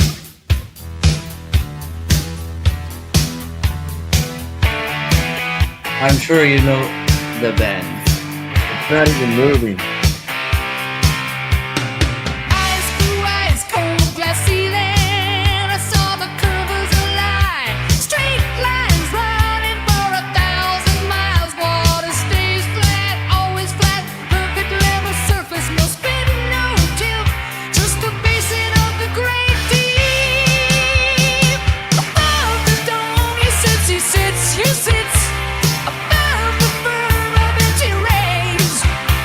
The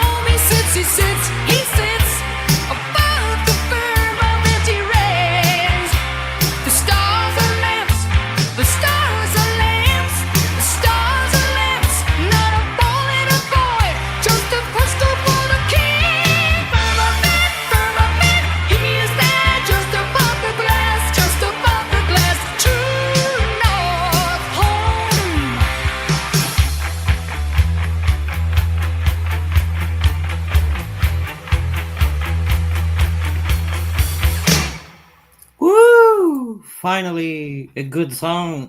Yeah, I like it very much. I love Look, it, man.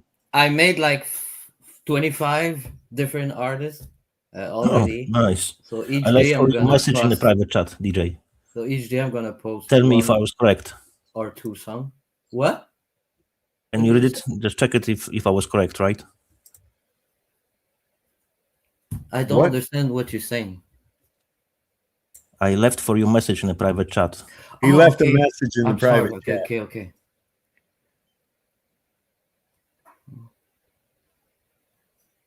Yes, I'm French. Ça va bien? Oui, Very ça va good, bien. very good. Ça va bien, oui. I'm good. Très bien, très bien. You speak French? Yeah, un petit peu. All right, so yeah, they give their original voice to the website, and not the beat. The beat is the website who made it, but it's not copyright. I have the right split with the website, but when I put it on YouTube, it's just like all my old video. It's the same website. You see that the stream did not stop, you know. But yeah, I did like Michael Jackson, Taylor Swift.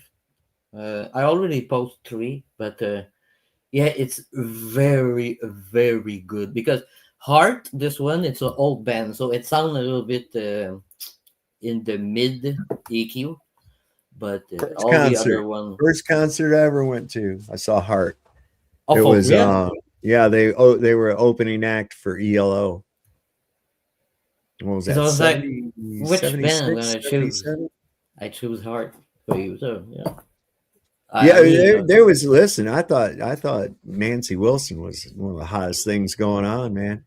And Crazy for You is my best song. but then later on, Anne got kind of plump there, and she had that song, how to go. These jeans go on when I grease my thighs. Wow. And your skin is really tight. Of the night. What tune? I got I redid Sweet Child of Mine. I do it. It goes, she's got thighs that appear to be the product of pizza and KFC and maybe a couple of chocolate pie. Whoa, sweet cellulite. I remember the song, yeah. All right, guys, I'm gonna get off here. I'm getting tired, and I'm gonna kick back for a little bit and then go to bed. So I want to thank everybody for coming up that was here tonight. Andrew, way back in the times, and Bryce Sully, everybody that's been up here. DJ New Moon, good night, JK. man. Thanks for the stream, bro. Been a fun show, man. We had a lot of fun. Hopefully, man, this shit will. Well, somebody else, maybe they'll get their little Congress together and convene and pull it off and say, hey, look, you don't have the authority to do this shit. Call them troops back home immediately. Maybe even invoke fucking 25th or some shit like that. But he's just running roughshod. He's going, if you're going to play by that fucking constitutional shit, then goddamn it, follow it, follow it. And he's not. Thinks that he's got the power to tax. He doesn't have the power to tax. That's just fucking tariff shit's nonsense. That's Congress. I don't even know where they get that power. I don't have the power to tax nobody. So how the fuck they get it? And he can't just go and fucking kidnap presidents of countries and shit. You can't just go and attack somebody because they said something that you didn't like. So what? They said death to America. I'd be saying a hell of a lot worse if I was them. Of course they fucking hate us. They got good reason to. I think they've shown great fucking restraint over the years. I think they've shown great restraint. But that time's over now. So buckle up. It's going to be a little bit of a bumpy ride, I think. But we're going to come out of it okay. Like it says in the Bible 365 fucking times. Don't be afraid. Right? All right. Guys, thanks for coming on. And like we always like to say on here, don't forget the Lord loves a working man. Don't trust Whitey. See your doctor and get rid of him because he'll probably kill you. And if you heard the shot, it probably wasn't meant for you, but you still want to duck anyways. We'll see you next time on Sovereign Soul, Unchained Mind. Good night, everybody.